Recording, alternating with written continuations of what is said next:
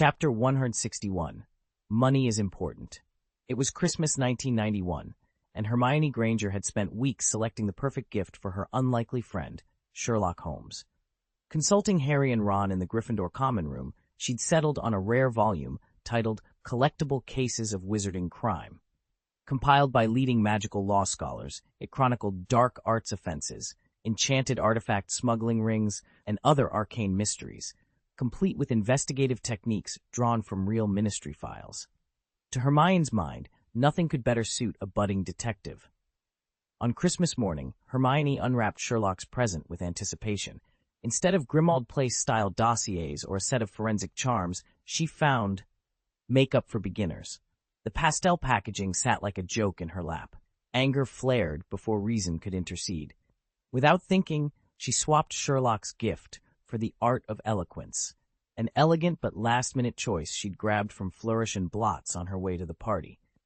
It was no match for the depth of her intended offering, but it was all she had.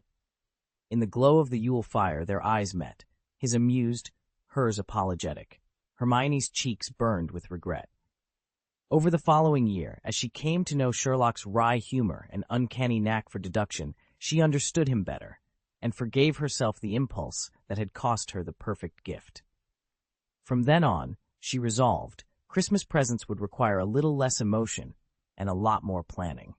Sherlock proved exactly as Hermione had predicted, utterly impervious to the notion that a book could change him.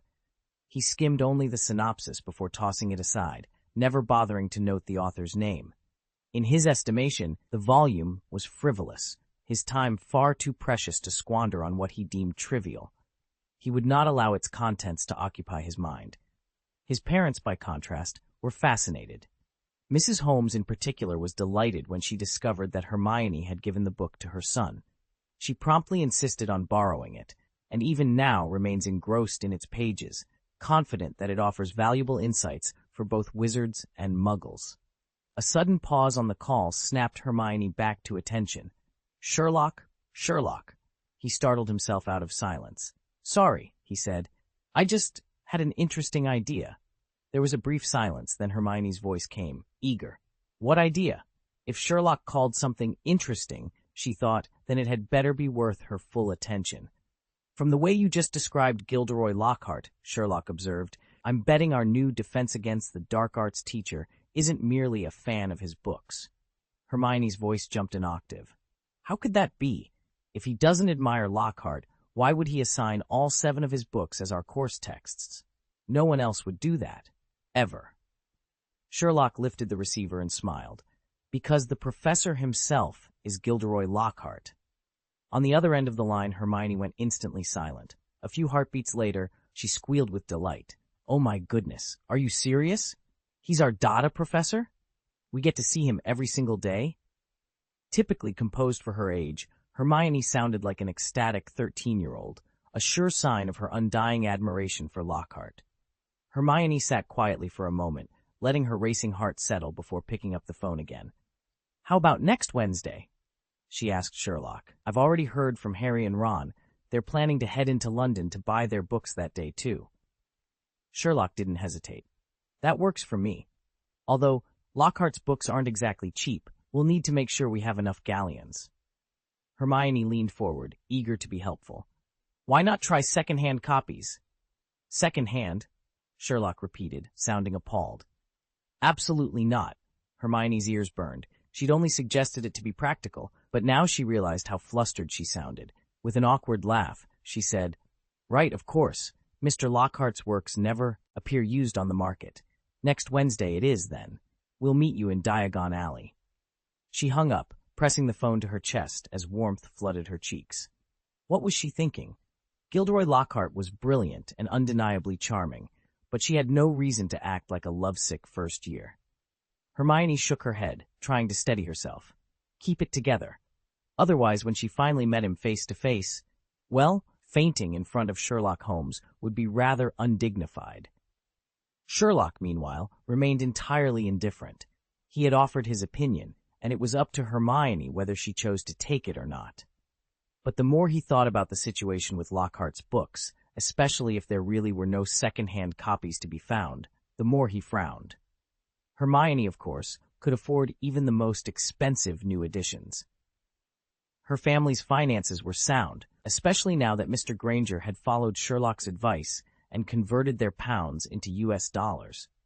According to Mr. Granger's own estimates, they were set to realize a handsome profit when the exchange rate shifted in their favor.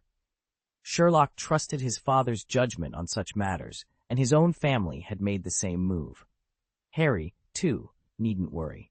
The inheritance from his parents would cover his Hogwarts expenses from first year through seventh. On top of that, after his recent conversation with his grandfather, he planned to collect the dividends owed to him by several prominent wizarding families. His personal fortune, he was certain, would only grow. The real concern, Sherlock decided, lay with the Weasleys. His last visit to the Burrow had made their situation clear. Money was tight. And while the rest of their circle enjoyed comfortable financial footing, the Weasleys struggled to keep pace. If Hermione insisted on buying new Lockhart tomes and paid full price at that, she would do so without any help from her closest friends. Sherlock could only hope they found a way to manage it themselves. August was already drawing to a close, and the annual scramble for school supplies had begun. This year, Ginny Weasley, Ron's youngest sister, was starting at Hogwarts, which meant the Weasleys needed 5 complete sets of Gilderoy Lockhart's books. On top of that came wands, robes, cauldrons, and all the other required gear for first years. They'd managed to pick up many of Ginny's items secondhand, and Fred and George had offered to share their textbooks, but it was still a hefty expense for the family. Sherlock watched Arthur and Molly Weasley's worried expressions as they worked out the totals and couldn't help but sigh. Some burdens, like the weight of money, were the same whether you lived in the Muggle world or the Wizarding one, but this was a problem the Weasleys would have to solve on their own. On the penultimate Wednesday of August, the Grangers gathered on King's Road after breakfast, ready for their traditional trip to Diagon Alley. Hermione stepped out of the house alongside her father and brother and froze when she saw only Sherlock waiting on the doorstep. "Sherlock, where are your uncle and aunt?" she asked. "They went out early this morning on an errand," he replied, glancing back toward the tidy Weasley home. "Oh?" Hermione frowned in concern. "I hope everything's all right." "They'll be fine," Sherlock assured her with a small smile. "Shall we?" Together they set off down King's Road, Diagon Alley's bustle and promise of adventure drawing them onward into another magical school year. "Wait, so they're not coming with us?" Hermione asked, glancing between Sherlock and Mr. Granger. Sherlock shrugged, as if the answer were trivial. "They said since you already have the car, I should ride with you." Hermione let out an envious sigh. "Your parents are so open-minded." "My dad wouldn't even consider letting me go," she added under her breath. Before she could finish, Mr. Granger shot back. "Is that even the same thing?" Sherlock's father, Inspector Holmes, simply favored his son, and yet, by that logic, he trusted his boy more than his own daughter. Mrs. Granger gave her husband a pointed look. "Honestly, you frightened the poor child." Mr. Granger fell silent, but his eyes never left Sherlock's face. The two families had become close, especially after that trip to Godric's Hollow last month. Mr. Granger trusted Sherlock implicitly. From the moment they met, the boy had impressed him at every turn. Inspector Holmes, on the other hand, was still a cautious parent. No matter how extraordinary his son's talents, in his eyes, Sherlock remained just 12 years old. Mr. Granger could scarcely believe how casually Holmes had handed his son over to them. He pictured that if he ever mentioned it to his friend, old Holmes would only laugh and reply, "Honestly, brother, do you doubt me? With Sherlock in your care, I'm perfectly at ease." The thought only irritated Mr. Granger more. Thoughts are one thing, jokes another, but don't joke about your education. Since Sherlock's parents had decided not to accompany them this year, Mr. Granger took the wheel, driving Mrs. Granger, Sherlock, and Hermione toward the leaky cauldron. Thanks to last year's experience, they had no trouble finding the pub, even without directions from the two younger wizards. It was the beginning of term, and though the leaky cauldron's interior was still dim, it buzzed with activity. When the four of them stepped through the door, Tom the innkeeper looked up and beamed at Sherlock. "Well, well, if it isn't little Holmes, and no sign of your father this time?" "No," Sherlock replied, shaking his head. He surveyed the crowded room with practiced curiosity, then raised a slender finger toward a nearby corner. "Mr. Granger," he announced neatly, as if introducing his guardian to the room. Tom grinned again, turning to extend a hearty welcome. "Ah, welcome back, all of you. Let me show you to your usual table. Tom, keep an eye on him. He's likely to make a run for it without paying." Sherlock nodded toward a corner table. The others followed his gaze and saw a scruffy, stocky wizard with bowed legs who was in the middle of a heated debate with his neighbor. When he noticed their scrutiny, he broke into a broad grin and waved. He looked genuinely affable. Tom laughed. "That's Mundungus Fletcher. Don't worry, he settled up today. I checked personally." Sherlock gave a curt nod and led the way past the bar. The four of them threaded through the crowded room and emerged into a small, walled courtyard at the back. Hermione glanced at Tom's slightly stooped shoulders and, curiosity winning out, turned to Sherlock. "Sherlock," she asked softly, "you and the pub owner go way back?" Chapter 162. A Novelist Who Knows Nothing About Adventure. "My dear Hermione, you're far more impatient than Harry," Sherlock remarked with a soft chuckle as they stood before the faded brick wall of the leaky cauldron. "If it were him, he probably wouldn't ask a single question until we'd already made it through Diagon Alley." Hermione looked up at him, her brow quirked in mild amusement. "Only 3 times?" she said, recalling his earlier comment. "You've only met the landlord of the cauldron 3 times?" "Exactly," Sherlock replied, brushing a strand of hair from his forehead. "Truth is, my father is better acquainted with him. He drops in regularly for a pint and a chat. I first came here last year, helped the owner spot a short, stout fellow who was trying to slip out without paying his tab. A useful trick, that." Hermione's eyes lit with sudden clarity. She raised her wand and tapped the hidden brick embedded in the pub's outer wall. As the stones shifted and the gateway to Diagon Alley began to glow, she turned back to Sherlock. "Then how did you know he was going to skip on the bill?" she asked, genuinely intrigued. Sherlock met her gaze, a small smile playing on his lips as the entrance swung wide. Their next adventure was about to begin. Hermione's eyes lit up as she echoed her father's question. "I want to know that, too. When you were talking to the owner just now, I watched him closely, but I saw nothing out of the ordinary." Sherlock turned to face them, his brow arching in an almost comical display of surprise. "It really is quite simple. Are you sure you didn't notice?" Hermione gave him a playful tap on the shoulder. "Oh, stop teasing, you smug detective. Just tell us what you saw." Mrs. Granger looked on with warm amusement at the easy banter between them, while Mr. Cottal Granger's expression darkened slightly, clearly unamused by what he perceived as coquettish chatter. Sherlock ignored his discomfort and carried on. "Let's set aside last year's incident for a moment," he said. "Tonight was only my second encounter with this gentleman, so I made a point of watching him longer than usual. And that's when it struck me. The stitching on the 3rd button of his jacket was turned inward and then restitched. That detail, normally it would cover a custom, pre-reserved inner pocket designed to hold galleons. A neat trick if you want to conceal something valuable." He paused, letting the parents and their daughter absorb the revelation. Hermione's jaw dropped slightly. Mrs. Granger gave a little nod of approval, and even Mr. Granger couldn't hide his intrigue. Sherlock allowed himself the slightest, self-satisfied smile. Sherlock settled into a corner table of the tavern, his long boots, scuffed and caked with mud, just visible beneath the hem of his coat.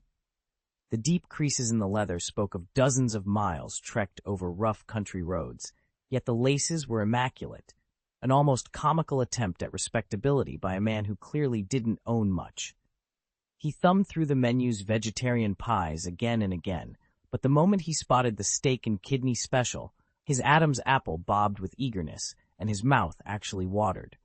Though he pretended to adjust his cufflinks, his eyes kept flicking toward the back exit and the narrow lane beyond, as if measuring the time it would take to slip away. I leaned in to whisper, "See that? He isn't just hungry, he's looking to make off with something valuable." "A thief?" Mr. Granger whispered back, alarmed. "Precisely," I said. "Every detail tells a story. A man who walks for days, yet keeps his laces clean, is guarding appearances. His furtive glances at the exit, that's a practiced habit, and the way his pulse quickened at the pie, That's simple desperation. He's been on the road, hungry and wary, with a lifetime skill at lifting things under cover of distraction. Hermione's parents exchanged uneasy looks. Hermione herself was unfazed. She'd long since learned that I notice what most people miss. But for her mother and father, each demonstration of my methods still felt like a revelation. Even after all she'd told them, and Mr. Granger's own witnessing of my deductions a month ago, Sherlock's confident revelation never failed to leave them a little breathless. Both of them couldn't help but gape in astonishment. Hermione was absolutely right, my dear Sherlock. You really are extraordinary. Mrs. Granger only now recovered from her shock and broke into a warm smile. No wonder you pegged our professions the moment you met us last year. Hermione swelled with pride at her mother's compliment. But didn't the innkeeper himself say the man had the money? Mr. Granger folded his arms, still unconvinced. Even so, do you truly believe he'd just skip out on the bill? Sherlock shook his head slowly. A habitual thief is almost always a con artist. Without magic, there are at least 3 ways he could convince the landlord he had the funds. Once he resorts to spells, deception becomes child's play. He let the thought hang in the air. Everyone understood. With magic on his side, the stranger could swindle the hapless pub owner in an instant. Well then, Sherlock continued, shall we go inside? Mr. Granger opened his mouth to ask another question, but Mrs. Granger silenced him with a raised hand. She pointed toward the entrance that had just appeared before them, a grand, wrought-iron archway leading into the bustling lanes of Diagon Alley. No more delays, she said. Let's step through. At the height of the season, Diagon Alley was a far cry from the quiet, nearly deserted lane Sherlock had wandered through last Christmas. Instead, the cobblestones teemed with shoppers, magic and muggle alike, spilling into every storefront. Even the most popular emporia, quality Quidditch supplies, flourish and blots, quick-spell stationery, were so packed you could barely slip inside. Sherlock's first stop was Gringotts. Now that he and Hermione were entering their second year, their annual allowance for wizarding currency had gone up, and neither the Holmeses nor the Grangers worried about running short. They made full use of their higher limits in a single bustling visit. Plus, Sherlock had already exchanged a generous sum of galleons last Christmas in Harry's and Ron's names, so their purses would stay comfortably full for whatever lay ahead. With bags of freshly minted galleons weighing down their arms, they moved on to the familiar back-to-school shopping spree. As second years, they needed far fewer supplies than the previous year, mostly textbooks, since wands, cauldrons, scales, and even their pets could be carried over. Sherlock had planned to stick strictly to the essentials, but Mrs. Granger clearly had other ideas. I don't want Velita giving you a lecture when we get home, Mrs. Granger said, half in jest. She glanced at Sherlock and couldn't help smiling. He was growing on her more and more each day. Look at you two, Hermione, Sherlock, almost as tall as I am now. You'll need new robes before term starts. With that settled, the 4 of them made their way to Madame Malkin's robes for all occasions. Amid the bustle of Diagon Alley, the shop's familiar warmth enveloped them. While Mrs. Granger helped Hermione choose the perfect ivory robe with hand-stitched silver trimming, Sherlock, and a reluctantly proud Mr. Granger, picked out his own deep burgundy set. Measuring tapes clicked, pins were placed, and soon both students were fitted for second-year robes that would last them through many more adventures. Done with robes, they stepped back onto the cobblestones and headed across the street to quality Quidditch supplies.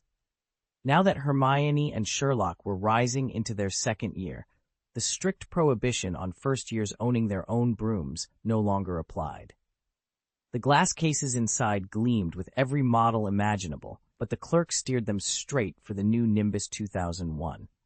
The latest Nimbus series, he explained, polishing a sleek, black shaft with silver inlays. An upgraded version of Harry Potter's own Nimbus 2000, improved acceleration, tighter handling, are more stable at top speeds. Naturally, it's a bit more expensive, but worth every nut for the performance. He launched into a stirring sales pitch, extolling the 2001's finer points with such fervor that even Mr. and Mrs. Granger found themselves leaning closer, imagining their children soaring above the Quidditch pitch on a broom this fine. But Sherlock exchanged a brief look with Hermione, who shook her head firmly. Neither of them had any intention of splurging on an exclusive model, especially not one that cost half a month's pocket money. "Thank you," Sherlock said politely, "but we'll stick with what we have for now." Reluctantly, the clerk watched as the family turned away. The Grangers left without a new nimbus, robes tucked under their arms, while the disappointed salesman murmured a regretful "good day" after them. As they continued down the alley, Hermione slipped her arm through her mother's, already chatting about the start of term and the mischief that awaited her and Sherlock in their second year. After stocking up on quills, ink, and parchment at the little stationery shop next to quality Quidditch supplies, Sherlock and Hermione turned their attention to the main event: textbooks. As Hermione had warned, there wasn't a single second-hand copy of Gilderoy Lockhart's books to be found.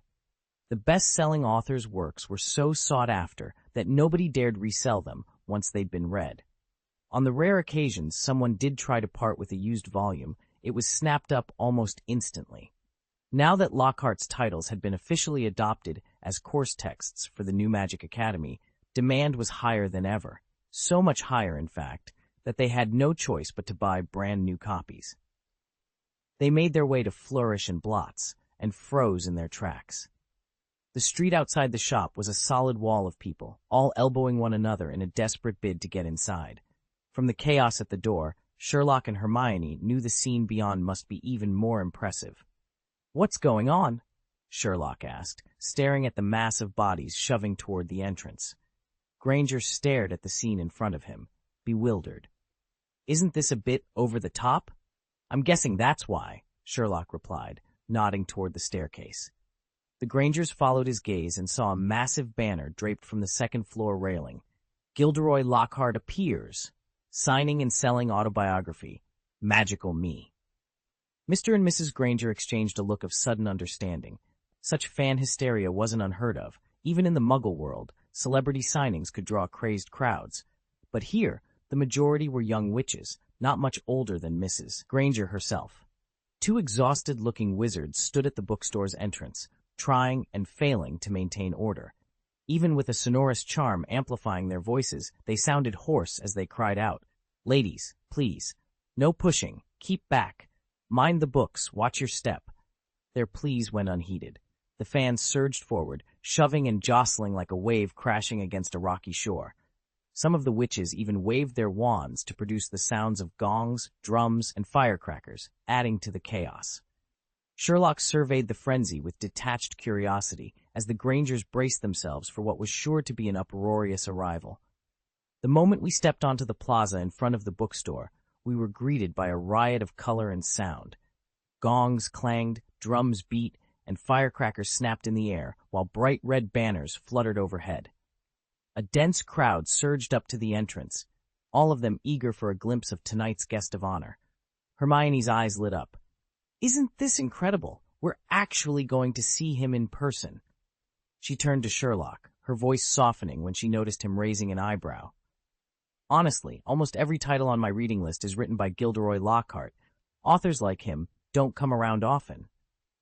Sherlock studied the winding lines snaking back into the bookstore, murmuring gently, "By the time we reach the front, it'll be late afternoon." Mr. Granger scratched his head. "Maybe we should come back in a few days when it's less crowded?" "Absolutely not," Hermione and Mrs. Granger chorused, startling him. The three of them exchanged determined looks. I suspected there would be no talking them out of it. After all, an opportunity like this doesn't come around every day. It's taken forever just to catch a glimpse of him. I can't believe we're about to leave now. What if Mr. Lockhart never returns to sign books? Exactly. He's so famous, there has to be a reason. Honestly, I'm dying to see what he looks like in person. Mr. Granger glared at his wife and daughter, irritation flaring in his chest. First it was Hermione, always chasing after the latest celebrity. Now his wife was smitten too? Gilderoy Lockhart? A best-selling author who wrote about daring exploits he'd never actually lived? Give him a break. What could this novelist possibly teach them about real adventure? Mr. Granger's patience was wearing thin. His wife and daughter were bent on meeting Professor Lockhart, and he was just about to voice his objections when Sherlock Holmes, standing at his elbow, suddenly swiveled and peered into the crowd beside them. "Harry," Sherlock called out in a clear, measured tone, "it seems the stealth drills we practiced all summer have slipped your mind." Mr. Granger stared. "Harry? Stealth drills?" He glanced at his daughter, who looked equally puzzled. Before he could ask for an explanation, Sherlock's gaze shifted. "And you, Ron, I'd advise you to take a page from your brothers. The Weasley twins may be notorious, but at least they're thoroughly practiced in the art of mischief." "Ron? The Weasleys?" Mr. Granger's eyebrows shot up. What on earth was going on? At that moment, a tall man with a broad, bald head forced his way through the throng. He strode aside like a ship parting waves, and right behind him came two young men whose faces were instantly recognizable. Harry Potter and Ron Weasley, exactly as Sherlock had named them. Mr. Granger's jaw dropped. In an instant, everything became clear. Sherlock had known exactly who they were all along. Harry and Ron had been skulking behind a burly, bald man, hoping to use him as a shield as they edged closer to Sherlock. No sooner had they closed the gap than Sherlock's sharp voice rang out. Harry exhaled in defeat. "I told you, there's no hiding from Sherlock Holmes." Ron rounded on him. "Oh, spare me the lecture. Sherlock, you're way too perceptive. Yes, we were literally crouched behind that big, bald bloke." Sherlock raised 3 slender fingers in the air. "First, your attempt at stealth was woefully amateur. Second, I never stop observing my surroundings. Third, Harry's bright red backpack was the least subtle detail I've ever seen." With their cover blown, Harry and Ron abandoned any pretense of secrecy. Grinning, they strolled forward to greet Sherlock and the Granger family. Old friends brought with them an easy camaraderie, and soon laughter and chatter filled the air. After a few moments, Hermione looked up from her mother's arm and cocked her head. "Why have you two only just arrived?" Ron threw up his hands in mock exasperation. "Honestly, it's all Mum's fault. The instant she spotted Gilderoy Lockhart signing books, she dragged us over to get his autograph." Hermione rolled her eyes. "No, Ron, it has nothing to do with Mrs. Weasley." "It wasn't your fault, Ron," Sherlock insisted.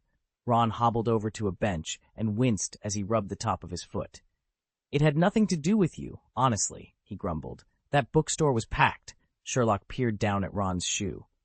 "You got stepped on by a short, rotund man, 5 feet tall, give or take half an inch." Ron barely batted an eye. He'd long since given up questioning Sherlock's uncanny deductions.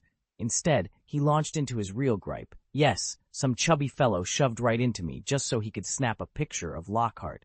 He bragged it was for the Daily Prophet. Impressive, huh?" His irritation melted almost as quickly as it had flared. A grin spread across Ron's face. "Never mind that, though. Guess what my dad just did?" Sherlock raised an eyebrow. "What now?"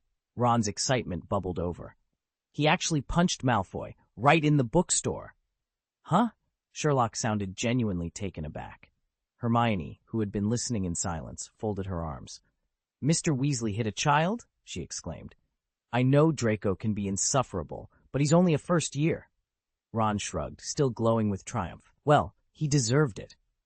Sherlock and Hermione exchanged a look. Whatever else you could say about Weasleys, they certainly knew how to make an entrance. Harry sat curled on a cushioned window seat in the Gryffindor common room, while Ron and Hermione fanned out around him. They were laughing over some idle joke when Mr. Weasley bustled in, his threadbare jumper inches from dragging on the floor, as always. Before he could speak, Ron blurted, "You said Draco. Malfoy got into a fight with you today, Dad?" Mr. Weasley looked astonished. "Draco Malfoy? Nonsense. You've got it all wrong. It wasn't Draco at all, but his father, Lucius." Harry leaned forward. "That's right. Lucius Malfoy was the one who insulted Mr. Weasley, called him a disgrace to wizardkind, right in front of half the ministry." Hermione's eyebrows shot up. "He actually said that out loud?"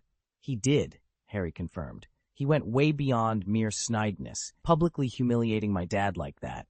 I'd have been hopping mad too." Ron's eyes gleamed. "Oh, you should have seen Dad in action. If you'd arrived just 10 minutes earlier, you'd have caught the full show." He waved his arms for emphasis. "Much better than your little tussle with Crabbe and Goyle on the train, Harry. Father was on top of Malfoy, throwing left hooks and right hooks, and that pompous git ended up looking like a beaten toad. His eyes were practically swollen shut." Hermione let out a delighted laugh. Well done, Mr. Weasley. Mr. Weasley, still flushed with the memory, flashed a sheepish grin. I rather wish you'd been there, Hermione. It's moments like that which make a fellow feel truly alive. Hermione nodded, exchanging a satisfied glance with Harry.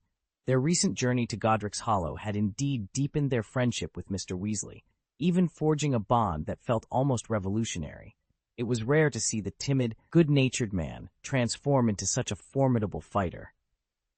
They settled back into their chairs, the common room's firelight dancing across their faces. Tonight's news had given them all something to chatter about, proof that sometimes even the mildest wizard could be driven to spectacular lengths in defense of his honor. As word of Harry's remarkable display of magic spread through the crowd, one spectator quietly cheered him on, though Mrs. Granger only frowned. "Let's hurry and get the school books," she said, tugging at Hermione's sleeve. Ron, however, seemed not to notice her disapproval. Grinning, he waved a hand. "No need, Auntie. Harry saw how long the line was and went ahead to buy them." Mrs. Granger's eyebrows shot up. "What?" Hermione stared at Ron in disbelief, but Sherlock merely chuckled softly. He'd already spotted the bulge in Harry's backpack. Without a word, Harry reached inside, pulled out a neatly tied bundle, and handed it to Hermione. The books were unmistakable, the entire Gilderoy Lockhart series required for second-year students, each volume bound in the same forget-me-not blue and bearing a portrait of the famously handsome author. Mrs. Granger's stern look melted into delight. "Oh, Harry, you're so thoughtful." Harry ducked his head, cheeks flushing. "I learned from Sherlock," he said softly. Hermione slipped an arm around him. "Honestly," she sighed with a smile, "what would we do without you two?" Hermione glanced at Sherlock with a warm smile. "Sherlock, you explain things remarkably well." Sherlock cleared his throat, a faint cough betraying his embarrassment. Mr. Granger interrupted, folding his arms. "Yes, but we still need 2 full sets of Professor Lockhart's textbooks.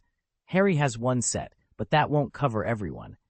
He didn't realize Harry might already have extra copies tucked away in his bag, and Mrs. Granger frowned at what she took for yet another of Harry's half-baked plans.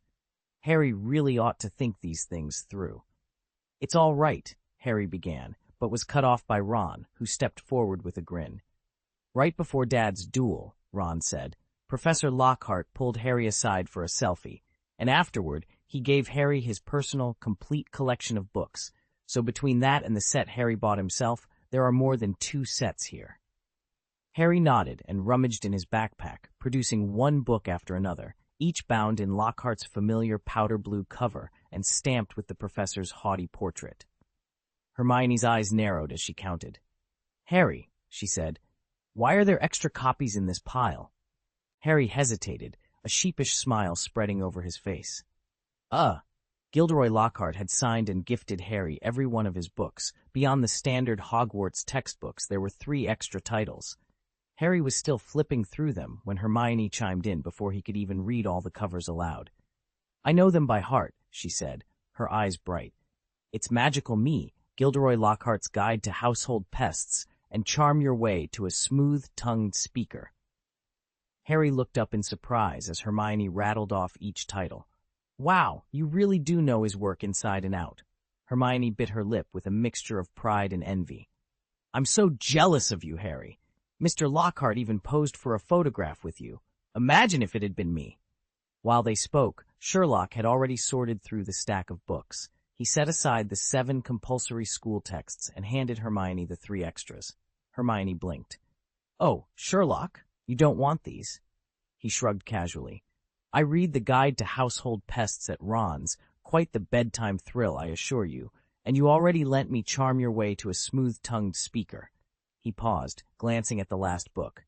"And as for Magical Me, well, it's probably best if I skip it." Hermione laughed and accepted the books gratefully, clutching them to her chest. "Thank you, Sherlock. You're a lifesaver." Harry watched them, smiling. With Hermione's excitement and Sherlock's ever-practical help, his unexpected haul of Lockhart books had surprisingly everyone better off, himself included. Hermione staggered under the weight of 10 hefty volumes, her knees nearly buckling. Before she could topple over, Mr. Granger stepped in and whisked them from her arms. That's when Ron finally shook off his astonishment and rounded on Sherlock. Hang on, Sherlock. When did you even read that book? No, more to the point. How did you know I had Gilderoy Lockhart's Guide to Household Pests at the Burrow? It was no secret that Mrs. Weasley prized Lockhart's little manual for dealing with garden gnomes, although neither Fred, George, nor Ron had ever bothered to consult it. Yet Sherlock, who'd arrived just a day ago and spent most of his time trailing Ron, had somehow spotted and absorbed every page. "Right," said Sherlock calmly. "It was sitting on the kitchen mantelpiece. I flipped through it before going to bed. By then you'd already gone up to Percy's room, so you wouldn't have noticed." Ron frowned, struggled to recall that evening, then admitted with a rueful grin, "Actually, I can't remember a thing. Never mind. Let's not sweat it. Come on, we'd better go find Mum and Dad."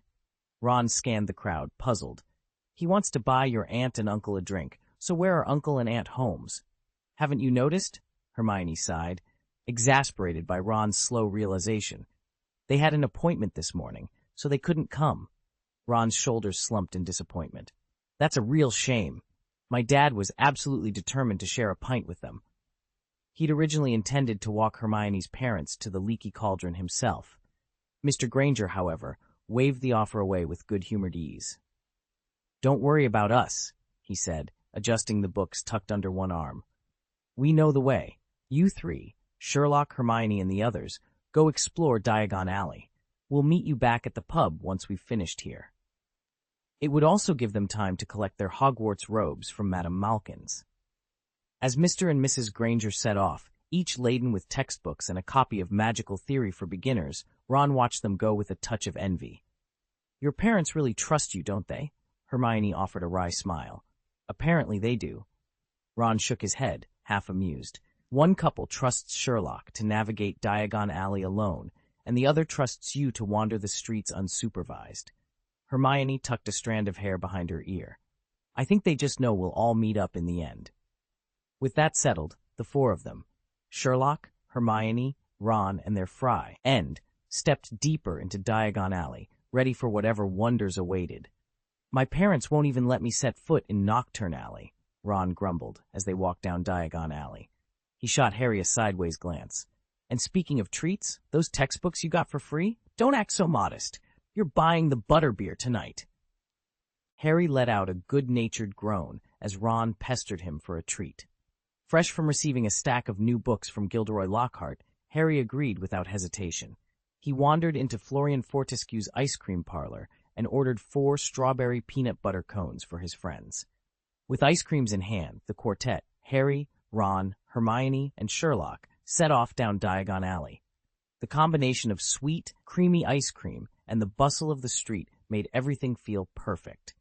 They ambled past glittering shop windows, pausing now and then to admire an especially eye-catching display. Hermione studied Sherlock curiously. "Why are you giving me that look?" Sherlock glanced at her with his usual calmness. "Honestly, Hermione, it's only when we're doing something as carefree as this that you remind me of a teenager. The rest of the time, you come across as far more mature than the rest of us." Hermione bristled. "Sherlock Holmes!" He lifted an eyebrow. "I've never denied my age, Hermione. You're the one who keeps forgetting you're actually a year older than the 3 of us." Hermione's cheeks flushed as anger bubbled up. She opened her mouth to snap back, but Sherlock's impassive expression stopped her cold. Of course, he wasn't teasing her on purpose. He was merely stating a fact. And that was exactly why it stung so much. Harry and Ron hovered just out of sight, hands pressed to their mouths as they stifled their laughter. After all, it took someone like Sherlock to keep Hermione on her toes. A moment later, they stumbled into more of the Weasley clan. At Weasley's Wizard Wheezes, Fred and George were crouched beside their old friend Lee Jordan, Hogwarts's fast-talking, almost sing-song Quidditch commentator, examining a box of Dr. Filibuster's fabulous wet start, no-heat fireworks. The novelty rockets promised to ignite the instant they got wet, blooming into brilliant bursts of color. When the quartet drew near, the twins and Lee exchanged wide grins and waved them over. Not far off, in a dusty second-hand shop, Percy Weasley was lost in a battered book titled Prefects Who Gained Power. So absorbed was he that he didn't notice Ron slipping up behind him. Seizing his chance, Ron cleared his throat and read the back cover blurb in an exaggerated drawl. Hogwarts prefects and their careers after graduation. Sounds rather enlightening, doesn't it? Go away, Ron, Percy snapped without lifting his eyes from the page. Chapter 7. Percy's Ambition. Once the other four had slipped away, Ron leaned in toward the three of them, lowering his voice to a conspiratorial whisper. You know, he began, glancing over his shoulder, Percy's got his heart set on one thing. He wants to be Minister of Magic someday. Sherlock raised an eyebrow. If that's his ambition, he's in for a rough ride. Why's that? Ron asked, surprised. Percy's a competent prefect, Sherlock explained. With his Hogwarts record, he'll have no trouble getting a foot in the door at the ministry, and given his work ethic, he could easily rise to a mid-level position. But, Sherlock paused, letting the moment stretch. Competence isn't enough to reach the top in politics. No government endures on efficiency alone. He leaned back, a faint smile playing on his lips. Frankly, he'd learned more about power from halfway through a season of political dramas on the Muggle wireless than from that dusty manual he's always poring over. Ron burst into laughter. Oak, if Percy ever heard you say that, he'd be apoplectic. I'm simply stating the facts, Sherlock said, unperturbed. All right, Ron said, still chuckling. Enough about Percy. Actually, I've been dying to tell you all, Harry's adventure today was incredible. Ron couldn't hide his grin. Ron, Harry's face turned bright red. Please don't make it sound so embarrassing. Embarrassing? Come on, it was brilliant, Ron shot back. Besides Sherlock, you're the only one of us who's ever been to Nocturne Alley. Not even Fred and George can say that. Nocturne Alley? Sherlock's steel-gray eyes flickered with surprise. He leaned forward. Do tell. Ron puffed up with pride. We meant to flow to Diagon Alley, but Harry landed in Nocturne instead. It was dark, narrow, exactly what you'd expect. I thought you'd appreciate that, Sherlock. Sherlock listened quietly, then turned his analytical gaze on Harry. He frowned. Strange. I don't detect any trace of fireplace soot or stray flue powder on you. Logically, you should still be covered in it. Harry swallowed hard. Sherlock's deductions were usually spot on. If he couldn't find any evidence of a flue trip, then something was very, very odd, both for Harry and for whatever prevented the usual telltale signs. Over the weeks that Sherlock had spent in the wizarding world, he'd felt a subtle drag on his legendary powers of observation and deduction, as if magic itself were scrambling his senses. Today was a perfect example. Standing before him, Harry Potter shifted uncomfortably under Sherlock's keen stare. Let me guess, Sherlock said, nodding toward the front of Harry's robes. Hagrid bumped into you and dusted some soot off. Then you ran into Mr. and Mrs. Weasley, and they tidied you up. Harry's cheeks went a faint shade of pink. Exactly. Sherlock allowed himself a small, rueful smile. Truly, only magic can stand up to deduction. He produced a slender magnifying glass etched with runes, clearly enchanted for a sharper view. Moving it over Harry's robes, he paused here and there, muscles twitching in concentration. At last he straightened. Most of the sooty smudges have been removed, he said, but I still detect the impression of large fingers here and the faint pattern of a clothes brush there, just as you described. Likewise, your glasses look brand new. They're bewitched, Harry supplied. Mr. Weasley cast a cleaning charm on them. Of course. Sherlock shook his head. If Mycroft had examined you, he wouldn't have missed the soot, even if someone cleaned it magically later. He cocked his head, considering. But if Mr. Weasley also charm-cleaned your robes, scrubbed away every brush mark and fingerprint, well, even Mycroft might draw a blank. Hermione, who'd been watching from a few paces back, bit her lip. If magic could outwit even Sherlock's brother, she realized, then there really might be no limit to what it could hide. Hermione opened her mouth to speak. Sherlock, you... She'd meant to offer sympathy, but Sherlock interrupted her with barely contained excitement. No, Hermione, that's exactly what makes it so fascinating. His steel-gray eyes glittered. When you analyze and deduce, you must first account for all the magical variables. Only then can you apply pure logic, and that, my friends, is fighting magic with magic. Hermione leaned back, chastened. She'd been ready to comfort him, but Sherlock clearly didn't want pity. He wanted a puzzle. Harry and Ron, thankfully, weren't nearly as touchy. When Harry fell silent, Ron dove right in. After we found Harry, he began, We planned to wait for everyone to catch up. But the moment Mum realized Professor Lockhart was doing a book signing, she was determined to go straight there. As soon as Harry walked in, Lockhart spotted him. Every time Ron glanced at Harry, a flicker of envy passed over his face, eerily like the expression Hermione had worn upon learning Harry had posed for a photo with Lockhart. Only Hermione's was laced with admiration. Ron's was pure, unfiltered jealousy.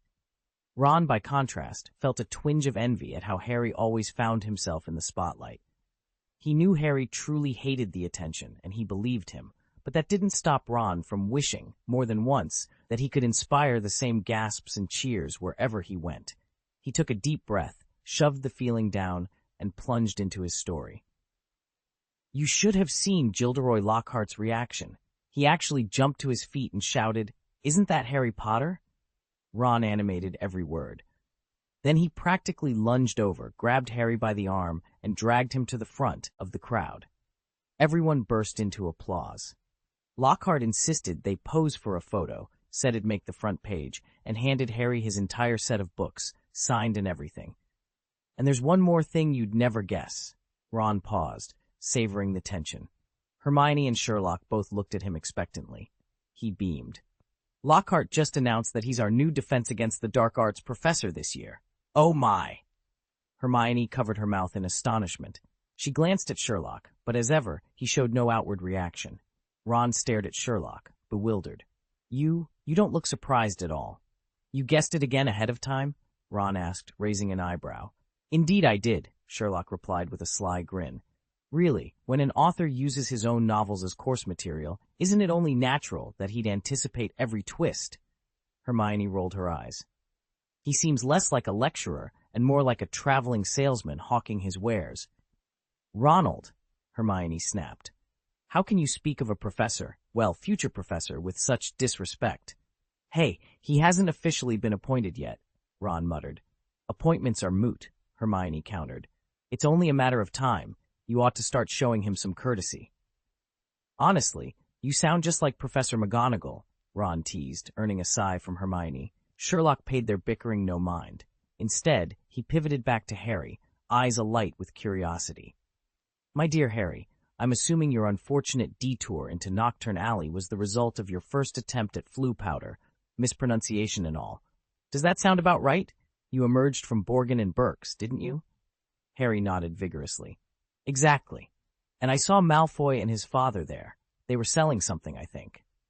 Sherlock's smile deepened. So Draco abandoned any notion of sneaking goods into Hogwarts. How prudent of him to conduct his dealings off school grounds. Harry shivered at the thought of that dank, shadowed alley. Hermione shot him a sympathetic look, while Ron gave a half-grin, clearly proud of Harry for navigating the mess. Regardless, Sherlock said, straightening his shoulders, it's all valuable field experience. Now that we know the mispronunciation hazard of flu powder, we'll ensure your next trip is more controlled. He tapped his temple. Precision of speech, Harry. That, and perhaps a better map of magistrates' names. Hermione closed her notebook with a decisive snap. Lesson 1. Never grope for the phrasing when traveling the flu network. Lesson 2. We really ought to discuss Malfoy's family ventures, because anything that ends up in Nocturne Alley is bound to be far darker than a harmless sale. Ron elbowed Harry good-naturedly. Well, at least you've broken the ice. Next time, you'll shatter the entire fireplace. Sherlock chuckled. On that, I insist you both pay close attention. There's far more to mastering the game than meets the eye. He gave Harry a knowing look. Now, shall we move on to the finer points of how to retrieve an errant flu pad without summoning a troll? Harry swallowed, glancing from Sherlock's teasing smile to Hermione's encouraging nod. As the four of them turned toward the hearth, the shadows in the room seemed to retreat, at least until their next magical misadventure. They strolled down Diagon Alley in pairs, the shops buzzing around them. Ginny glanced at Ron, exasperated. Honestly, she said, if Lucius Malfoy still hasn't twigged to anything, even after his own house elf vanished, he's not worth losing any sleep over. Hermione nodded emphatically. True, but thank goodness Dobby warned us. Without his tip-off, we'd never have known what they were planning. Ron kicked at a loose cobblestone. Dobby meant well, of course, but all that dramatic groveling nearly gave him away. Sometimes kindness can be too much of a spectacle. Ginny smiled. He did save us in the end, though. I wonder how he's doing now. Hermione checked her watch. I heard Dumbledore found him and brought him back to Hogwarts. The house elves there are watching over him. Harry offered a quiet nod. Well, that's a relief. They kept walking until they reached Madame Malkin's robes for all occasions. Ron stopped in front of the display window and studied the new uniforms with longing. He'd shot up almost a head taller over the summer, and his old robes flapped around him like sails.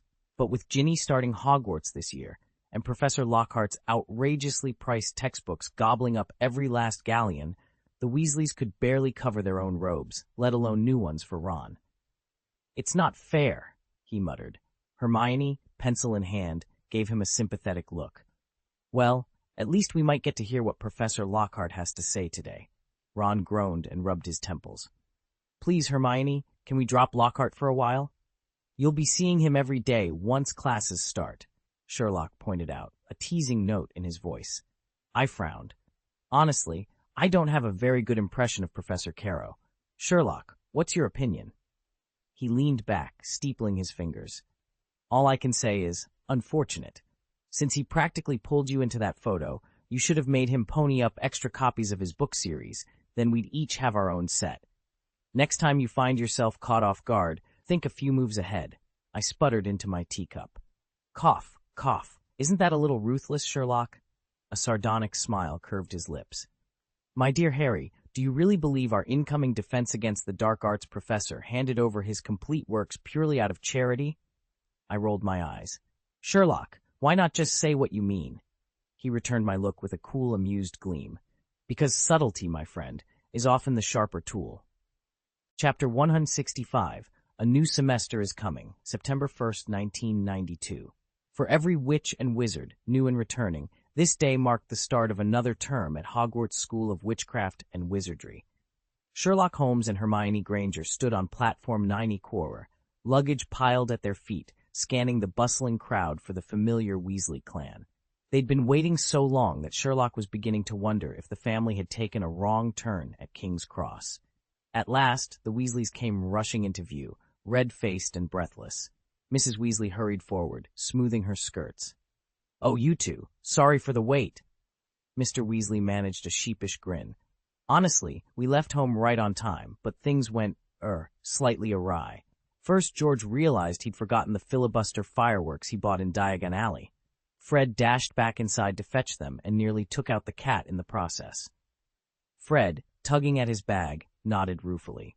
"We nearly hit the highway when Ginny shrieked that she'd left her diary on the kitchen table. Off she went, broom in hand. Ginny's cheeks flared crimson as she peeked over her diary's cover. Harry, who'd been standing off to one side with an increasingly thunderous expression, crossed his arms. "Honestly, Mum, couldn't you have just apparated us here?" Mrs. Weasley gave Harry a patient look. "Magic or no magic, this trip is one we have to make the old-fashioned way." She draped an apologetic arm around Ginny's shoulders. By then, the familiar blast of the Hogwarts Express's whistle echoed through the station. The Weasleys hustled forward, and Sherlock and Hermione followed them onto the train. They found an empty compartment nearer the front, where Percy fussed over his stack of schoolbooks, and Bill and Charlie exchanged news of their summer adventures in Egypt and Romania. Hermione set her trunk down with a soft thud. "This is perfect," she said, offering a reassuring glance to Ginny, who still looked mortified. Sherlock nodded, seating himself opposite Hermione. "All aboard for whatever surprises this year holds." Mrs. Weasley gave her final instructions. "Don't let Fred and George climb onto the roof this time." Then waved to Mr. Weasley on the platform. The compartment door slid shut, the train lurched forward, and the scarlet engine carried them away from the hum of the station and toward another year of magic, mysteries, and the promise of new adventures at Hogwarts. Mr. Weasley's plan to fly the family's enchanted car straight to London would have saved them plenty of time, but Mrs. Weasley was having none of it. By the time they reached King's Cross Station, it was 11:15. "No need to apologize," Sherlock said in his usual composed tone. "If you'd really been delayed, we wouldn't have waited." Harry, Hermione, and the Weasleys all shared the same thought. Exactly what we'd expect from him. With the schedule so tight, Mr. and Mrs. Weasley had to bite back any further complaints, but Mrs. Weasley still managed one last warning for her children as they hurried toward platform 9 3/4. "You all take good care of Ginny, do you hear?" The boys promised dutifully, but as soon as they passed through the barrier, every one of them promptly abandoned her. Percy bounded off to the prefect's carriage to swap stories with his fellow prefects. Fred and George were immediately whisked away by Lee Jordan. Only Ron stayed behind, dutifully shepherding Ginny into their compartment. Inside, the train lurched forward, and Ginny settled into the corner seat. Ron gave her a reassuring smile, Harry and Hermione joined them, and the journey to Hogwarts finally began in earnest. Ginny shot a quick glance at Harry sitting beside Ron, and the next moment her cheeks were glowing crimson. She ducked her head and shook her sisterly refusal at Ron. "No thanks, Ron. I'd rather sit with some friends." Ron rolled his eyes. He was just as exasperated as he was furious. "First George, then Fred, and now Ginny. We nearly missed the train altogether. Honestly, Mum's fussing over nothing. Ginny can look after herself just fine. See, she's already settled in with a group of first years. She does great on her own, so long as Harry isn't hovering nearby." Harry forced a wry smile. He'd even mentioned it in his letters to Sherlock. Whenever he was close, Ginny completely lost her cool. Her crush on him was every bit as intense as Hermione's obsession with Lockhart, if not more so. At the Burrow, a single word from Harry left her blushing for hours, and he'd come to dread the attention. He did his best to keep his distance. Listening to Ron's jab, Harry said nothing. As a guest under the Weasley roof, there were limits to what he dared voice. If anything, he prided himself on being the more disciplined one. Yet, as the train lurched forward, he wondered just how much longer he could avoid Ginny's rosy cheeks and racing heart. Growing up with the Dursleys had taught him one thing above all: the straighter you behaved, the fewer scoldings you'd suffer. So when the Weasleys scrambled around this morning, forgetting half their things, rushing through luggage that should have been packed days ago, he couldn't help but roll his eyes. He, for one, had organized every last possession neatly in his trunk the night before. Ron, who shared the room, had even borrowed his suitcase, and along with Percy, they'd become the only sensible children, making sure nothing was left behind. To him, this was just plain common sense, exactly as Sherlock always said. Clearly, the rest of the clan had never received that lesson. Yet all of this neatness and orderliness spoke volumes about Percy too. Of all the Weasley siblings, he really was the model student. Ron's sulks, by contrast, flared up and vanished in an instant. Before long, he was leaning against the doorframe, trading gossip with Sherlock and Hermione. "I swear there's something weird about Percy," Ron grumbled, scuffing his feet. "Every time we ask him to join a Quidditch practice, he refuses. It's like he only turned up because he heard about Harry's new Firebolt 2000. And outside mealtimes? He's never downstairs, just holed up in his bedroom, and who knows what he's doing in there. Oh, and get this. The very day before you lot showed up, he came home with 12 OWL certificates. 12! He shook his head in exasperation. 12! Sherlock raised an eyebrow, and Hermione bit back a smile. The morning's chaos was beginning to make a strange sort of sense. The Weasleys' carefree charm came at the price of all the fuss and last-minute panic, while Percy, orderly, studious Percy, remained as inscrutable as ever. Ronald paced back and forth, running a hand through his hair. If this were any other time, Percy would be showing off every chance he got, but these past 2 days, he's been unusually quiet, almost subdued. He stopped and shot Sherlock a mischievous wink. "Sherlock, I'm betting you can deduce what's up with Percy, right?" Sherlock regarded him coolly for a moment. "He has a girlfriend." Ronald blinked. "Ha! I knew it. Even you, Sherlock, can work that out from just— Hold on. Did you just say girlfriend?" "I did," Sherlock replied calmly. Ronald gaped. He'd rattled off every odd little change in Percy's behavior, tossing it out as fodder for Sherlock's famed detective skills, and he'd meant it as a joke. After all, Sherlock had only been at the Burrow for 1 day, plus that shopping trip in Diagon Alley, and then again at the station this morning. 3 meetings in total over the summer, hardly enough encounters to pin down Percy's secret. So how on earth had Sherlock arrived at the exact right conclusion? Blimey, Sherlock muttered under his breath. My Merlin's bloody mother. He rubbed his chin thoughtfully, as if he'd just uncovered a major clue, though Ronald was still trying to process how the mystery had unfolded so neatly in Sherlock's mind. Even Sherlock Holmes himself would have struggled to see this coming. Had he been living at the Burrow instead of Harry over the past weeks, perhaps he could have pieced it together. But as it stood, the revelation struck them all like a thunderbolt. Harry and Hermione stared at Sherlock with wide-eyed surprise. You said Percy has a girlfriend? Harry repeated, incredulous. Who is she? Sherlock steepled his fingers thoughtfully. Someone you all know well. The Ravenclaw head girl who consulted me about that case last term. Hermione's hand flew to her mouth. Penelope Clearwater? No way, that's impossible. Ron gave a slow, dismissive shake of his head. Percy? Dating Penelope Clearwater? She's brilliant, top of her year, and head girl besides. How on earth did that happen? They all reflected on Penelope Clearwater, now a sixth-year Ravenclaw. In appearance, she was every bit as poised and refined as Gemma Farley in Slytherin, yet their temperaments couldn't have been more different. Where Gemma carried herself with cool confidence, Penelope radiated quiet, scholarly intelligence, a perfect embodiment of her house's values. And, against all expectations, she had chosen Percy Weasley as her partner. How could someone as outstanding as Hermione Granger possibly fall for Percy Weasley, Percy, who really only left the castle to hurry down to Diagon Alley and stock up on titles like How Prefects Gain Power? Ron blurted out, astonishment written all over his face. Hermione, however, didn't hesitate. She fixed Sherlock Holmes with a determined look. Sherlock, how did you figure it out? Sherlock leaned back in his chair, a faint smile curling his lips. The evidence was practically laid out for anyone paying attention, he said softly. First, Percy has repeatedly refused to attend Quidditch practice, highly unusual for a prefect, someone who usually prides himself on teamwork and house spirit. Then there's the fact that he's been holed up in his room for days on end. A sudden jump in solitary study often signals secret social engagements. Add to that the constant stream of letters coming in and out of the owlery. Your family owl is quite elderly. It simply couldn't handle such a volume of mail. And let's not forget, after earning 12 OLs with top marks, who wouldn't send Percy congratulations?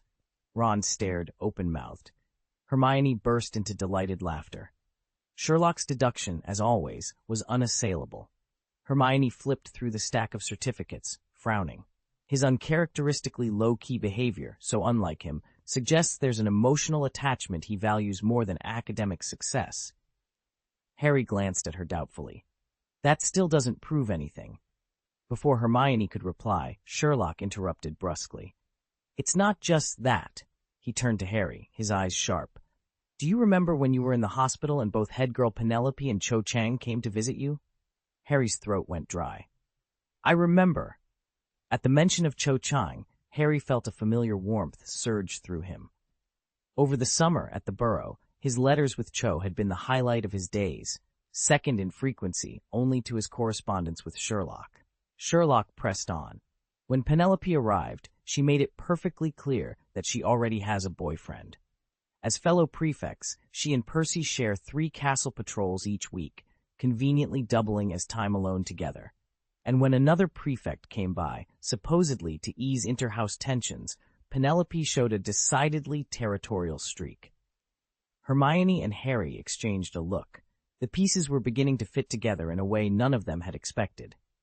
Your emotional fluctuation, Sherlock said, casting a keen glance around the compartment, stems from her vigilance toward potential rivals. It was already apparent at last term's graduation ceremony, though I doubt anyone but myself noticed. Ron, if you need confirmation, dash to the first carriage and slip into the prefect's compartment. You'll find exactly what I'm talking about. No sooner had Sherlock finished than Ron sprang from his seat. Brilliant deduction, Sherlock. Penelope said exactly that to me, but I'd completely forgotten. With that, he bolted down the corridor toward the first carriage. Hermione watched him go with a fond exasperation. I'd give anything to see the expression on his face when he realizes what he's missed, she sighed. Honestly, I wish I could peek inside his head. Sherlock allowed himself a small, satisfied smile. He welcomed genuine praise as readily as any other truth he uncovered. Just then, the Hogwarts Express food trolley clattered past. Harry jumped up too, hauling in every treat within reach, especially chocolate frogs, prized both for their enchanted trading cards and, of course, for how delicious they were. Since last year, he'd even taken to collecting wizard cards just like Ron. "Sherlock, you're a genius!" At that moment, Ron came rushing in, eyes wide with excitement. "Merlin's mother, did you have a sneakoscope in your head? Guess what I just saw?" Percy and Penelope were sitting really close together, pretending nothing was going on, but I totally saw through their little secret. "I've got to tell Fred and George. They'll be rolling on the floor laughing." "Ron," Hermione said firmly, "you really shouldn't do that." He turned to her in surprise. "Why not?" "Because Percy hasn't told you himself," she replied. "As his younger brother, you owe him the courtesy of keeping this to yourself." "Come on, Hermione," Ron protested. "This is exactly the sort of thing the whole school should hear." "That's nonsense," she shot back. "If it were meant to be public, they wouldn't be hiding it. And don't forget, it was Sherlock's deduction in the first place. Do you really want Percy, our head boy, and Penelope, our head girl, to resent Sherlock over some gossip?" Ron opened his mouth to argue, but Hermione's stern look made him think twice. He shrugged, his excitement dimming. "Fine," he muttered, "but if I hear anyone else talking about it, I'm blaming you two."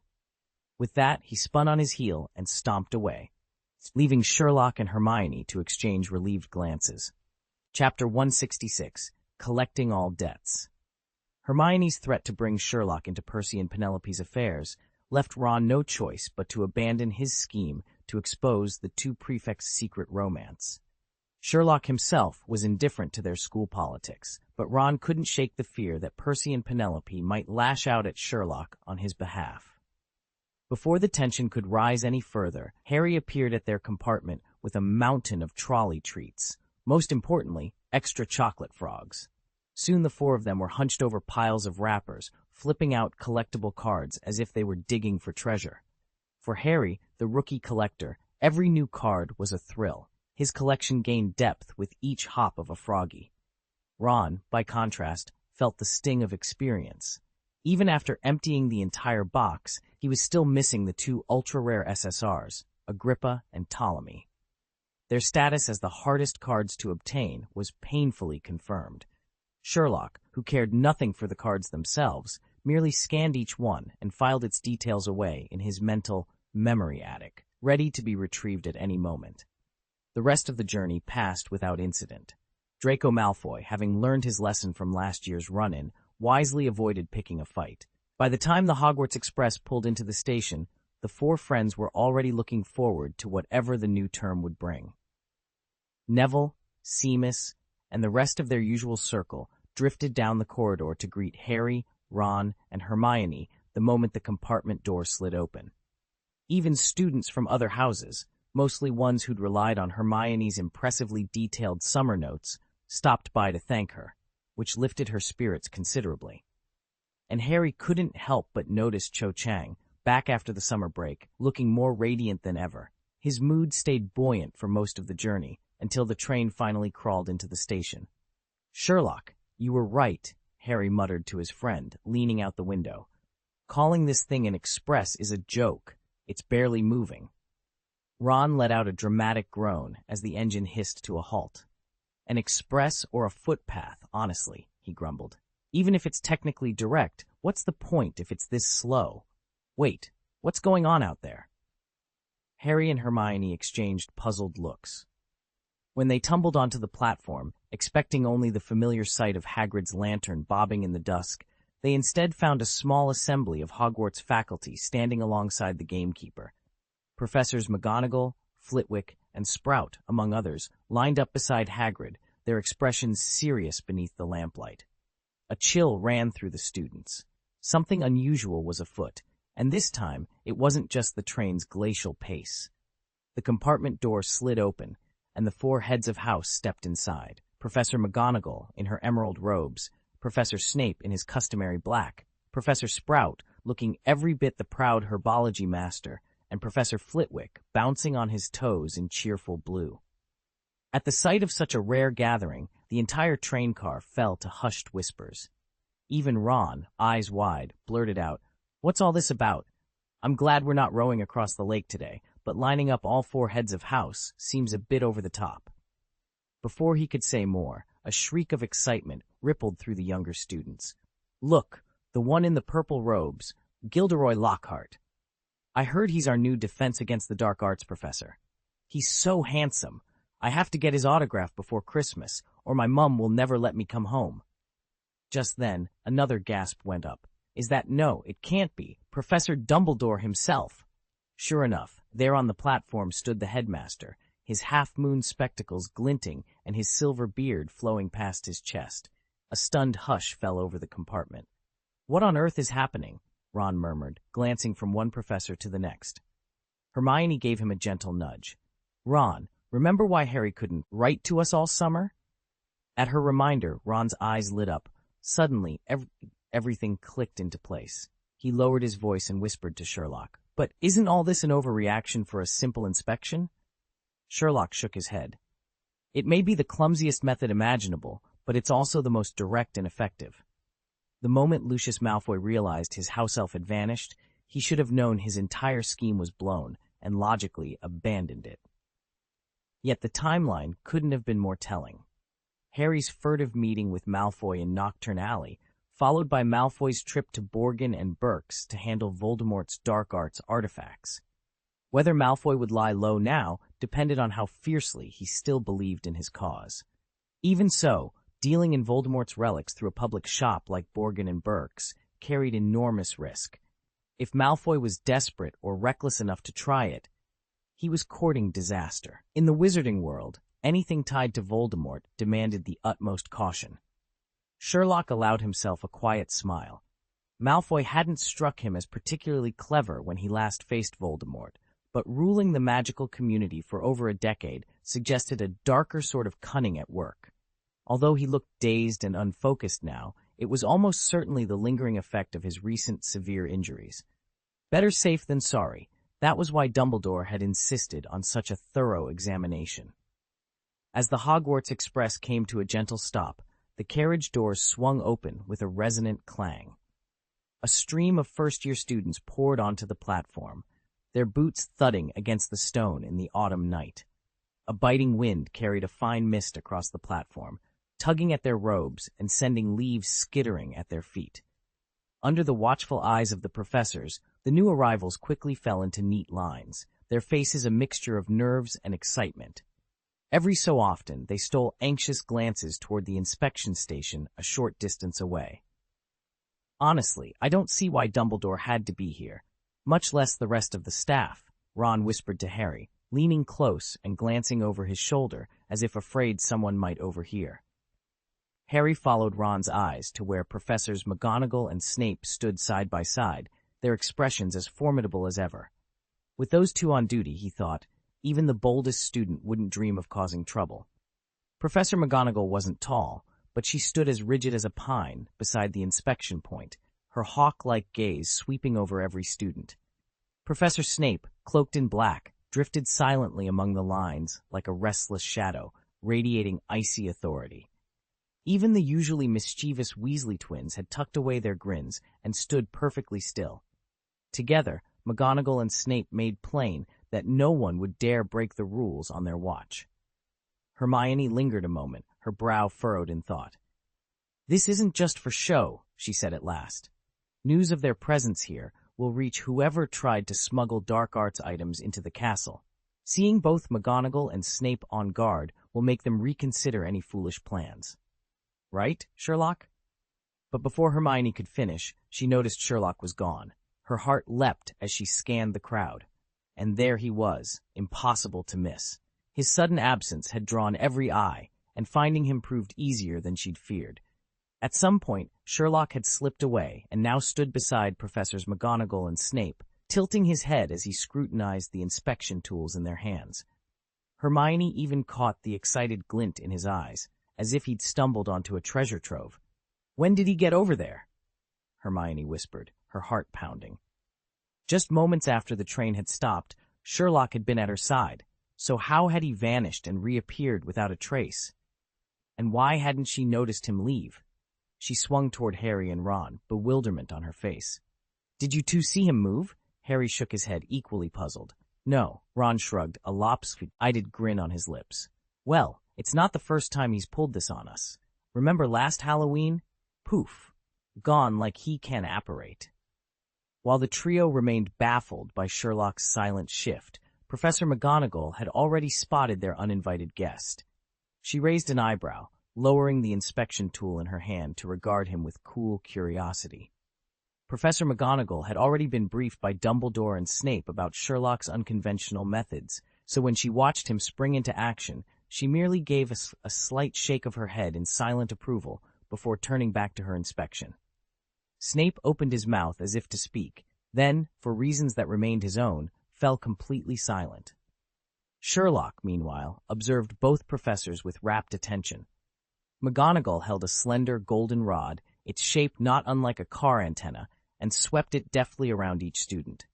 Her gaze never wavered from the tip of the rod, catching even the faintest tremor. At the slightest quiver, she would freeze, her eyes locking onto the nearest student with a piercing intensity, as though she could peer straight into their thoughts. Wordlessly, the young witches and wizards would step forward and hand over their wands and instruments. Professor Snape's approach was far quieter. He drifted among the circle of students, clutching a cracked crystal orb shaped like a spinning top. His ebony robes whispered across the floor, and with each light-footed step he cut an eerily silent figure in the hush of the night. Professor Snape's gaze, by contrast with Professor McGonagall's measured scrutiny, was like a pair of cold stars in the night sky, severe, unblinking, and impossible to evade. Every student he examined felt an unspoken verdict hanging in the air. Many of the younger wizards trembled under that stare. A few were so unnerved they held out their equipment before he even reached for the divination orb. Professors Flitwick and Sprout, meanwhile, dispensed with instruments altogether. Wands at the ready, they flanked McGonagall and Snape, assisting in the thorough inspection of every bag, cloak pocket, and enchanted pouch. Unsurprisingly, the older students produced the greatest volume of contraband. What caught everyone off guard, however, was that Slytherin bore the brunt of the haul. Curious, sometimes downright bizarre items emerged from their ranks, drawing gasps and whispers from the assembled students. Professor Snape's lips curled into a displeased curve as he shot a dark look across to the Gryffindor table. In truth, he wasn't the only one puzzled. Logically, the impulsive little lions of Gryffindor should have been the chief offenders, so why was Slytherin facing all the censure? Slytherin had always prided itself on collective honor, so the rumor went. Yet the truth in the confiscation logs was surprising. Gryffindor's tally of seized contraband wasn't negligible. Of course, most of their offenses were nothing more damaging than pranks. Take the fizzing Whizbees the Weasley twins had picked up in Diagon Alley, for example. These innocuous fireworks ignited the moment they touched water, sending up bursts of multicolored sparks that drew gasps of delight every time they were tested. When professors caught George setting them off, he simply stuck out his tongue. Fred offered an exaggerated, apologetic bow. By contrast, what turned up in Slytherin's dorms was far more troubling: genuine dark arts artifacts. Though none posed an immediate, explosive threat, and the students in possession of them claimed no malicious intent, their very existence on school grounds deeply displeased Professor Snape. He couldn't help but wonder whether, once the new term began, it wouldn't be wise to launch a full-scale house rectification campaign. In the end, adhering to the rule that anything questionable must be confiscated, Snape rounded up every last dark arts item. The Slytherin students whose trophies were seized wore their regret in silence, forced to swallow their frustration until the next inspection, or their next chance, to bend the rules. Once Professor McGonagall or Professor Snape had examined an item like fizzing Whizbees and deemed it harmless, it was promptly returned to its owner. The news sent the Weasley twins into fits of glee. "See? We're the only students brave enough to reclaim our confiscated loot from McGonagall, and even Snape," they boasted. While the rest of the hall buzzed with excitement, one figure in particular drew everyone's attention. Chapter 167, a horseless carriage. Professor Gilderoy Lockhart was undeniably handsome and disarmingly charming. On the train station platform that evening, he gleamed among the crowd like a newly risen star. Earlier, Professor Snape's dour, intimidating presence had terrified many of the younger witches. Eyes reddened, tears welling, some even bursting into sobs. Sensing the perfect opportunity, Lockhart unleashed his affable grace. Despite the chill in the air, his warm smile felt like spring sunshine. He bent toward the sniffling girls, soothing them in a soft voice, gently patting shoulders, and offering handkerchiefs with effortless flair. In an instant, their tears dried, replaced by bright, admiring smiles, as if he had personally come to their rescue. And it wasn't only the witches who fell under his spell. Numerous young wizards, too, found themselves captivated by his good looks and mellifluous tones. After all, a handsome face and a silver tongue can work wonders all on their own. Gilderoy Lockhart's charm worked on everyone at Hogwarts, regardless of gender, and before long he'd amassed a small army of admirers. Meanwhile, the whole school was still abuzz over yesterday's showdown between Mr. Weasley and Draco Malfoy. At breakfast, Hermione leaned over to Harry, her voice low. "Harry, was Ginny there when Dad and Malfoy were fighting?" Harry frowned in surprise. "She was with George and Fred the whole time. We were all right nearby. Why do you ask?" Hermione said nothing. She simply watched Ginny across the Great Hall. Ever since the quarrel, everyone had been on edge, first years especially, but something about Ginny's behavior struck Hermione as different. Ginny stood in line with the new students, her fingers nervously twisting the corner of her robe. Her shoulders trembled, and her eyes flickered with a hint of panic. Yet when Professor McGonagall casually swept the area with her truth-detecting charm, there was no unusual response. Snape's sneakoscope remained perfectly still. Hermione's brow knitted in concern. Whatever was troubling Ginny, it wasn't showing up on any of the usual magical telltales, and that only made Hermione more determined to find out what her sister was hiding. Hermione let out a quiet sigh of relief, chastising herself for overthinking. She stole a glance at Professor Lockhart, who was surrounded by a circle of admiring young witches. Envy pricked at her chest as she watched them cluster around him like a cheerful flock of birds, chattering and beaming with adoration. Even under the evening sky, his perfect white teeth caught the light, lending him an almost magnetic charm. Hermione opened her mouth, as if to join them, then closed it with a resigned shake of her head. There was simply no way to break into that circle. Inwardly, she told herself, "Finally, thank goodness, that's done." Next to her, Ron watched the last of the Hufflepuff students step forward and exhaled in relief, his shoulders sagging as the tension drained away. The Hufflepuffs had been the largest group by far, a rolling tide of students, but the inspections had moved surprisingly quickly. Only one item in the entire house had set off Professor Snape's sneakoscope, a trinket passed along by a Slytherin pupil. Snape's lips thinned into a grim line, his face darkening as though he dipped it in the bottom of a cauldron. His hand trembled ever so slightly around the sneakoscope as he stared at the Slytherin table with cold, hard eyes. The little serpents coiled into the device lay silent as winter cicadas, shivering in terror under his gaze. "Professor, please, don't do this. We're on the same side. Harry Potter is over there. Go look for him," someone hissed, but his resolve did not waver. Indeed, Snape had always been more thorough when inspecting Harry than anyone else, but it was pointless. Harry's innocence shone through just as brightly as Lily's had. When the final group of Hufflepuff students had been searched, Professor McGonagall exchanged a quick glance with Dumbledore and gave a subtle nod.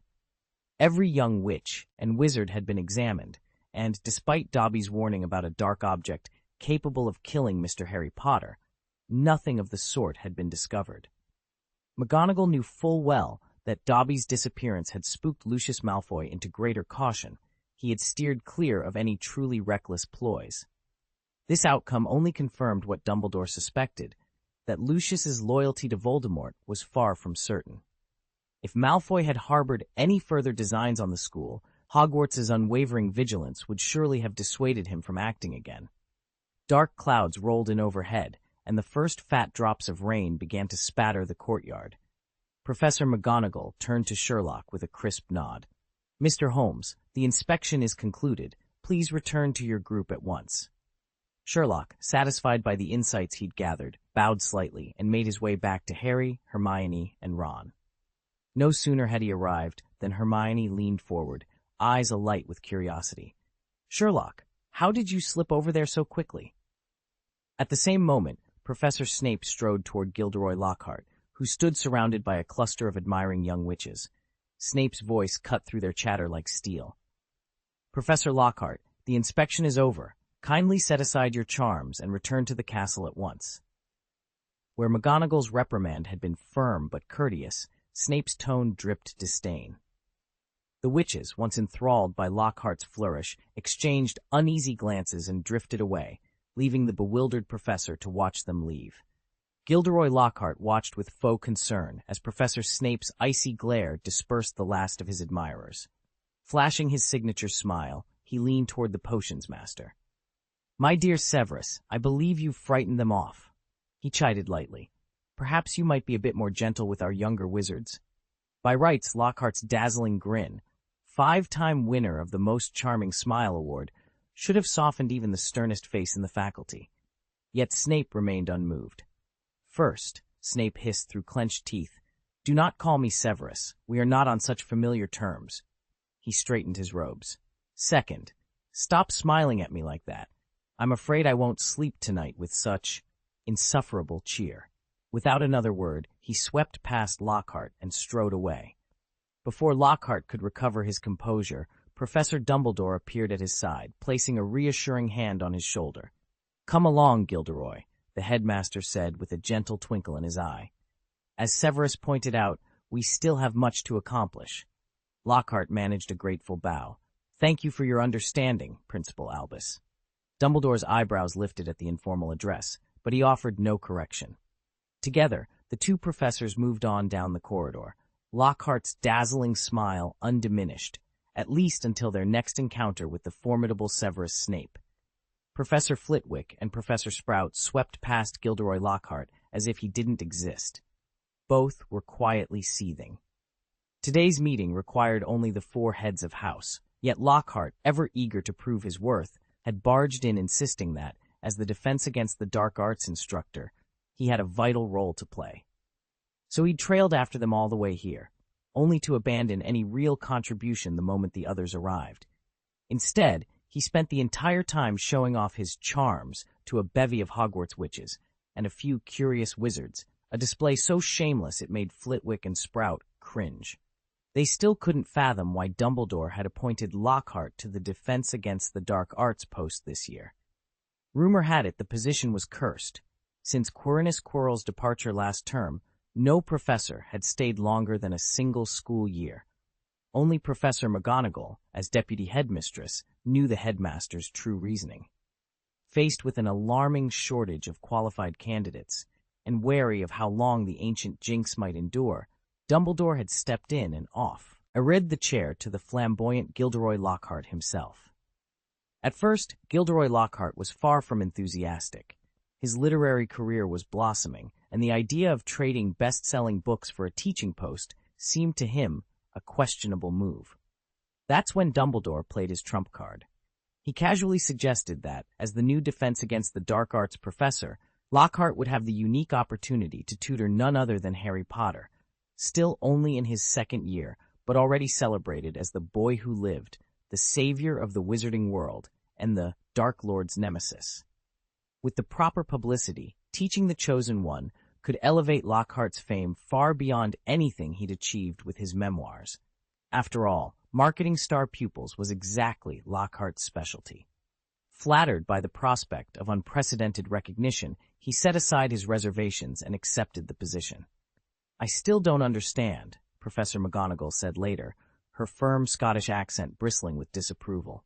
"What in your mind can our students possibly learn from a vain, self-serving charlatan?" Dumbledore regarded her over the top of his half-moon spectacles, a gentle smile playing on his lips. "My dear Minerva, there is far more to learn from Professor Lockhart than his flamboyant displays. He will show our students precisely what not to do, and, perhaps more importantly, who they must endeavor never to become." McGonagall's stern gaze never wavered. Though Dumbledore's reasoning was sound, she remained unconvinced that Lockhart's presence would serve Hogwarts well. Professor McGonagall frowned as she scanned the list of applicants. Aside from Gilderoy Lockhart, there was no one for the Defense Against the Dark Arts post. It was either him or nobody. The rest of the staff, Dumbledore and McGonagall aside, found Lockhart's return baffling. Professors Flitwick and Sprout, in particular, still remembered Lockhart's school days.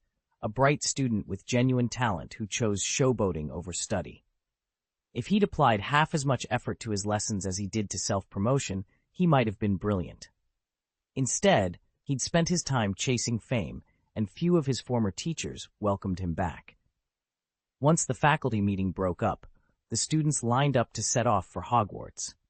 Second years and above no longer crossed the lake in boats as they had on their first journey. They climbed into enchanted carriages that thundered across the water toward the castle. Hagrid, however, stayed on the shore to greet Sherlock and Harry and usher the new first years down a shaded path through the trees. With a booming welcome, he led them away from the lake and toward the hidden gateway that would bring them to their new home for the year. Outside the station, more than 100 horseless carriages sat waiting in the rain. According to the older students, these enchanted carriages transported everyone, from first years right up to the castle grounds, every year. Normally, first years had to cross the lake in little boats, but with the weather this foul, nobody complained about skipping that soggy voyage. "I'm glad we don't have to take the boats," Ron muttered, pulling his hood lower. "Let's grab this one. It looks sturdier than the rest." Hermione, peering closely at the carriages, glanced up at him. "They're all enchanted, Ron. They drive themselves, whether they look sturdy or not." He let out a reluctant snort.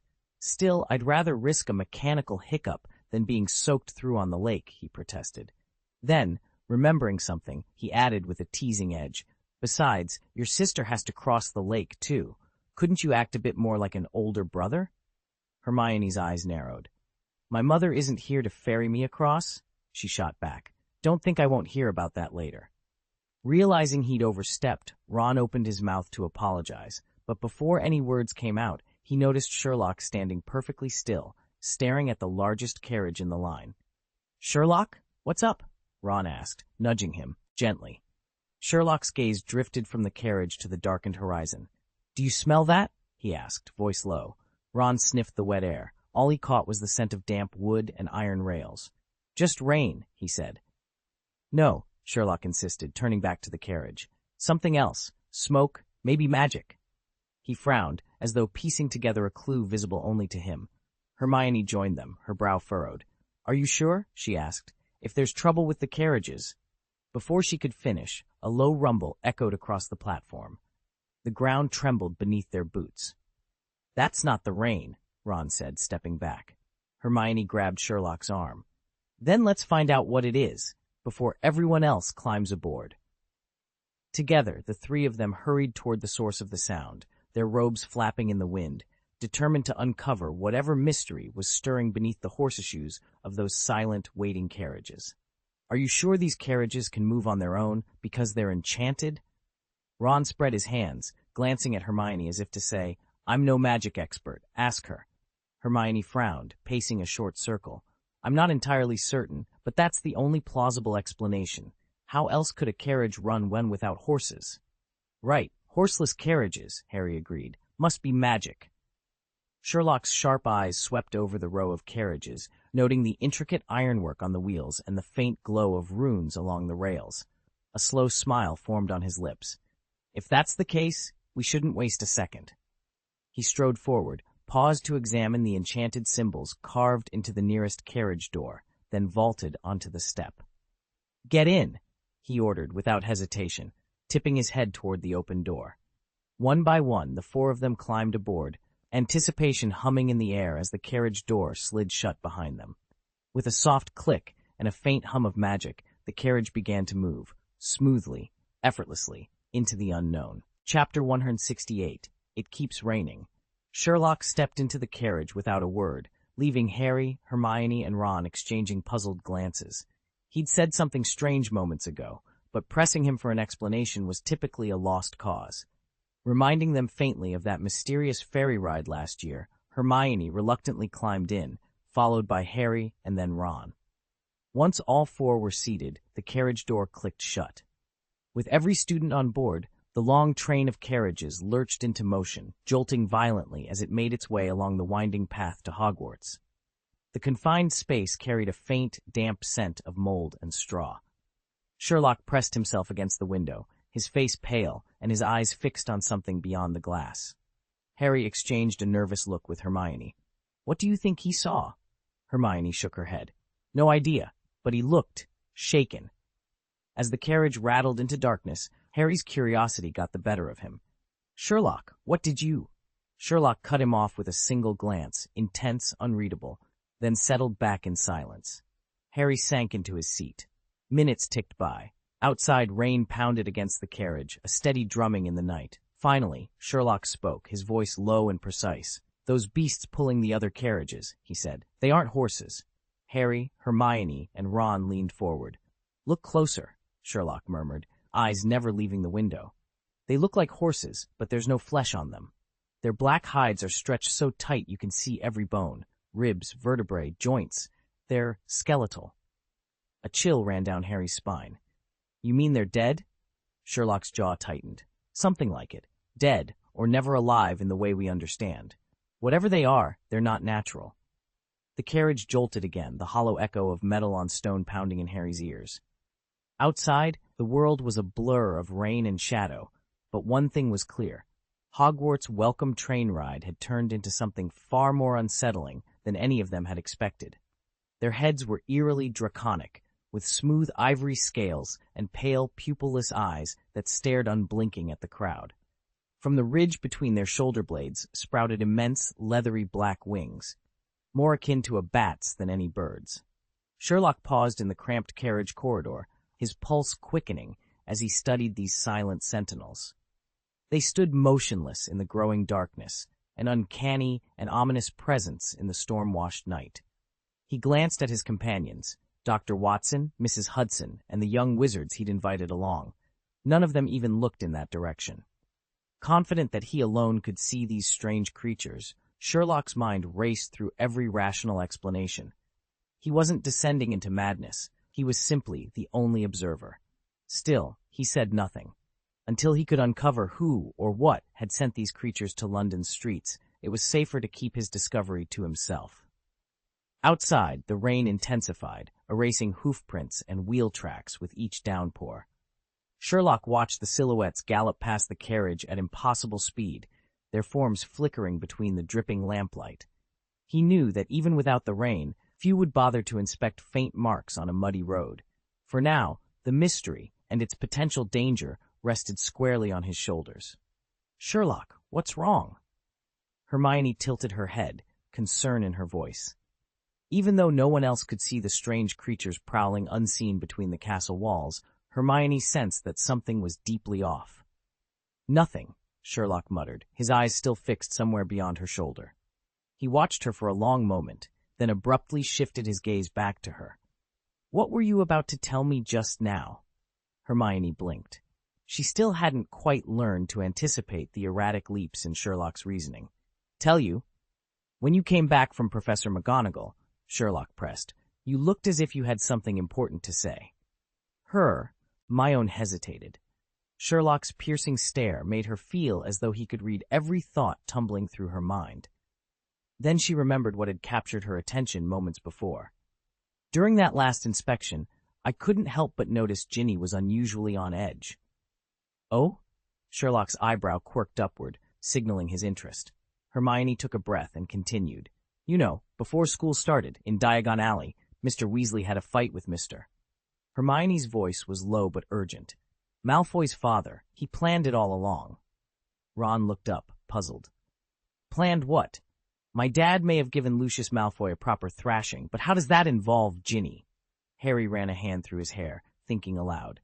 Hermione's saying Lucius stirred up that chaos on purpose, hoping to slip one of Voldemort's dark arts artifacts to Ginny while everyone was distracted.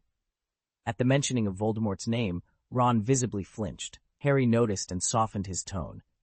"Sorry, Ron, but Sherlock and Dumbledore were right. You really should start using his name."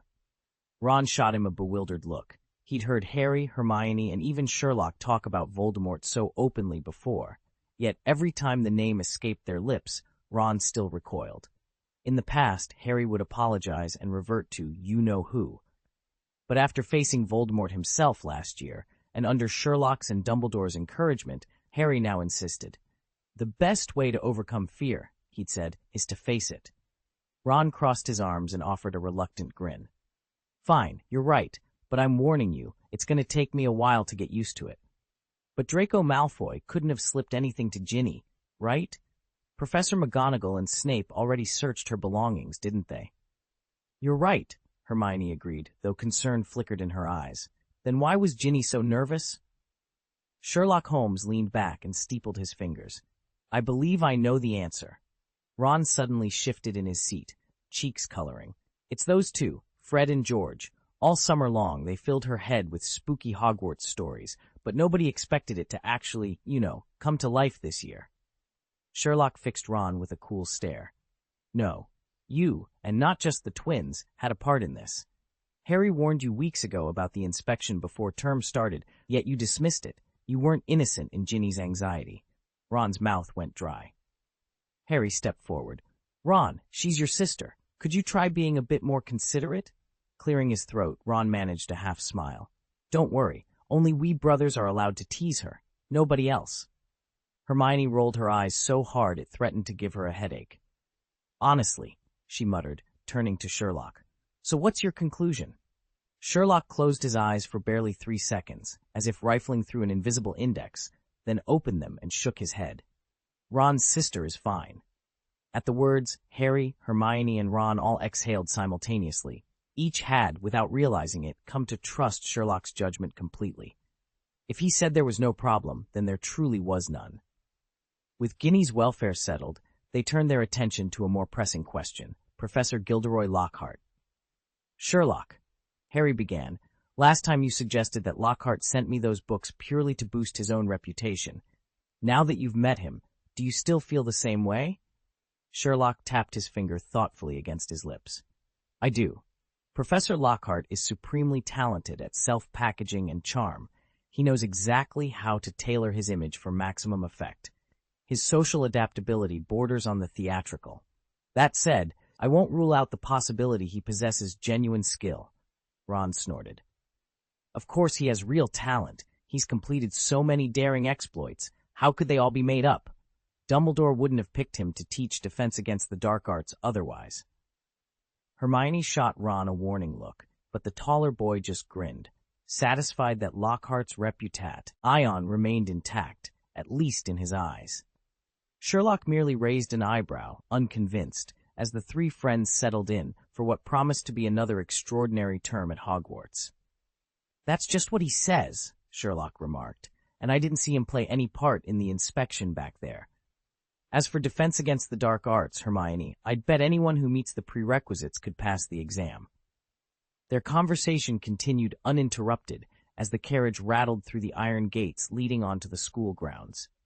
Huge stone pillars, each crowned by a statue of a winged boar, flanked the entrance.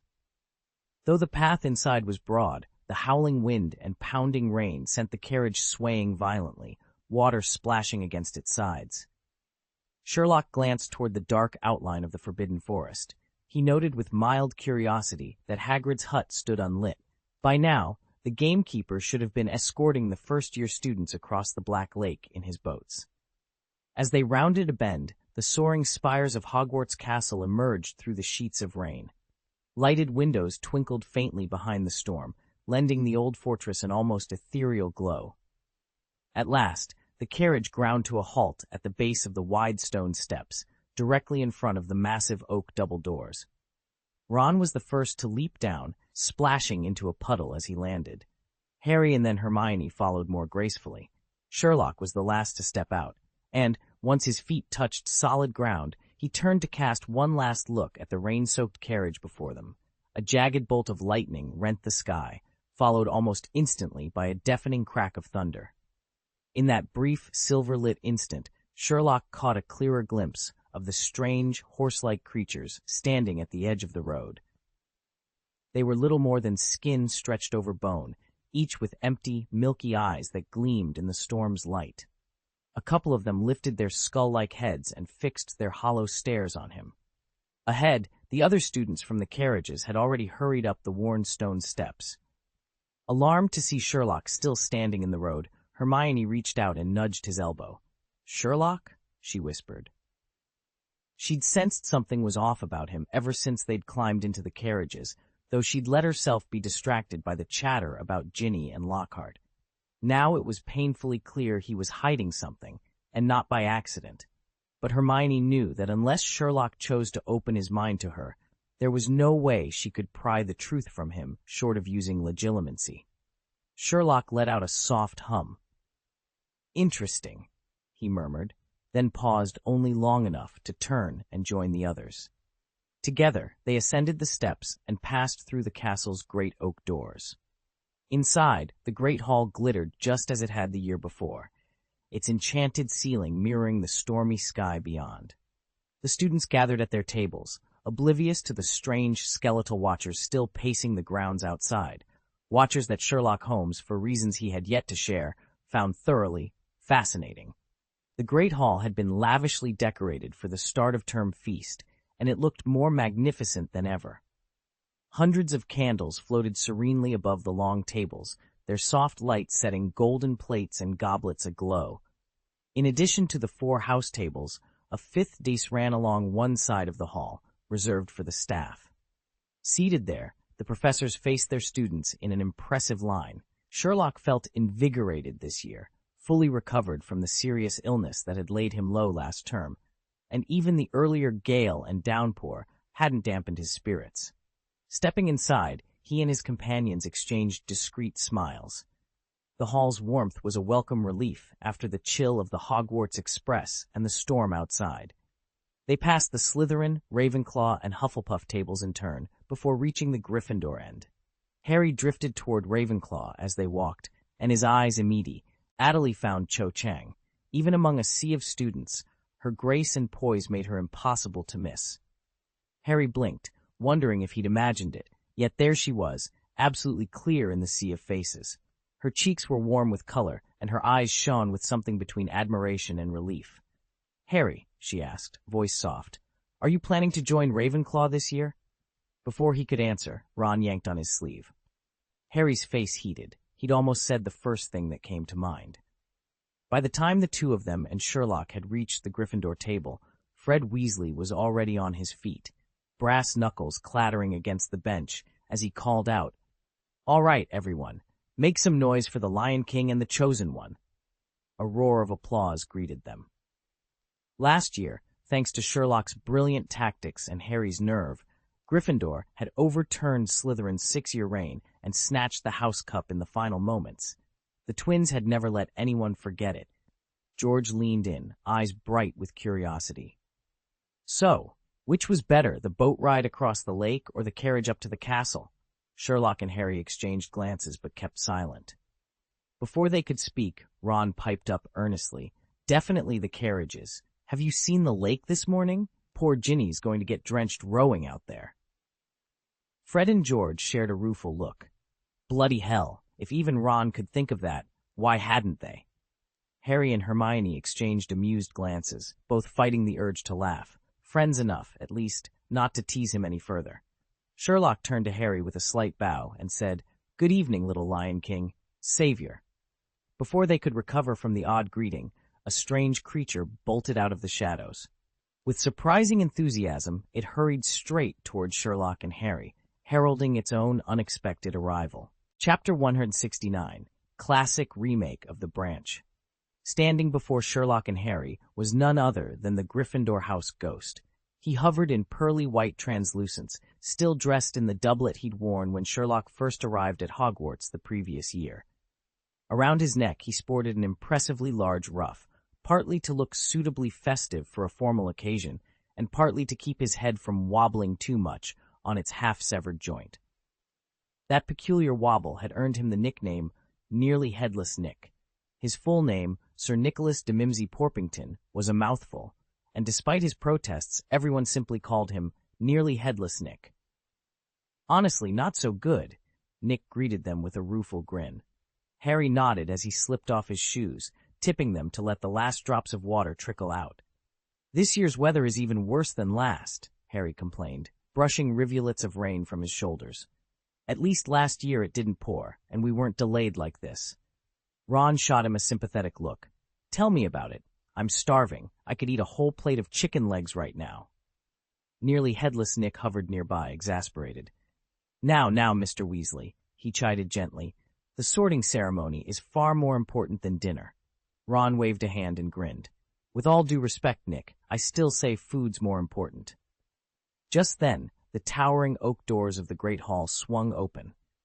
Professor Minerva McGonagall stood framed in the entrance, her robes impeccably neat despite the rain. As deputy headmistress of Hogwarts and head of Gryffindor House, she surveyed the hall with crisp authority before signaling to the first years. One by one, the new students creaked their way onto the long enchanted boats and stepped ashore. Then, soaking and disheveled, they formed a soggy line at the front of the hall, umbrella handles dripping, robes plastered to their bodies. From the front benches, the second years exchanged amused glances. They knew the drill all too well. Last year, they had arrived just as bedraggled, cold, and excited. Watching the newcomers now, they remembered the same mixture of awe and nerves that had filled their hearts on their own first day. The new first years trembled as they formed a line beside the staff table, halting at the front of the great hall and staring out at the sea of curious faces. For a moment, they looked utterly lost, until Professor McGonagall stepped forward and set down a small three-legged stool right before them. With a solemn nod, she placed upon it a battered, patched-together hat, stained and worn by a century of use. The newcomers blinked at it blankly, until realization spread across dozens of pale faces. So this was the sorting ceremony. Harry leaned over to Ron and whispered, "Didn't you tell Ginny what to expect when she puts the hat on?" Ron forced a nervous chuckle. There's an unwritten rule about the sorting. It's like that every year." No one could say exactly why the details of the ceremony were kept secret. It had simply been done that way since Hogwarts' earliest days. Parents and older students loved to spin wild tales, just to watch the new arrivals squirm. It was a Hogwarts tradition. Sherlock and his classmates had fallen for it themselves last year. Fred's prank even convinced Ron that, once under the hat, he'd have to duel a troll. When the truth came out, Ron was furious enough to nearly throttle his brother. Now, in perfect payback, Ron found himself passing the same tall tale along to his little sister. And as the first years waited their turn, the entire school held its breath, eager to discover which house each of these wide-eyed novices truly belonged to. Harry sighed, kicking himself that Ginny hadn't come to him for answers. He would have loved to set her straight. "Don't brood, mate," Ron said, giving Harry's shoulder a reassuring pat. "It's always been this way." "Does the mere age of a custom render it beyond criticism?" Sherlock murmured. "When people say it's always been this way, what they usually mean is I've never bothered to ask why." Harry and Ron fell silent, exchanging awkward glances. Hermione offered Sherlock a wry smile. Yes, the ban on revealing the Sorting Hat's inner lore was a tad dull, but Sherlock's bluntness was something else. He'd clearly never read Professor Lockhart's take on the subject. At that moment, a tear near the brim of the hat gaped open like a mouth. Under the wide-eyed stares of the entire school, the Sorting Hat began to sing. It was over 1,000 years ago. I was newly woven into form. There were 4 famous wizards. Their names live on to this day. The opening notes of the song rippled through the great hall, silencing every whisper. Even Sherlock leaned forward, rapt with attention. The Sorting Hat's song this year was different in its lyrics, but familiar in purpose, to welcome the new students and laud the 4 houses of Hogwarts. When the final note faded, the great hall erupted in applause. Harry joined in, glancing around with a smile of mild surprise. "That wasn't the same song it sang last year, was it?" he asked. "Of course not," Fred Weasley teased, elbowing his twin. "The hat writes a new one each year." "It must spend the whole 12 months composing it," George added, grinning. Across the hall, Sherlock sat unmoved. He didn't applaud. Instead, he felt a familiar itch to reward himself with a quiet evening of violin practice in the privacy of his dormitory. Truth be told, the hat's annual performance was no improvement on its predecessors. As the echoes of applause died down, Professor McGonagall stood and unrolled a massive parchment scroll with a practiced flourish. "When I call your name," she instructed the eager first-years, "come forward, place the hat on your head, and sit upon the stool. Once the hat has chosen your house, proceed to join your new classmates at the appropriate table." She cleared her throat and began reading in a clear, steady voice. "Hannah Abbott." At the utterance of her name, the chatter in the great hall ceased instantly. All eyes turned to the front as the first of the new students stepped forward, ready to discover her fate. A hush fell over the great hall as students who had been whispering suddenly turned to regard Professor McGonagall with surprised expressions. Even the second years at the Hufflepuff table leaned forward, curiosity written on every face. Only then did McGonagall glance down at the parchment in her hand and realize her mistake. "My apologies," she said crisply, her tone betraying no hint of embarrassment. "It seems I have here last year's list." She set the old parchment aside, drew a new one from her robes, and looked back up. With a clear, steady voice, she read the correct name, Barry Allen. In an instant, a young wizard streaked out of his line with all the speed his name promised. He reached the stool in 2 swift strides and sat, allowing the sorting hat to be placed upon his head. If any other professor had committed such a blunder, the hall would have erupted in laughter. But under McGonagall's unwavering gaze, the moment passed without a ripple. The sorting ceremony continued as if nothing had happened, each newcomer stepping forward in turn, donning the hat, receiving its verdict, and removing it again in a steady, mechanical rhythm. McGonagall's quiet authority kept the proceedings running smoothly, and no one dared to interrupt her. Ron shifted in his seat, rubbing his stomach. "Come on, hurry up," he muttered. "I'm almost starving." But the sorting hat remained unmoved by his impatience.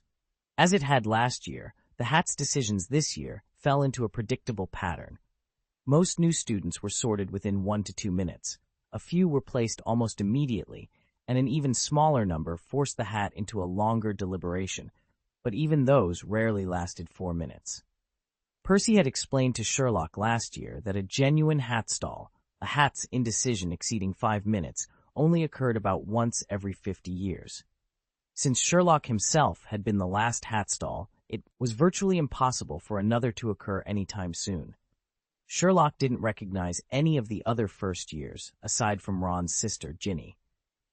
With nothing better to do, he turned the time into an exercise in deduction. Silently observing their posture, dress, and mannerisms, he pieced together each student's background. There was a boy from a Muggle family whose father worked as a milkman. He had a younger brother at home, and he carried a battered camera, clearly an avid photographer. And so, Sherlock continued his mental catalog of Hogwarts newcomers, even as the sorting hat finally called out the next name. Sherlock Holmes sat at the edge of the staff table, his keen eyes following each new arrival. First, there was the pale, bookish girl from an old pureblood family.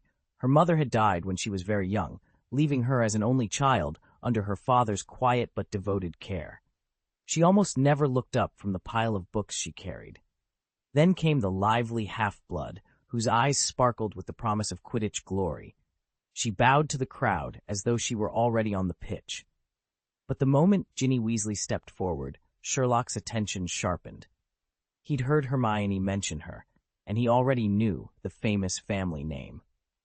As Ginevra Molly Weasley settled on the stool, Professor McGonagall placed the sorting hat upon her bright curls. For a moment there was only silence. Then the hat boomed, "Gryffindor!" so loudly that the whole hall jumped. Scarcely anyone was surprised.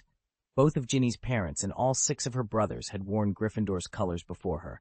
Cheered on by her classmates, Ginny's young face flushed with pride as she hurried to join the roaring table. Percy, now a prefect, rose to meet her. He wrapped his arms around his little sister and kissed her on the forehead, feeling her tremble with excitement. Then he turned and fixed Fred, George, and Ron with a stern glare, no doubt remembering their boastful tales at the station that had left Ginny far too nervous. The trio sat sheepishly, acutely aware that this was not quite the triumphant beginning to the school year they'd imagined. "Ginny, over here!" Ron waved her toward him at the Gryffindor table. Harry, sitting beside Ron, offered a bright grin. "Congratulations, Ginny." Ginny's cheeks flushed as she slipped into the spare seat between them. The sorting ceremony had finally ended. With Sherlock the last first year sent to Hufflepuff, all new students were now settled in their houses. Ron turned to Sherlock, curiosity gleaming in his eyes. "Hey, I've been meaning to ask, how did you know last year that Hufflepuff would end up with the most students?" Sherlock leaned back, folding his arms. "It's really quite simple. The sorting hat filters out the more difficult personalities. The reliable, hard-working ones naturally go to Hufflepuff." Ron's mouth twitched. He cleared his throat, as if he hadn't just been outwitted. A few nearby Gryffindors exchanged amused looks. Professor McGonagall stepped forward to collect the sorting hat and its stool. At once, Ron's attention snapped to the long, gleaming platters moving onto the table. "It's time," he announced, grabbing his knife and fork. Fred and George Weasley, already perched on the edge of their seats, practically leapt to life at his words, eyes gleaming as the feast began. Fred let out a triumphant whoop. "This is it! Our moment!" George shot him a mischievous grin. "The moment we've all been waiting for." "Enough," Ron snapped, rolling his eyes. "I'm not wood." At that instant, Professor Dumbledore rose to his feet, just as he had last year. He beamed at the assembled students and spread his arms wide. "I have only 2 words for you tonight," he announced. "Eat." No sooner had he spoken than the empty plates before every student heaped themselves with food. Thick cuts of steak, lamb chops, roasted chicken, boiled and roast potatoes, French fries, Yorkshire puddings, peas, carrots, and rich, steaming gravy, with bottles of ketchup at the ready. The first years stared in astonishment at the sudden banquet. Everyone from 2nd through 7th year, accustomed though they might be, erupted into cheers. Ron was the quickest to react. He clapped enthusiastically, jammed a piece of steak into his mouth, then stretched over to pile Harry's plate even higher. Beside him, Sherlock and Hermione maintained more refined manners, delicately carving bites of meat and carefully dabbing gravy at the edges of their plates. But even they couldn't suppress delighted smiles as the great hall buzzed with the joyous clatter of this glorious feast. Since he'd finally patched things up with the Dursleys, Harry's summer treatment had improved dramatically. This year was nothing like the last. Nearly headless Nick drifted through the great hall, watching the feast with mingled envy and sorrow. How he longed to taste even one crumb of those delicious dishes. Ron, however, paid little mind to ghostly lamentations. He attacked his plate with gusto, barely pausing for breath. Across the table, Sherlock took a few polite bites and then settled back into his customary thoughtful silence. Harry and Hermione exchanged a quick, understanding glance. Whenever someone passed Sherlock a roll or a piece of fruit, he'd take it almost subconsciously, lost in whatever mystery occupied his brilliant mind.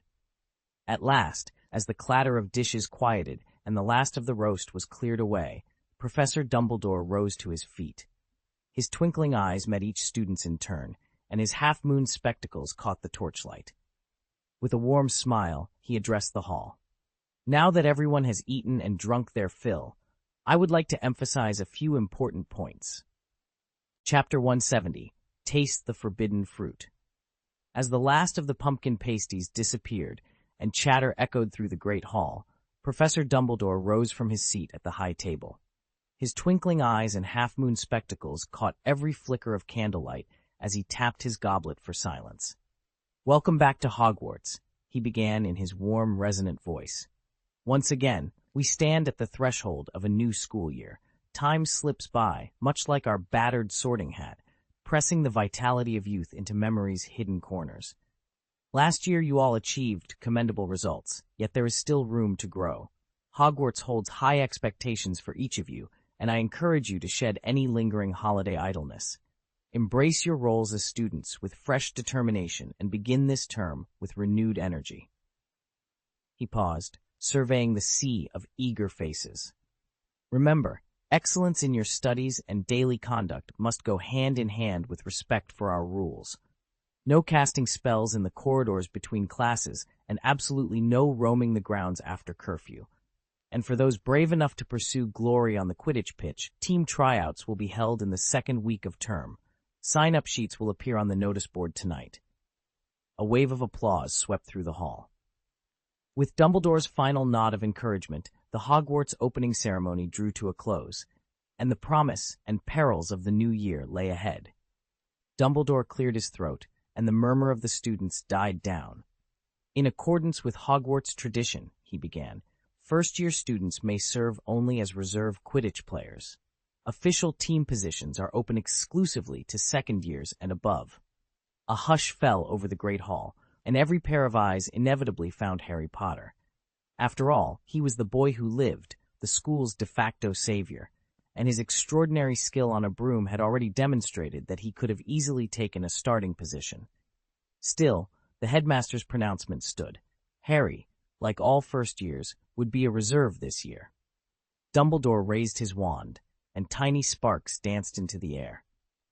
Now that the Philosopher's Stone has been removed from the castle, the prohibition on the fourth-floor corridor is officially lifted. Therefore, the only area still off-limits to students is the Forbidden Forest. A few students exchanged glances of excitement.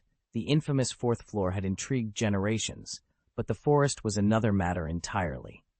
Dumbledore consulted a scroll and continued, "In addition, I am adding the following items to Hogwarts' list of forbidden objects." He began to read, "Any dark arts paraphernalia, uncharted cursed artifacts, self-stirring cauldrons imbued with jinxes, hex-laced sneakoscopes." Sherlock, listening intently, recognized every entry. These were precisely the dark arts trinkets and prank devices uncovered during the inspection at King's Cross Station. What had originally been a security sweep to prevent contraband from entering the school had also furnished Hogwarts with an expanded roster of banned items. Without further ado, Dumbledore rolled up the scroll. "That concludes the additions. I trust all of you will familiarize yourselves with these rules and adhere to them strictly." He surveyed the students with his customary twinkle. "That is all for today. You may now return to your common rooms." As the hall filled with the shuffle of robes and excited chatter, Harry felt a mix of relief and anticipation. The season ahead promised challenges, on the Quidditch pitch and beyond, but for now, at least, the path was clear. Once certain things are done, there's no need for lengthy explanations. They usually only make matters worse. It's far better to let the students draw their own conclusions. After all, no one's going to suspect Lord Voldemort was involved. Having made that point clear, something he hadn't done last year, Dumbledore moved on to introduce the Hogwarts faculty, a brand new segment agreed upon after much discussion and destined to become a fixture of every future opening ceremony.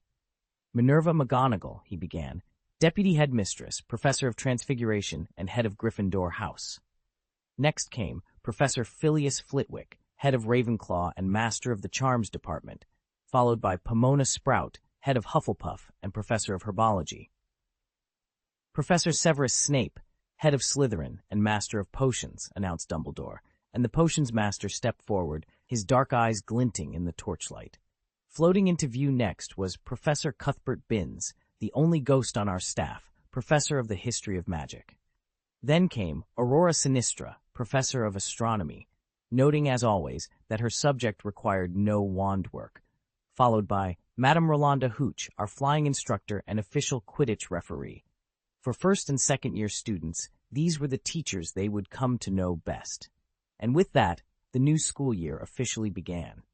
The remaining subjects, ancient runes, divination, care of magical creatures, and Muggle studies, are all electives and won't be taught until third year.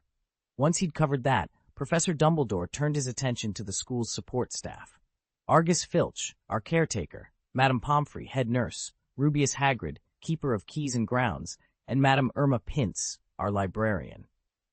With the familiar faces duly introduced, Dumbledore let a satisfied smile spread across his features.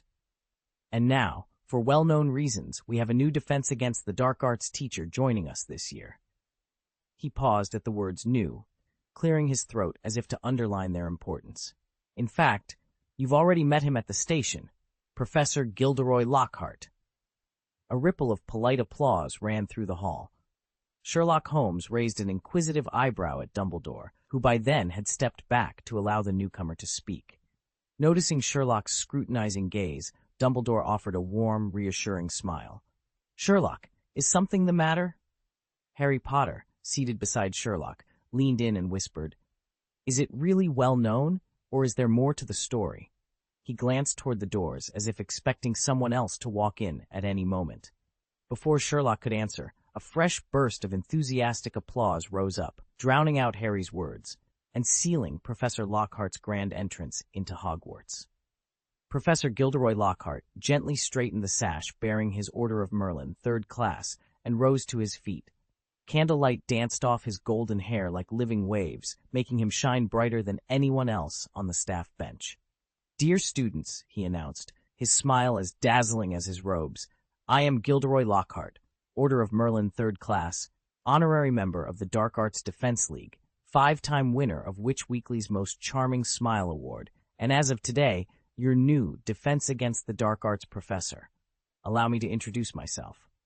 At once the great hall erupted in thunderous applause. A few skeptical whispers rippled through the benches. Ron Weasley leaned toward Harry and muttered, "How did he manage to slip into a fresh purple robe in under 5 seconds? Unfazed, Lockhart raised both hands and gently quieted the clapping. "Since graduating from Hogwarts, I have journeyed to the farthest corners of the world," he continued in his smoothest tone, confronting sinister dark arts creatures and championing the forces of good. "Every harrowing encounter is recorded in my best-selling books, books I'm sure many of you have already devoured. During my years as an adventurer scholar, I have faced every manner of magical menace, and lived to tell the tale. In voyages with ghouls, I ventured into their hidden lairs, studied their behavior, and deftly diffused a full-blown ghoul uprising. In wandering with trolls, I stood alone against a rampaging mountain troll, and through a blend of arcane wisdom and precise spellwork, mastered its fury before it could harm a soul. Just last spring, I tracked down a Tibetan yeti high in the Chinese peaks. So thorough was my research that I even managed to give the creature a bad cold. The summer before that, I matched wits and feet with a banshee in rural Ireland, narrowly escaping her haunting wail. And earlier still, among the ancient woods of Albania, I spent weeks teaching a forest banshee the rather peculiar art of flossing. Of course, these are all stories of the past, but each one has contributed to the unique arsenal of defensive techniques I bring to this classroom. Every strategy I have developed against the dark arts is born from first-hand experience. This year, I will share them with you without reserve. Our lessons will extend far beyond textbook theory. You will participate in practical exercises designed to let you feel, firsthand, the wonder and power of protective magic. Under my guidance, I have no doubt that each of you will grasp the very essence of defense against the dark arts. Listen closely in lecture, train diligently in practice, and when the shadows gather, you will possess the skill and confidence to safeguard yourselves and those you hold dear. Let us embark on this challenging and surprising magical learning journey together. Gilderoy Lockhart more than lived up to Professor Dumbledore's glowing introduction. From the instant he finished speaking, the great hall, initially hushed, erupted into thunderous applause. Students and teachers alike beamed at him, awestruck by his confidence and charisma. The Ravenclaws were especially enthusiastic. No surprise, given the number of admirers in their house. Their eyes glittered as they watched Lockhart, admiration evident in every cheer. Hermione Granger, cheeks flushed, watched with equal rapture. She leaned over to Harry and Ron, eyes shining like constellations, and whispered, "His adventures are unbelievable. I knew we'd learn so much from him." Amid the ovation, Lockhart turned gracefully toward Dumbledore and offered a small, elegant bow. His golden hair caught the flicker of candlelight, forming a soft halo around his head. The applause swelled once more, carrying him toward the start of what promised to be an extraordinary term of magical discovery. Ron snorted. Old Sherlock, old Harry, he must have practiced that grand bow in front of a mirror at least 800 times. Harry shifted uncomfortably. His run-in with Professor Lockhart during the Flourish and Blots incident hadn't exactly left him with a stellar impression. Still, Hermione and Ginny seemed utterly enchanted by the man. Harry forced a smile. "Well, I just hope he can actually teach us something useful for defending against the dark arts." Sherlock watched everyone's reaction in turn, filing away impressions of Gilderoy Lockhart. The other professor's polite, or perhaps politely strained demeanor only deepened the mystery. He'd have to wait until lessons began to learn more. With Lockhart's self-introduction behind them, Professor Dumbledore rose once more. "Now, let us all stand and sing the Hogwarts school song." An awkward hush fell over the great hall. If Lockhart's performance had made only a handful of students and the staff a bit uneasy, this next moment left nearly everyone breaking out in a cold sweat. Hogwarts had no set melody for its anthem. Each person was free to sing it to whatever tune they fancied. In the ensuing cacophony, every hallway must have echoed with clashing choruses, leaving poor Dumbledore beaming patiently at the chaos. Under Dumbledore's direction, the once solemn school anthem suddenly became an exercise in carefree fun. You sing your line, I'll sing mine. True to form, Professor Dumbledore and the Weasley twins delivered a perfectly balanced performance. Dumbledore boldly singing each note, the twins gleefully conducting, persisting in rendering the Hogwarts song to the slow, stately strains of Chopin's funeral march. The moment the last chord faded, the prefects sprang into action to guide their houses back to the common rooms. Slytherin prefect Gemma Farley led the first-year witches past the Gryffindor tables and head Sherlock a playful wink. When he remained impassive, she stifled a soft laugh and mouthed a teasing remark. Sherlock's brow tightened for just an instant before they parted ways. Across the hall, Percy Weasley fell into step at the front of the Gryffindor line, his attention focused squarely on the newest students, most importantly, his little sister Ginny, as he escorted them toward the portrait of the fat lady. As they made their way through the castle corridors, Sherlock kept the others entertained with stories of Hogwarts's moving staircases, hidden doorways, Peeves's latest pranks, and even the fat lady's new password. Since recovering from that severe illness last year, his health had never been better. Add to that the confidence he'd gained from last year's adventures, and he hardly felt tired, even after a full day's exertion. After a moment's thought, Sherlock slipped the invisibility cloak from Harry's hands. "I'm heading to the Forbidden Forest," he announced with uncharacteristic nonchalance. Harry's eyes went wide. "You're what? Sherlock, we can't go there. Professor Dumbledore himself warned us that it's strictly off-limits. Are you seriously planning to break school rules and wander into the Forbidden Forest of all places?" Chapter 171, Late Night with the Prefect. "My dear Harry, there's one thing you must understand. Rules only matter if you get caught. If you don't get caught, nothing ever happened." Sherlock spoke with serene confidence, watching Harry's eyes widen in surprise. Then, more practically, he added, "Still, for the sake of caution, we should use the invisibility cloak." Harry's heart swelled with admiration. That was Sherlock, every offhand comment brimming with unassailable logic. Yet seeing his brother so methodically prepare for a nocturnal outing awakened Harry's own sense of adventure. He couldn't help but recall their forbidden foray into the forest last semester. He nearly blurted out, "Sherlock, let me come too." But he caught himself. The Forbidden Forest's perils, where Hagrid had kept watch over them during their detention, were incomparable to a nighttime stroll through the castle grounds. Tonight's venture was no less risky, and Sherlock would be venturing out alone. Harry hesitated a moment longer, torn between excitement and apprehension. In the end, he simply nodded, his resolve firming. If Sherlock insisted on going solo, all he could do was trust in his brother's resourcefulness and hope he'd return safely before dawn. His current skill level was still a bit low.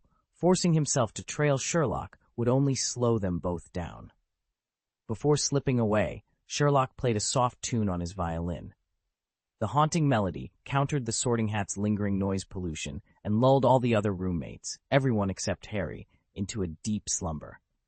Satisfied, he departed under Harry's envious gaze. Sherlock eased himself through the portrait hole just as the fat lady closed her painted door behind him with a faint click. The corridor beyond smelled of ancient spellbooks, and dim wall lamps wavered in the draught, casting shifting patches of light and shadow across the time-worn stone. He moved forward on silent feet, still without his invisibility cloak. There was one last task to handle before venturing into the Forbidden Forest. He had gone only a few paces when an unseen barrier abruptly halted his progress, forcing him to a sudden stop. Sherlock's hawk-like gray eyes narrowed as he peered into the shadows. "Not planning to come out, then?"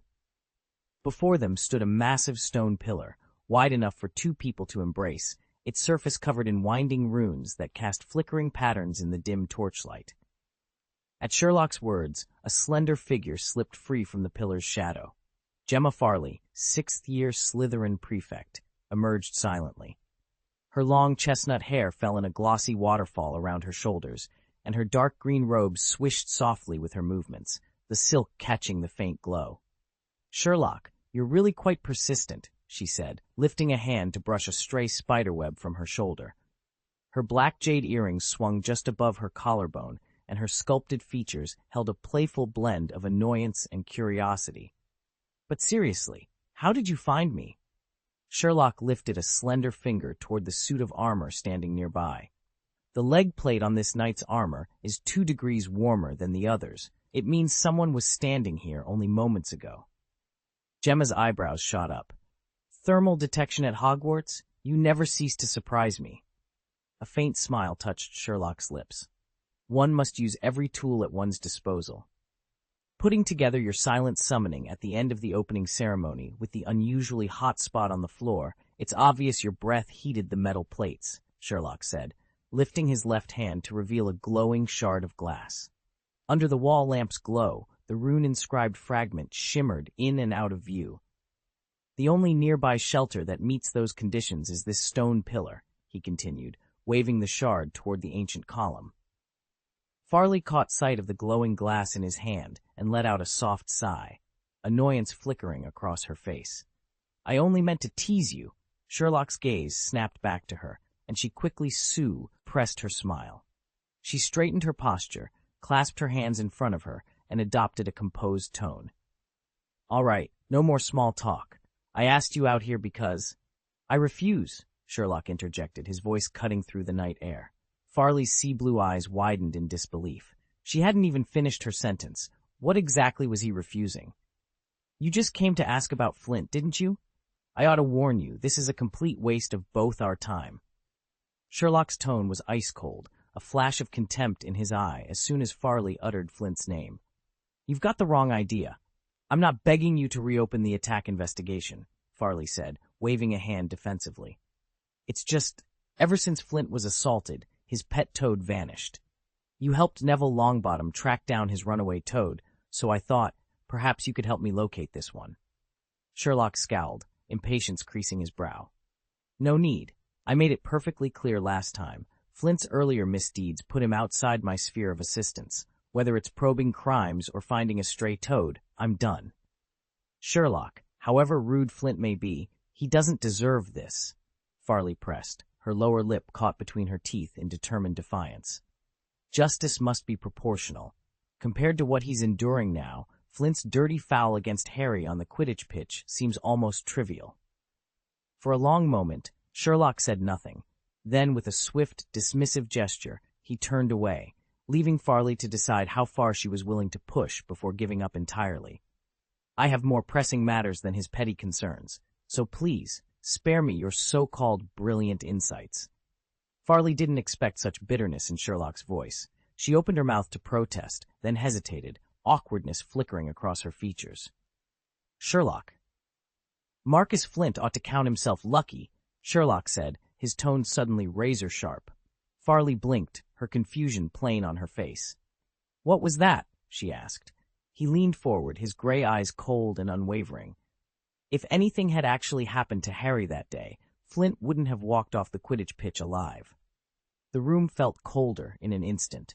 Farley's heart caught at the severity in his voice. There was no denying his resolve. She drew in a steadying breath, her sea-blue eyes locking with his. Tension crackled between them like static electricity. After what felt like an eternity, she looked away, speaking softly as if conceding defeat. "I understand." Farley's voice was soft, but the edge in her words was unmistakable. "It seems Harry means far more to you than I realized. Fine, this is one battle I won't wage. If you're really this torn up, I suggest Flint find himself another pet." Sherlock's lips quirked into a mocking half-smile as Farley blinked in surprise. "I have no doubt that, to that toad, breaking free of Flint would feel like paradise." Farley laughed, light and a little hollow. She brushed the stray hair back from her face. "Very well, I'll consider your brilliant advice. Then goodbye." Sherlock turned on his heel, already stepping away. "Please, wait a moment." Farley's tone was more urgent now. She bit her lip and called after him, sprinting to close the distance. "Do you still have the gift I gave you last time?" Sherlock froze mid-stride. He glanced over his shoulder, brow furrowed in confusion. At the sight of his puzzled expression, Farley's bright hope flickered and dimmed, her smile fading into a tense silence. Sherlock paused in the dimly lit corridor and reached into his robe pocket. His fingers fumbled for a moment before he withdrew a single gleaming galleon. Under the flickering torchlight, its gold surface sparkled, casting tiny reflections on the stone walls. Gemma Farley's eyes widened with delight. Her usual reserve melted away, and her voice lifted in surprise. "You carry this galleon with you?" "Indeed," Sherlock replied coolly, though he couldn't hide a flicker of confusion. As a prefect, Gemma had earned his respect for her dedication to helping Flint, and yet he found it odd that she fixated on something so small and mundane. He had far weightier matters on his mind than a pocketful of coin, and it struck him as typically female, this preoccupation with trifles. She didn't notice his inward puzzlement. Instead, she gave a gentle wave of her hand. "In that case, you'd best get back to your dormitory. If Filch catches you roaming the castle this late, he won't hesitate to give you detention." Sherlock inclined his head. "A prudent warning." Farley beamed, then let out a soft chuckle as if recalling something important. A playful glint danced in her eyes. "Oh, and I shouldn't forget to thank you for your trust." Sherlock raised an eyebrow. Even as he pocketed the galleon once more, he wondered what this small token could possibly signify, especially to someone like Gemma Farley. Yet, whatever her reasons, he found himself unexpectedly intrigued. "Because you'd be a fool to think I called you here at this hour just to dock Gryffindor points." "You are not that kind of person," Gemma Farley said softly. Sherlock shook his head with absolute certainty. Without another word, he turned and strode off, his tall frame disappearing into the length of the corridor. Gemma stood rooted in place, stunned into silence. When she finally lifted her gaze, her radiant smile seemed to banish every shadow around her. To Sherlock, this brief meeting with Gemma was nothing more than a minor detour. Had it not been for the friendship they'd forged through letters over the summer, he wouldn't have bothered with such a secret summons. As he'd already told her, any further entanglement on behalf of someone like Flint would be a waste of time. Finding a secluded alcove, Sherlock slipped on his invisibility cloak and swiftly exited Hogwarts Castle. The stealth operation went even more smoothly than he'd anticipated. The cloak truly was invaluable. Sherlock's natural talent for moving unseen, combined with its magic, was nothing short of adding wings to a tiger. Another advantage worked in Sherlock's favor. Neither the patrolling caretakers nor the prefects expected any student to be wandering after curfew on the very first night of term. Even Gemma Farley, who had only just met him and bid him good night, assumed he'd gone straight back to his dormitory. As a result, Sherlock slipped into the edge of the Forbidden Forest almost unnoticed. Chapter 172. Be Grateful and Take Up Fencing. Sherlock stepped into the Forbidden Forest for the second time. The first visit had him trailing Hagrid, hampered by an uncommunicative centaur, and too focused on the unicorn attack to explore properly. Today was different. Voldemort had dissipated in a swirl of black smoke, leaving only the forest itself as a danger. Also called the Dark Forest, this tangled woodland borders the western edge of Hogwarts School of Witchcraft and Wizardry. As its name suggests, towering trees block out most sunlight, so even at high noon, the forest floor lies in shadow, and after dusk it becomes nearly pitch black. Streamlets wind among stinging nettles, oak and yew trees, and tufts of two-eared grass, while countless magical creatures make their home here. Armed with that knowledge from Hagrid's earlier briefing, Sherlock paused at the forest's edge, ready to uncover whatever secrets lay hidden beneath its canopy. Under the Ministry of Magic's system for classifying creatures, many earn the dreaded label highly dangerous, which is precisely why Hogwarts students are forbidden to enter the Forbidden Forest. All summer, barred from practicing magic, Sherlock had buried himself in books and lectures, sharpening his mind with every theory he could find. Now, at last, He had the perfect chance to put that knowledge to the test. Draped in his invisibility cloak, Sherlock's keen, eagle-gray eyes glinted with excitement, and a flush warmed his cheeks. The real adventure was beginning. At the forest's edge stood Hagrid's hut, its weathered timbers bathed in lamplight. Earlier that evening, the gentle giant had ferried the new first-years across the Black Lake, then returned here to wait, lantern in hand. Even at this late hour, soft light spilled through the windows, and Hagrid's immense silhouette paced back and forth behind the curtains.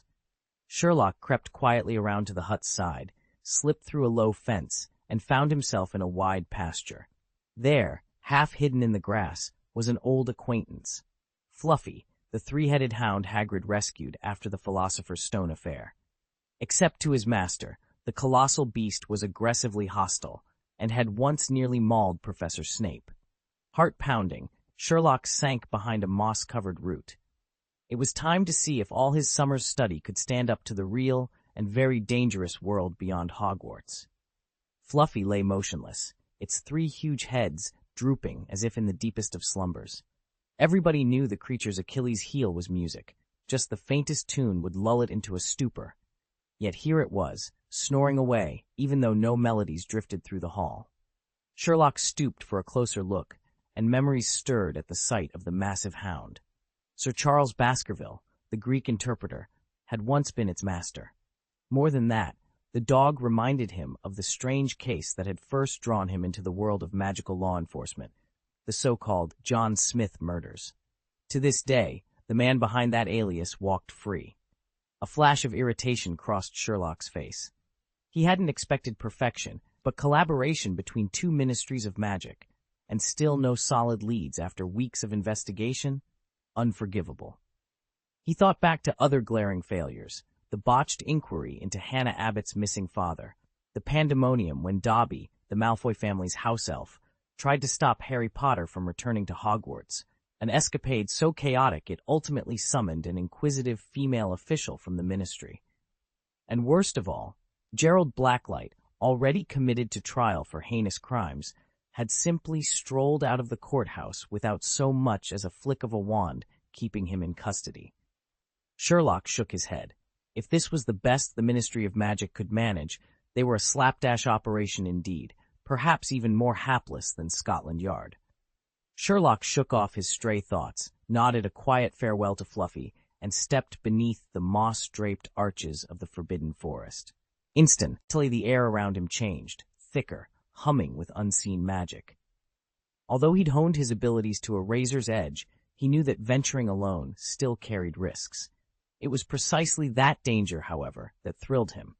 He reminded himself that one night could only reveal a fraction of the forest's vast reaches, perhaps not even its outermost fringes. His true ambition was to commit every path, glade, and hidden hollow to memory, crafting a detailed map inside his memory palace. To some it might sound fanciful, but for a man with Sherlock's mnemonic gifts, it was merely a matter of time and method. His plan was simple.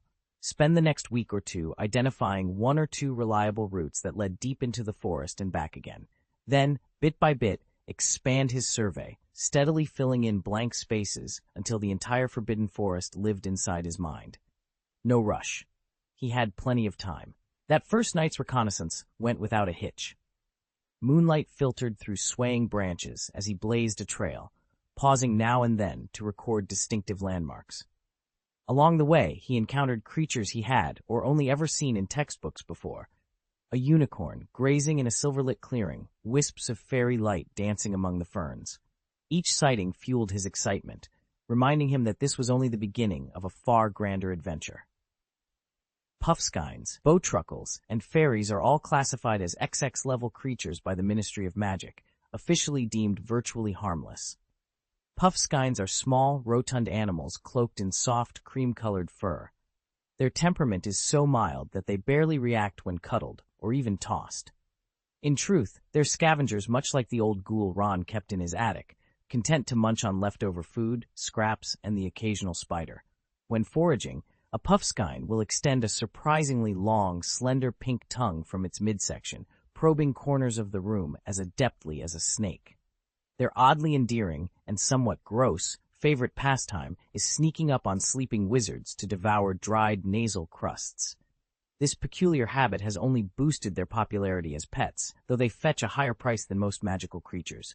Bowtruckles, by contrast, are tiny guardians of the treetops. Their bodies resemble rough bark and twigs, and their two small faded eyes peer out from what looks like a knot in the wood.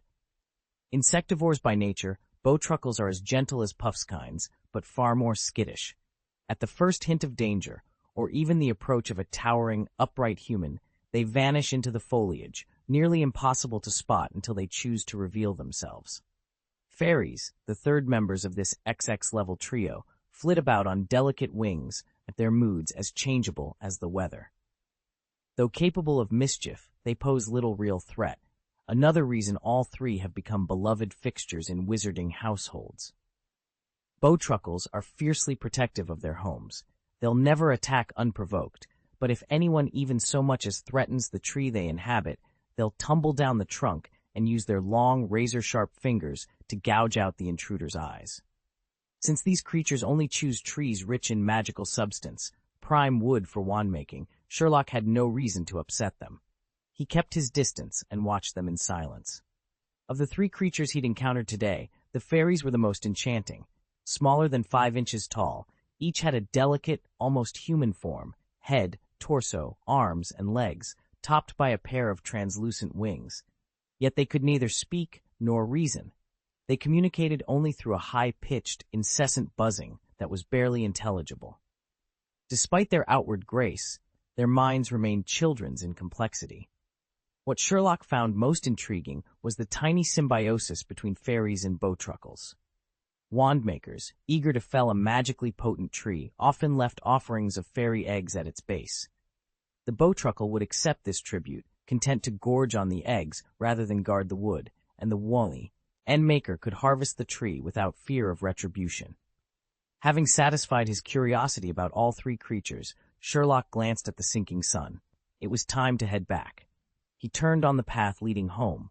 Then, something made him pause. He stood perfectly still, listening, as the forest seemed to hold its breath around him. Sherlock's stealth was unparalleled. Last year, when he guided Harry on a nighttime tour of Hogwarts, Harry wore the invisibility cloak, but more than once he nearly lost track of Sherlock.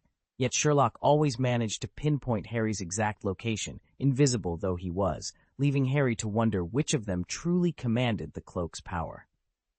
Tonight, it was Sherlock himself, beneath the silvery folds, utterly hidden from sight. Except for the most powerful wizards and witches at Hogwarts, no one could detect him. And yet, despite the cloak's magic, Sherlock felt a cold prickle run down his spine. His razor-sharp instincts and years of experience told him at once that he was being watched. The subtle shift in the air carried weight that far exceeded any ordinary forest creature.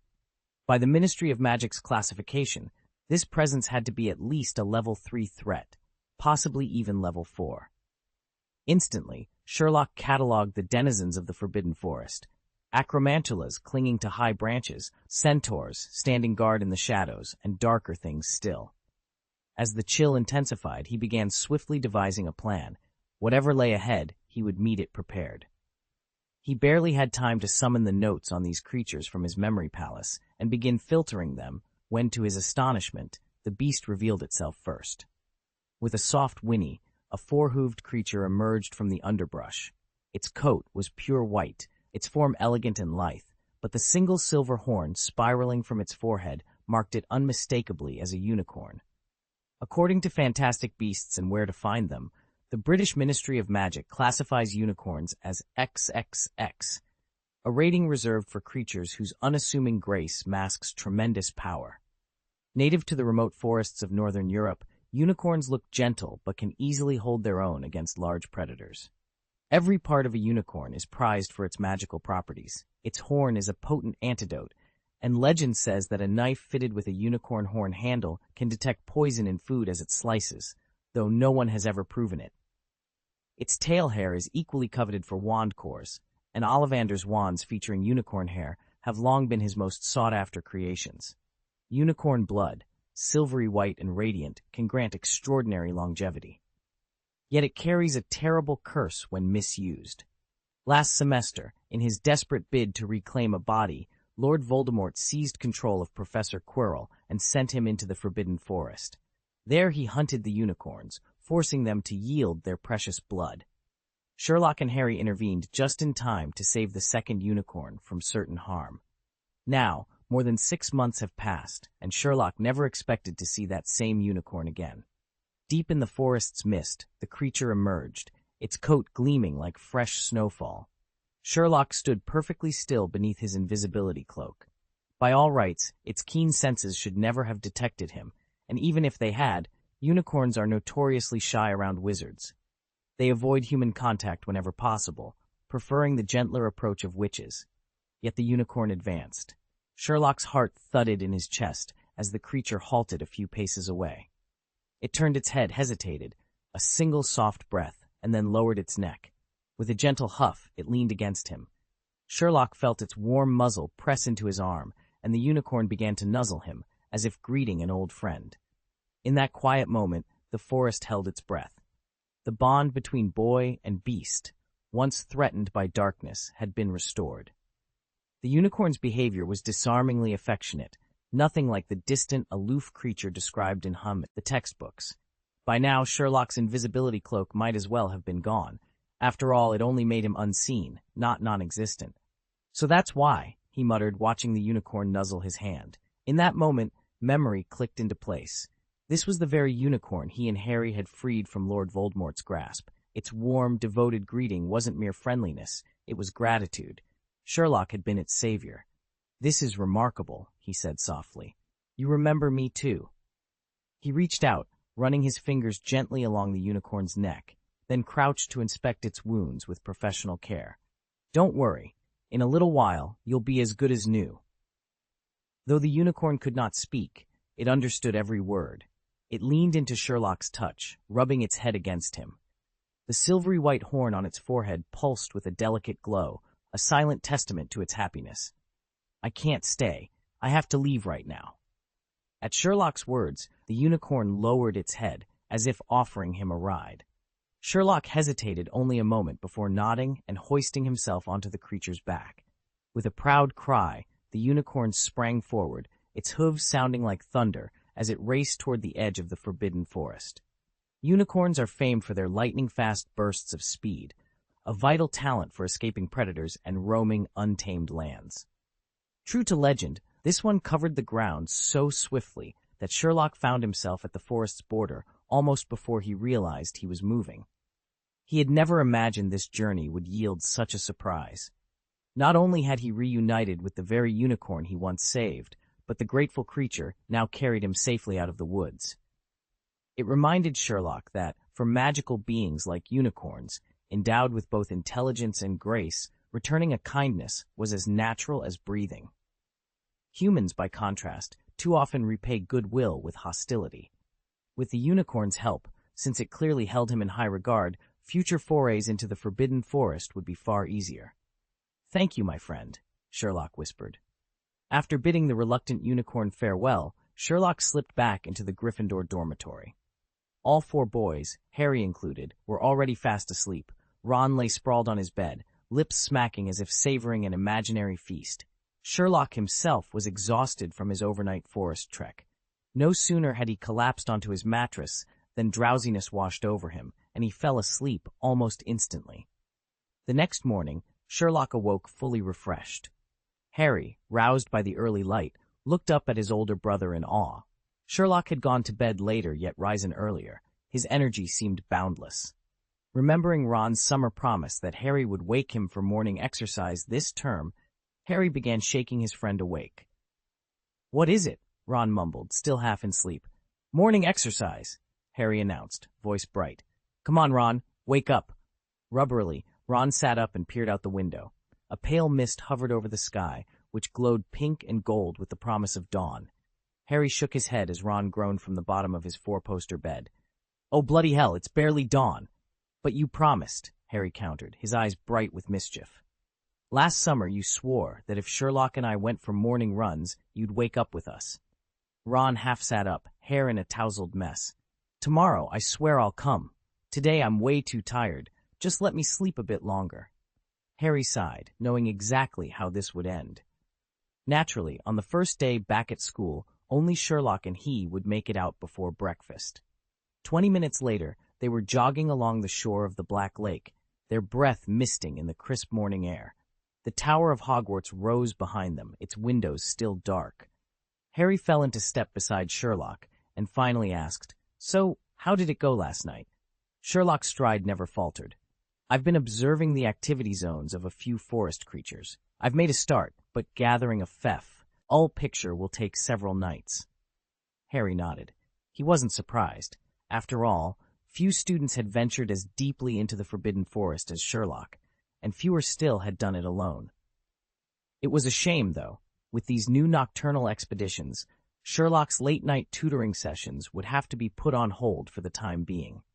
They rounded a bend in the path, the dark water of the lake stretching out beside them, and pressed on, each lost in thought about what the coming nights might reveal. With his current strength, Harry still didn't feel comfortable exploring Hogwarts unobserved without his invisibility cloak. So Sherlock tweaked their morning regimen. First, a brisk jog around the castle grounds, then Phase 2, combat drills. By the time they returned to the courtyard, Harry was already sweating. Sherlock slipped on a pair of padded gloves and stood opposite him. "Show me a 1-2, then finish with a hook," he instructed. Harry lunged forward, executing the combination crisply. The impact of glove meeting glove rang out in the cool dawn air. Sherlock nodded, eyes narrowing in approval. "Not bad. Clearly you worked on your form over the summer." Harry's cheeks burned. He wiped his brow, avoiding Sherlock's gaze. "Well, I actually had some help." Sherlock folded his arms, waiting.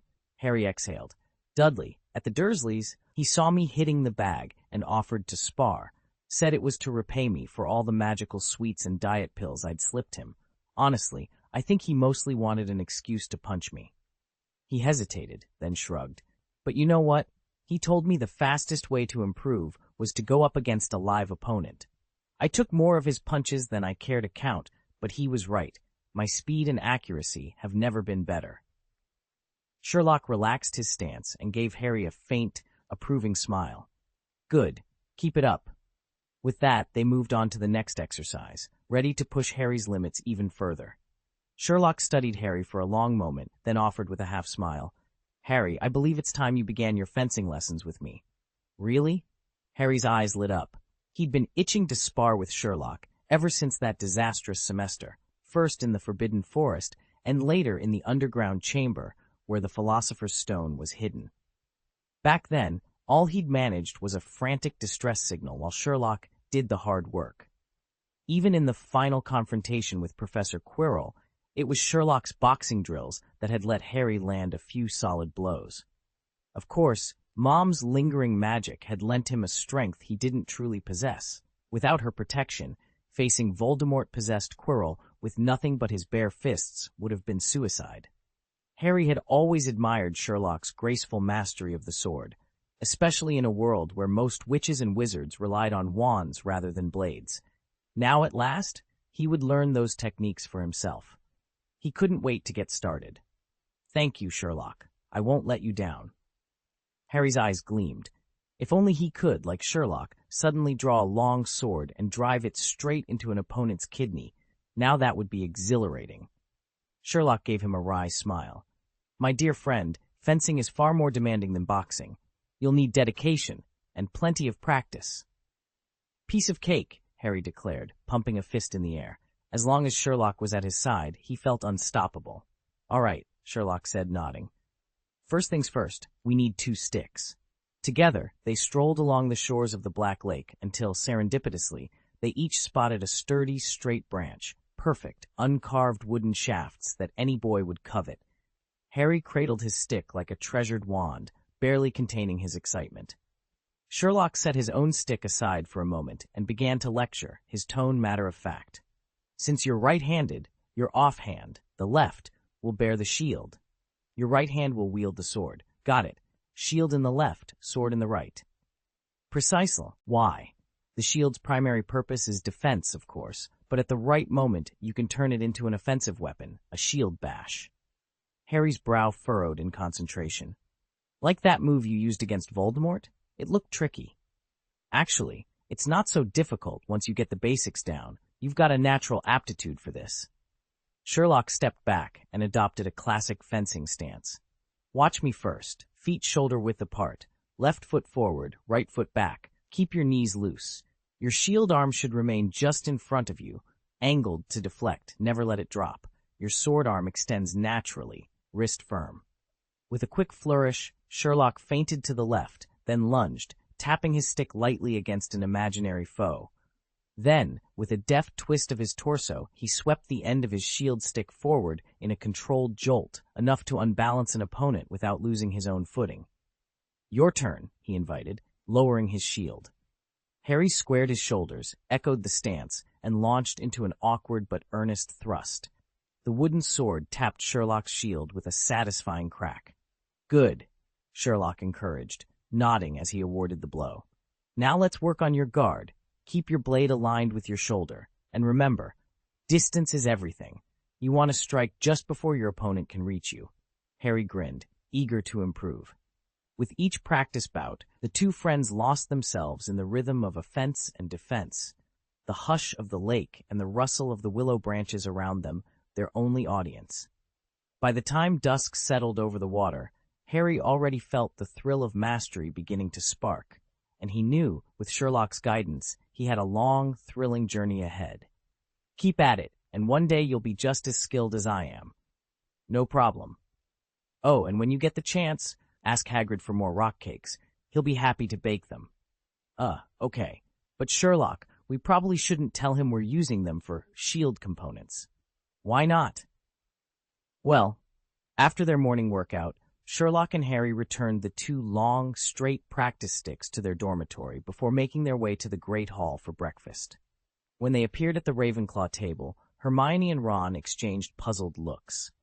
Once they were seated, Ron couldn't help whispering, "Lion King and Savior, aren't you two being a bit overachievers? It's only the first day of term." Ron had no idea that Sherlock had ventured into the Forbidden Forest the previous night. Regardless, seeing them up and about at dawn was astonishing in itself. Most Hogwarts students would kill for a few extra hours in bed. If he didn't have morning classes, Ron was certain he'd be snoring until lunch. Still, his love of sleep didn't stop him from admiring those rare souls who could resist its pull. Hermione wasn't as shocked as Ron, but she still frowned. "It's only the very start of term. You two deserve at least a couple of days to rest and get your routines back on track, don't you think?" To be fair, Hermione hadn't overslept. Morning exercise outdoors simply burned more calories than poring over books indoors. Ron nodded vigorously. "Sherlock, Hermione's right." Sherlock lifted an eyebrow. Possible, but unnecessary. Both Ron and Hermione stared at him, speechless. Unfazed, Sherlock continued, "Ron, pass me your timetable before you attack that steak." Ron's fork was already mid-air, poised for the next mouthful. "I'll let Hermione give it to you. I'm kind of busy here," he stammered, but it was too late. He was already wrestling with his dinner. Hermione sighed, stepped forward, and handed the rolled parchment to Sherlock. He unrolled it calmly and glanced at it as Ron mumbled through a bite, "Sorry, Sherlock." Sherlock merely nodded and returned his gaze to the timetable, while Hermione rolled her eyes at the pair's typical morning chaos. Chapter 173. Fair, fair, fair. Hermione sighed as Ron mumbled through a mouthful of steak. She slid the freshly issued class schedule across the table to Sherlock. "This year we've got Transfiguration, Charms, Herbology, Potions, Defense Against the Dark Arts, History of Magic, and Astronomy." Sherlock scanned the list and raised an eyebrow. "What happened to flying class?" Hermione rolled her eyes. "They replaced it with potions. I suppose the professors assume we're all expert flyers by now." She couldn't help stealing a quick glance at Sherlock, feeling her cheeks warm. The memory of last summer flooded back, their trip to Godric's Hollow in Ron's family's enchanted car. At the car's dizzying altitude, her acrophobia had seized her so fiercely that, with everyone invisible and Sherlock teasing, she'd instinctively clamped a hand over his mouth to keep him quiet. Looking back, she admitted to herself it had been wildly impulsive. Sherlock, however, was already absorbed in the timetable before him, oblivious to Hermione's lingering blush. Gryffindor second-year timetable. Monday morning, Herbology, Transfiguration. Afternoon, Defense Against the Darts. Evening, Astronomy. Tuesday morning, herbology. Afternoon, transfiguration, charms. Wednesday morning, charms, potions. Afternoon, history of magic. Thursday morning, transfiguration. Afternoon, 2 back-to-back potions classes. Friday morning, charms. Afternoon, herbology, defense against the dark arts. Sherlock glanced at the schedule once and immediately grasped its implications. Not only was Professor Dumbledore stepping up Harry's private instruction, but Hogwarts as a whole was ramping up the academic load. Friday afternoon's free period was gone, and each lesson had been lengthened from 30 to 45 minutes. After a full year of magical acclimatization, such an intensification made perfect sense. It was time to turn up the heat on the school's fledgling wizards. At 9 o'clock sharp on Monday morning, Harry and his fellow Gryffindors joined the Hufflepuffs for their first herbology class of the term. As before, they gathered in the castle's greenhouses, where Professor Sprout tended her exotic, carnivorous, and otherwise peculiarly enchanted specimens. The semester had begun, and with it, a new phase of rigorous training. Today, we're visiting Greenhouse 3, Professor Sprout announces with a bright smile, leading the assembled second-year students, half from Gryffindor, half from Slytherin, through the stone corridor. The class murmurs with excitement. Last year, they'd never ventured beyond Greenhouse 1, but older students had whispered of far more fascinating and far more dangerous plants in this section. When Professor Sprout swings open the heavy double doors, a powerful scent of damp earth and rich fertilizer washes over them. Sherlock inhales sharply, memories of a case at the end of last semester flooding back. Back then, Professor Flitwick had apparated him to a crime scene where the air carried the same earthy tang, yet there it had been muted by a delicate floral perfume. Here the odor is raw and almost overwhelming. The students step into a spacious glass chamber. To their left, rows of mandrakes writhe beneath protective glass bell jars, their tiny screaming roots curled like restless infants. Beyond them, the thick green stems of venomous tentacula coil around support poles, their hooked leaves poised to snatch at passing fingers. Closer still, patches of Chinese chomping cabbage crouch low to the ground, chomping rhythmically as if anticipating a meal. In the far corner, half hidden in shadow, lie the twisting tendrils of Devil's Snare, an ominous reminder that this greenhouse demands respect as much as it does wonder. Last semester, at the close of term, Sherlock's 4-person team had their first, and rather tense, encounter with Devil's Snare, when they thwarted Professor Quirrell's bid for the Philosopher's Stone. Today, under Professor Sprout's watchful eye, the students returned to the Hemang greenhouses for a closer look at other dangerous flora. Not far from the writhing Devil's Snare lay the blue nightshade, its pollen infamous for triggering vivid hallucinations. Should it ever bloom, the entire greenhouse must be sealed at once. Nearby stood the ironthorn devil fern, its leaves glinting with an unsettling metallic sheen, and its stalks bristling with razor-sharp thorns. The fern was notoriously volatile. Provoke it, and its thorns could launch outward with surprising force.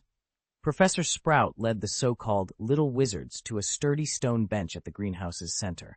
20 pairs of earmuffs, bright pink, sky blue, forest green, and more, had already been arranged along the seat. On her signal, the students filed in and took their places. In the front row, from left to right, sat Sherlock with Hermione at his side, followed by Harry, Ron, Neville, Dean, and Seamus. The rest of the Gryffindors and Hufflepuffs filled out the line. Directly behind Sherlock, in the second row, settled Hannah Abbott. Since Sherlock had helped unravel the mystery of her father's sudden illness before last Christmas, her admiration for him had only grown. She slipped him a warm smile and whispered greetings to both him and Hermione as she sat down, clearly delighted to be so close to the famed detective. Once everyone had settled at their workbenches, Hermione leaned toward Sherlock with a grin. "Those are umbrella flowers," she whispered, nodding at the enormous canopy-like blooms dangling from the greenhouse rafters. "I've read about them forever. I never thought I'd see them in person so soon. According to the textbook." She paused mid-sentence as Professor Sprout's sharp voice cut through the murmurs of the class. "Miss Granger." The professor stood at the front, her eyes fixed on Hermione. Clearly she'd overheard the whispering, but out of indulgence for her brightest student, she decided to let the interruption slide. if Hermione could answer a quick question. "Tell us then, what are the key characteristics of the mandrake?" Hermione straightened instantly, her nerves steady. Losing points was out of the question. "Mandrakes," she began, voice clear, "are magical plants renowned for their remarkable medicinal value. Their roots, when matured, resemble human figures, hence the nickname mandrake root, and they emit a powerful, high-pitched shriek when uprooted. Proper handling requires earmuffs to prevent injury." Professor Sprout's lips curved in a faint, approving smile. With that, the lesson continued, as though Hermione had never whispered a word. "Mandrakes are a key ingredient in most antidotes," Hermione said crisply. "Their restorative properties can return someone in an altered state back to normal." Professor Sprout smiled broadly. 10 points to Gryffindor. She didn't bother counting them out one by one, as she often had in first year. It seemed second-year professors were much more liberal with their awards. Neither the younger Gryffindors nor the Hufflepuffs even blinked at Hermione's double-digit score. It had become routine. Barring any unexpected mishaps, Hermione Granger would undoubtedly remain the term's top scorer. "Today, we'll be repotting mandrakes," Professor Sprout announced, sweeping her gaze over the class. As Miss Granger noted, mandrakes are indispensable in many antidotes, but they are also extraordinarily dangerous. Who can explain why? Hermione shot her hand up again so eagerly that she nearly knocked Harry's glasses from his face. Harry's long sessions training with Sherlock hadn't been for nothing. With a quick, graceful tilt of his head, he avoided the mandrake's fatal uprooting strike. Professor Sprout watched with a frown. She was growing tired of Hermione Granger racking up points so easily. Today's class consisted largely of Hufflepuffs, well known for their courtesy rather than eagerness to compete. Their dean cast an encouraging look over the rows of students, but not a single hand went up, despite several pupils clearly knowing the answer. Even among the Gryffindors, there was a polite reluctance to speak out. They preferred to let someone else jump in first. At last, Hermione's hand remained the only one raised. Professor Sprout met her steady gaze and nodded. Hermione fluttered to her feet. "Because the scream of a mandrake can be deadly," she answered. "Absolutely correct. 10 points to Gryffindor." As the points appeared on the scoreboard, Professor Sprout released a quiet sigh. Once again, it was Hermione who had stolen the day. Professor Sprout, head of Hufflepuff House, had only one rule in her herbology classes: fairness above all else. She'd seen too many students coast on others' efforts, so whenever there was a chance to award or deduct house points, she treated every wizard and witch exactly the same, no favorites. Unfortunately for Hufflepuff, their recent performances had been lackluster. Today's quiz on mandrake classification was no exception. Most of her students had muddled through the questions, leaving only Hermione Granger to shine. In the end, Sprout quietly tapped 10 points onto Gryffindor's total for Hermione's perfect score. "Remember," Professor Sprout continued, "these mandrakes are still juveniles. Their cries won't kill you yet, but they're still potent. Never let your guard down. Always protect your ears." She paused as a ripple of suppressed grumbling ran through the rows of desks. There was no polite way to ask for earmuffs. If she did, it would look like she was favoring Gryffindor again. So she simply laid them out on a side table and announced, "Come and get your earmuffs." As soon as she said it, the students leapt from their seats. Hufflepuff boys and girls jabbed elbows and darted forward, all eager to secure their pair of fluffy pink mufflers and avoid a ringing headache. Even Gryffindor first-years joined the scrum, though they moved more gracefully, as if this were a lesson in refined manners rather than a rush for accessories. All except one. Sherlock Holmes stood calmly at his desk, hands folded behind his back, watching the chaos with a half-amused tilt to his head. When the din finally subsided, he strolled over at his own pace, selected a pair of ear defenders, custom, matte black with silver buckles, and returned to his seat with the same unhurried air he'd worn since the day he'd arrived at Hogwarts. Professor Sprout surveyed the classroom, satisfied. Fairness had prevailed, chaos had been contained, and no one would be harmed by a premature mandrake wail. With that, she clapped her hands, and the real lesson began. Everyone fell silent as he rose from his bench and, to everyone's surprise, reached for the final pair of pink, furry earmuffs. The Gryffindors around him exchanged astonished glances, pink, and one whispered, "Since when does Hufflepuff get first pick?" But his housemates merely smiled in approval, respectful of his choice. There was no time for further chatter. Professor Sprout stood at the front of the class, her earth-stained robes brushing the floor. "Earmuffs on, please," she instructed, and the students complied, tugging the soft padding snugly over their ears. A hush fell as she lifted the small flower pot before her. With a swift motion, Professor Sprout gripped the plant's leafy top and yanked it from the soil. Instantly, the root, knotted and pale green, squirmed like a tiny, furious infant. Fists curled, mouth wide in a silent scream. A collective gasp swept through the room, though of course no one heard a thing beneath the earmuffs. Holding the mandrake securely, her eyes bright, Professor Sprout announced, "Now, watch carefully. Step 1. Lift the mandrake from its nursery pot by its leaves, always by the leaves. Step 2. Transfer it gently into a larger pot, settling the roots evenly around fresh earth." She demonstrated with practiced ease, easing the wriggling root into its new home and patting the soil firmly around it. The students leaned forward, eager to try their own mandrakes, confident that, muffled cries and all, they were safely prepared for the rest of the lesson. Sprout demonstrated the final step with calm precision. Step 3. Gently cover the mandrake's fleshy doll-like roots with fresh soil, leaving only its bright green leaves peeking out. See? It's really that simple. She pressed the earth around the plant, then dusted the dirt from her hands and flashed the class, her little wizards, a pair of enthusiastic thumbs up. As agreed, that was their signal to remove their earmuffs. When everyone's ears were unshielded, Professor Sprout reminded them of the safety rules. "A young mandrake's cry won't kill you, but it can knock you out for hours," she said, resting a hand on a nearby pot. "That's why you must keep your earmuffs on until I give you the all-clear." She paused to sweep the greenhouse with a wary glance. "And watch out for other magical plants.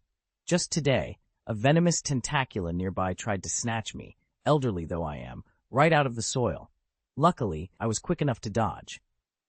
Now came the most important and most challenging part of the lesson. Professor Sprout turned toward the rows of potted mandrakes awaiting new soil. "All right, little wizards," she announced, voice bright with encouragement. "You'll work in groups of 4 to repot your own mandrakes. Take your time, follow the steps, and remember your earmuffs. Let's get started." The mandrakes had simply outgrown their pots, their leafy crowns and thick roots pressed urgently against the sides, as though eager to burst free. It fell to Professor Sprout's first herbology lesson of the term to repot them, and every student was eager, if a bit anxious, to get started. Harry, Hermione, and Sherlock naturally formed one quartet. Neville, Seamus, and Dean exchanged disappointed looks, just as they always did whenever they missed out on working alongside Sherlock and Hermione in charms or potions. Teaming up with a genius was like hitching a ride on a magic carpet, effortless and exhilarating. But class sizes were fixed at 4, and once Harry and Ron claimed their partners, there was no room left. Left in limbo, Neville, Seamus, and Dean fell back into step with Hannah Abbott, who smiled brightly at the chance to join them. Thanks to Sherlock's warm introduction last term, Hannah fit right in, and the new foursome struck up easy conversation as they gathered their supplies. That camaraderie did nothing, however, to prepare them for the real work ahead. Professor Sprout crouched before the largest mandrake first, demonstrating the precise way to loosen the soil, cradle the root ball, and transfer it into a fresh pot without damaging those delicate, writhing roots. She made it look simple, almost soothing. Then came the students' turn. What felt like a gentle demonstration under Professor Sprout's steady guidance became a wrestling match in their own hands. The mandrakes resisted every tug and pull. Clumps of earth crumbled away, dusting robes and hair with rich brown soil. Roots twisted in their grip, slipping free one moment and yanking them to the ground the next. Backs ached as they bent over pots again and again. Forearms burned from the effort of holding wriggling roots in place. Beads of sweat gathered at their temples.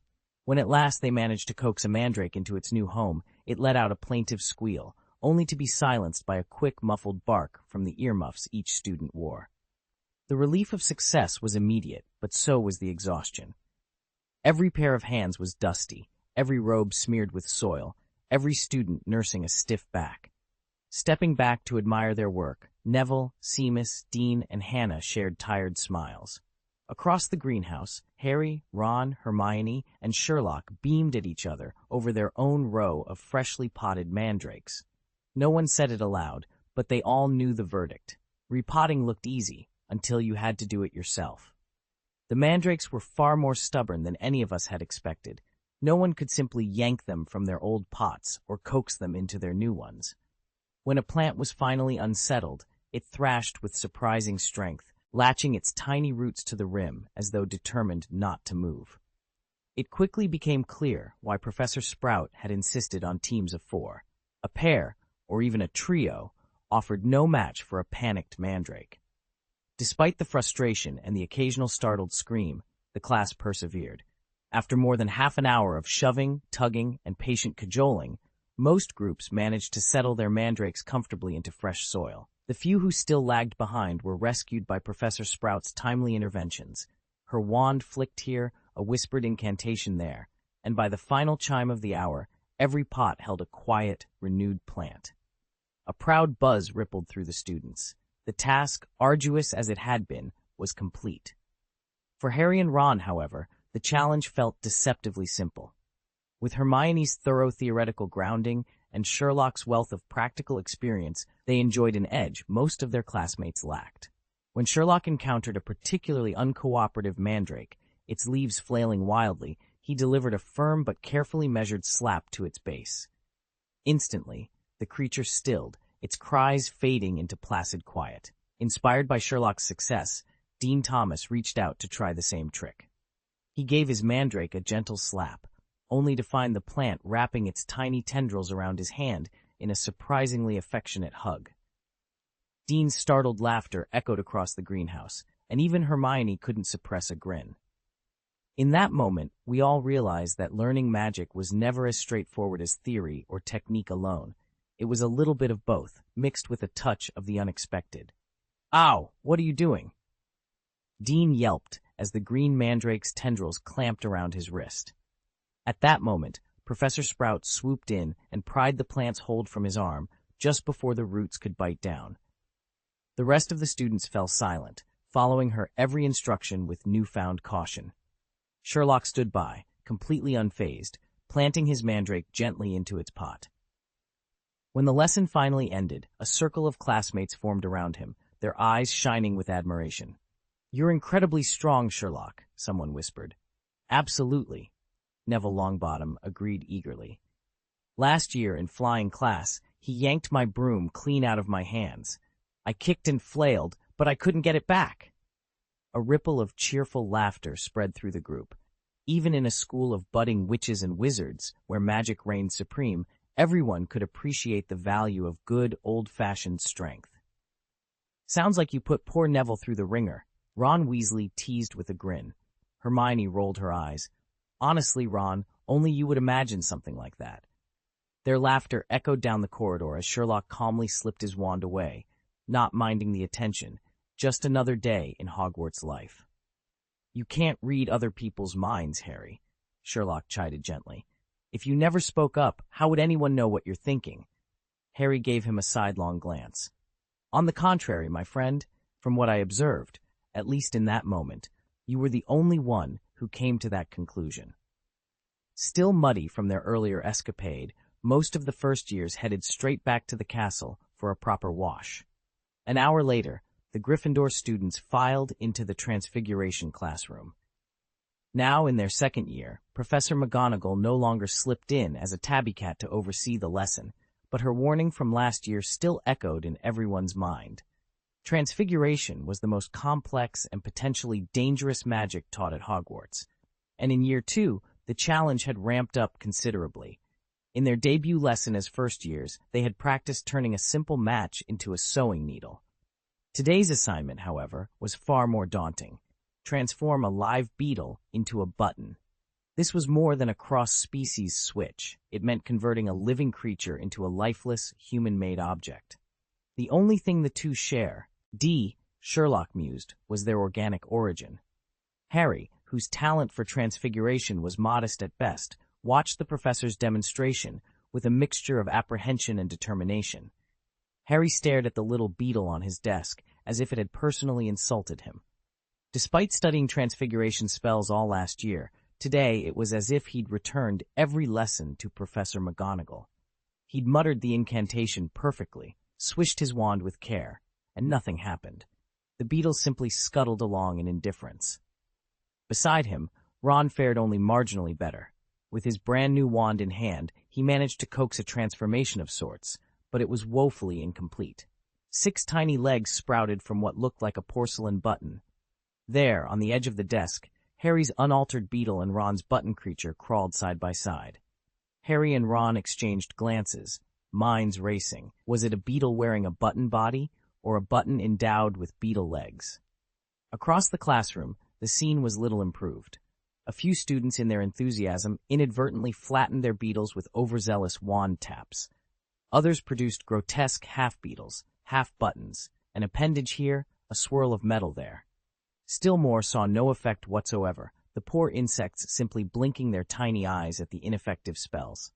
Professor McGonagall surveyed the chaos with a thinly veiled displeasure. After teaching Transfiguration for decades, she knew full well that first years rarely mastered its subtleties on day one. Expecting them to hit the mark on their very first try was about as likely as expecting Professor Dumbledore to stop sneaking sweets from his pocket. With a sigh that hinted at both impatience and resignation, she prepared to demonstrate the correct form, once and for all. Professor McGonagall shifted her sharp gaze to Sherlock and Hermione, 2 of her most promising second-year students, and silently dared them not to disappoint. They didn't. On their very first try, both of them transformed the wriggling beetles into tiny, exquisitely formed buttons, so lifelike that the class stirred in awe. "Gryffindor, 10 points, McGonagall proclaimed, her stern features softening with approval. Even in this rather generous year for house points, she remained more measured than her colleagues. Although their work was flawless, she awarded only 5 points apiece, whereas another professor might already have tossed 40 points onto the scoreboard. Snape, of course, would never have given them a single point. McGonagall quietly considered herself fortunate that he'd restrained from deducting any. She swept her eyes across the room, ensuring no one else had succeeded, then raised her wand in a smooth arc. "Wingardium Leviosa," she intoned. In an instant, the 2 buttons floated gently into midair, a perfect silent testament to her students' burgeoning skill in transfiguration. She tapped her wand again, and in an instant, the 2 buttons swelled until they were each the size of a dinner plate. "Everyone, take a good look. Mr. Holmes and Miss Granger have given us exemplary demonstrations." With the buttons enlarged, every detail became clear. The younger students gasped when they recognized the heraldic Gryffindor lion embossed on Hermione's button, a deliberate, elegant flourish. Sherlock's button, by contrast, was perfectly plain. Yet none of the first years mistook simplicity for lack of skill. After all, this was the transfiguration prodigy whom Professor McGonagall herself had praised. In their very first class last year, Hermione had managed to change just one end of a matchstick, but Sherlock had transfigured an entire match into a sewing needle, its point impossibly sharp. He simply had no need for decorative tricks. Professor McGonagall raised her voice, drawing the students back to attention. "Let me remind you again, transfiguration is the most complex and the most dangerous branch of magic in the Hogwarts curriculum. Always proceed with caution." Professor McGonagall's voice rang out across the transfiguration classroom. Now, even a perfectly executed transfiguration doesn't mean the job is done. Once you change the form of an object, you alter its very nature. That brings me to an essential principle, Gamp's law of elemental transfiguration. She paused, her sharp eyes sweeping over the students. Who can tell me what Gamp's law states? As usual, Hermione Granger's hand shot up, first and only. McGonagall couldn't suppress a frown. Relying on Hermione every time certainly made for a quiet class, but she was determined to rouse more enthusiasm from the rest of the students. "Very well, Miss Granger," she said curtly, letting Hermione lower her hand. "Let's hear from someone else." Her gaze drifted toward Neville Longbottom, whose head sank lower as if he wished he could vanish beneath his desk. "Neville," she prompted. Neville's face went bright red, as he rose unsteadily to his feet. His trembling robes caught the corner of his desk, sending an ink bottle crashing to the floor with a startling clatter. Neville stood before the class, his quill trembling as he tried to blot out the smudged ink in his beginner's guide to transfiguration. Gee Gamp's law, does it mean you can't conjure food? A ripple of suppressed laughter swept the room. Seamus Finnegan's unhinged curiosity beetle seized the moment to scuttle into Neville's sleeve, sending a flurry of rustling through his robes. Professor McGonagall's lips twitched in amused restraint. With a quick tap of her wand, the spilled ink leapt back onto quill and parchment, and the beetle scurried back to Seamus's desk as if nothing had happened. "Not exactly," McGonagall said, her voice calm but firm. "You've touched on the first exception to Gamp's law, though, so you're on the right track." Neville's shoulders sagged in relief as he sank back into his seat. All eyes turned to Hermione Granger, the only other student brave enough to raise her hand. Professor McGonagall surveyed the room, let out a soft sigh, and finally called, "Miss Granger?" Chapter 74, Malfoy's Survival Guide. Professor McGonagall scanned the classroom, then fixed her gaze on Hermione. The moment her name was called, Hermione sprang to her feet and delivered her answer in precise, Oxford-accented English. Gamp's law of elemental transfiguration is the foundational principle of transfiguration. It allows us to transform existing matter or conjure objects from nothing, but there are 5 critical exceptions. First, you cannot conjure food. Second, you cannot create life. Third, you cannot produce objects that possess inherent magical properties. Fourth, you cannot bring into being any substance whose form or properties are unknown. And fifth, you cannot alter the quantity of a substance. She spoke so swiftly and confidently it sounded like a perfectly executed charm. The rest of the class barely registered anything but the tip of their quills falling on parchment. Hermione Granger was top of the class, and this was par for her course. Professor McGonagall's stern expression softened into a satisfied smile. "Excellent work, Miss Granger. 5 points to Gryffindor." As the house's goblet of red gems glowed brighter, it marked a total gain of 15 points in a single lesson. Once again, Gryffindor led the way. By the time lunch rolled around, Harry and Ron, like all the other first years, were chattering nervously about their afternoon defense against the dark arts lesson. Noticing the worried crease between Harry's brows, Ron nudged him and offered a chicken leg from his plate. "Come on, mate. Don't stress," he said. "Even if I'm not crazy about Lockhart, he can't possibly be worse than Quirrell, right?" Harry managed a small nod. It was hard to imagine anyone more dreadful than Professor Quirrell, but Gilderoy Lockhart's showy manner didn't exactly fill him with confidence either. Earlier that morning at Flourish and Blots, Lockhart had swept in, flashing that famous grin, and insisted on dragging Harry into a photo op. No excuses allowed. At least Harry walked away with the full set of Lockhart's illustrated books, each more expensive than the last, so it hadn't been a total loss. Still, Sherlock had pointed out afterward that Harry had actually been on the short end of the deal. Lockhart hadn't been doing it out of generosity. He'd been using Harry's famous name to boost his own celebrity. In hindsight, Sherlock said, Harry should have asked for an extra set for the entire Weasley family. Then everyone would have gotten a free copy. Lesson learned, Harry thought wryly, as he took a bite of the chicken leg and tried to steady his nerves for whatever awaited them in the afternoon. He should have asked for the textbooks sooner, then he'd have been prepared. But the thought struck him only now, too late to change anything. While Harry and Ron debated strategy in low voices, Sherlock calmly pushed his empty plate aside and let his gaze wander.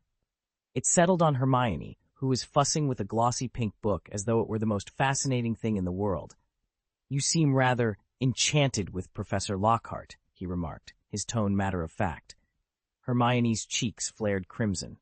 "Sherlock, that's not—" He leaned back, long fingers drumming against the tabletop. "Voyages with Vampires," he said, nodding toward the title. "You've barely looked away from it since we sat down, and if you'd prefer to keep your crush to yourself, perhaps you shouldn't leave your class schedule lying around for everyone to see." At the mention of her timetable, Harry and Ron stopped mid-sentence and craned forward. Hermione lunged to snatch the parchment, but it was already exposed. Every single one of Professor Lockhart's lectures circled in pink and decorated with tiny hearts. Ron cleared his throat, struggling to sound casual. Hermione, why are all of Lockhart's classes circled, like that? Hermione's face turned an even deeper shade of red, and Ron immediately regretted speaking. Inside his head, all he could think was, why did I have to say that?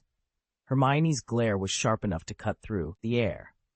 Ronald, no one's going to think you're mute just because you're not talking. Poor Ron flushed crimson and fell silent on the spot. He huffed under his breath. If it helps me finish my homework, I'll stay quiet forever. Harry seized the lull to steer the conversation elsewhere. Sherlock, he began, leaning forward, on the carriage to Hogwarts, you suggested that Professor Lockhart might actually have some genuine talent. Do you still believe that, now that you've read his books? Sherlock paused, recalling their trip to Diagon Alley. Thanks to Harry's foresight, and to Lockhart's rather over-the-top generosity, they'd each been handed 2 complete sets of the professor's works the moment they walked into Flourish and Blots. They'd skipped the interminable bookshop queue altogether, but in doing so, they'd missed Lockhart's autograph session. Hermione had been nearly inconsolable at the lost chance to meet the famed author in person. Back at Hogwarts, Sherlock had devoured Lockhart's entire series, texts destined to serve as this year's Defense Against the Dark Arts textbook. With his powers of observation and logical deduction, he'd separated fact from flamboyant fiction in no time. Meeting Harry's expectant gaze, Sherlock chose his words carefully. I do. There's exaggeration, for sure. Lockhart's prone to self-aggrandizement, but some of his feats stand up to scrutiny. Take the chrysanthemum incident in Kyoto. Independent witnesses describe a complex Vila-infused ward that accords with what a truly skilled enchanter could produce. On the other hand, he layers on as much dramatic flourish as possible and seldom credits his collaborators. In short, he's more capable than most give him credit for, but he's also a showman through and through. Hermione let that sink in, her expression softening from frustration to thoughtful consideration. Harry nodded, encouraged to have at least part of the mystery sorted out. And Ron, well, he remained silent, but the twitch at the corner of his mouth suggested he was already plotting a comeback. Sherlock's investigation left him with one inescapable conclusion. Lockhart's famed accounts were wildly overstated. Take the titles alone, Break with a Banshee, Voyage with Vampires, each crafted to grab attention. Even a complete outsider to the magical world would be curious enough to open the cover. Inside, the actual adventures were buried under pages of rambling detail, off-topic diversions about minor encounters, florid descriptions, and a suggestive, almost flirtatious relationship with a banshee or vampires that felt more like fiction than fact. Yet in his analysis, Sherlock realized he'd missed something important. No matter how flamboyant the prose, you can't invent the full spectrum of fear, wonder, or confusion that genuine magical peril brings. A first-person narrative might heighten immersion, but without lived experience, an author would be hard-pressed to capture every nuance of thought and feeling. In short, Lockhart really had been in danger. The exaggerations only masked the truth. And there was proof in the pudding. The overwhelming popularity of Lockhart's runs, his sales figures, the fan devotion, served as a de facto market test. Readers had voted with their wallets, affirming that beneath the glittering embellishments lay actual, hard-earned exploits. After all, ghouls, vampires, werewolves, trolls, banshees, and who knows what else actually roam this world. Any purely invented tale would be exposed in a heartbeat. That's why Sherlock found himself quietly intrigued by the new Defense Against the Dark Arts teacher. They first crossed paths on the Hogwarts Express, where Lockhart was helping the professors search students' trunks for contraband dark arts trinkets. He was impossibly handsome, so meticulously groomed that even his robes looked starched, and he gave off an aura of confidence bordering on theatrical. Sherlock watched him note every glittery ornament, every suspicious vial, as though he were auditioning for the lead in some epic adventure. Later that evening, during the end-of-term feast, Lockhart took the stage to deliver his self-introduction. He spoke with such flair, flourishing his wavy hair, casting dramatic glances around the hall, that half the school was swooning by the time he finished. Yet Sherlock's attention wasn't on Lockhart's audience. It was on Lockhart himself. As Lockhart rattled off titles like Magical Me and Travels with Trolls, Sherlock leaned toward Ron and whispered, "I don't think those exploits are entirely made up." Ron blinked. "You mean they really happened?" Sherlock nodded, his dark eyes thoughtful. No one could invent such precise details or delve so deeply into someone's mindset on pure imagination alone. Ron's jaw dropped. Truth be told, aside from Hermione, his mum was the family's biggest Lockhart fan.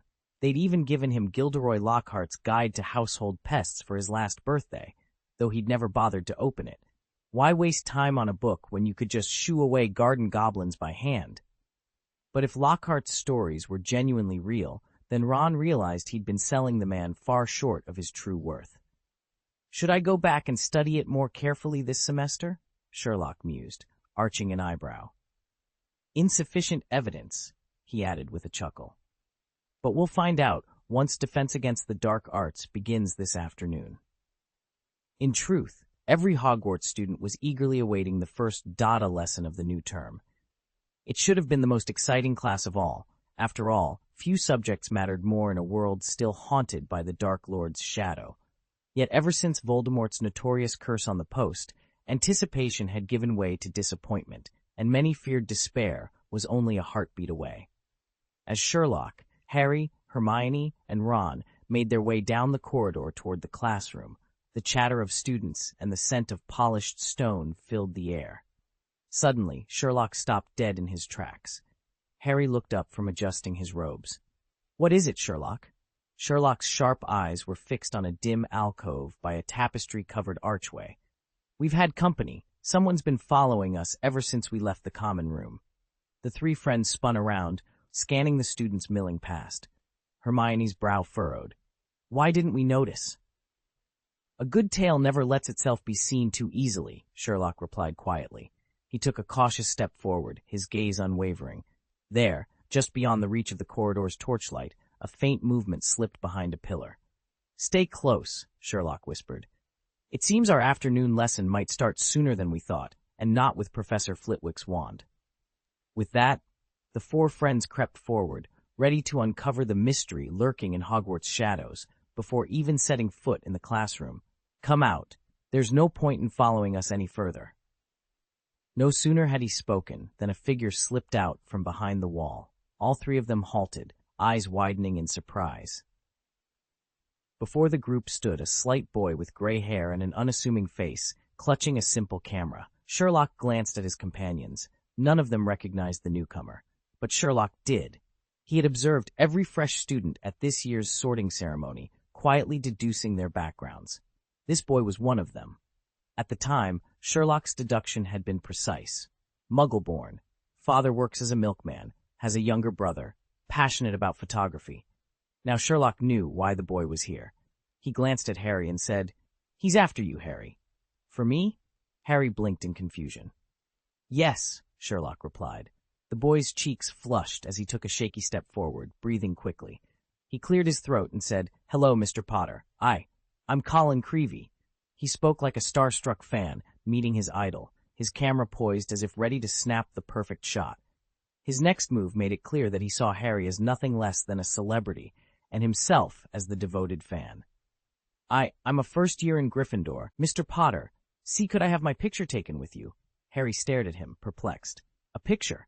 Why would you want one of me?" At that, the boy, Colin Creevey, lit up like a fireworks display. Much as Hermione had on the Hogwarts Express last year, he launched into a breathless explanation. "Because then I can prove I actually met you. You might not believe it, Mr. Potter, but even though we only crossed paths yesterday, I know everything about you, how you escaped you-know-whose clutches, how he vanished at the height of his power, how you foiled his plot last year. I've read every article, every scrap of news. And you still have that lightning bolt scar on your forehead, right?" As he spoke, Colin's eyes kept darting to Harry's brow. Harry couldn't help but frown at the boy's enthusiastic stare. Yet, surprisingly, this was only the beginning. Colin Creevey could barely contain his excitement. "A boy in my dorm told me that if you use the right developing potion, the people in a photograph actually move. Since you grew up in a Muggle family too, Doesn't that sound amazing? And before I got my Hogwarts letter, I never even knew the odd things I did were magic. My dad's a milkman. He won't believe any of it unless I show him proof. I've got to take as many pictures as I can and send them to him. I was wondering, could I get one of you? At first, his words tumbled out haltingly, but with each breath he grew more confident and faster. By the end, he was speaking almost as quickly as Hermione when she answered a professor's question.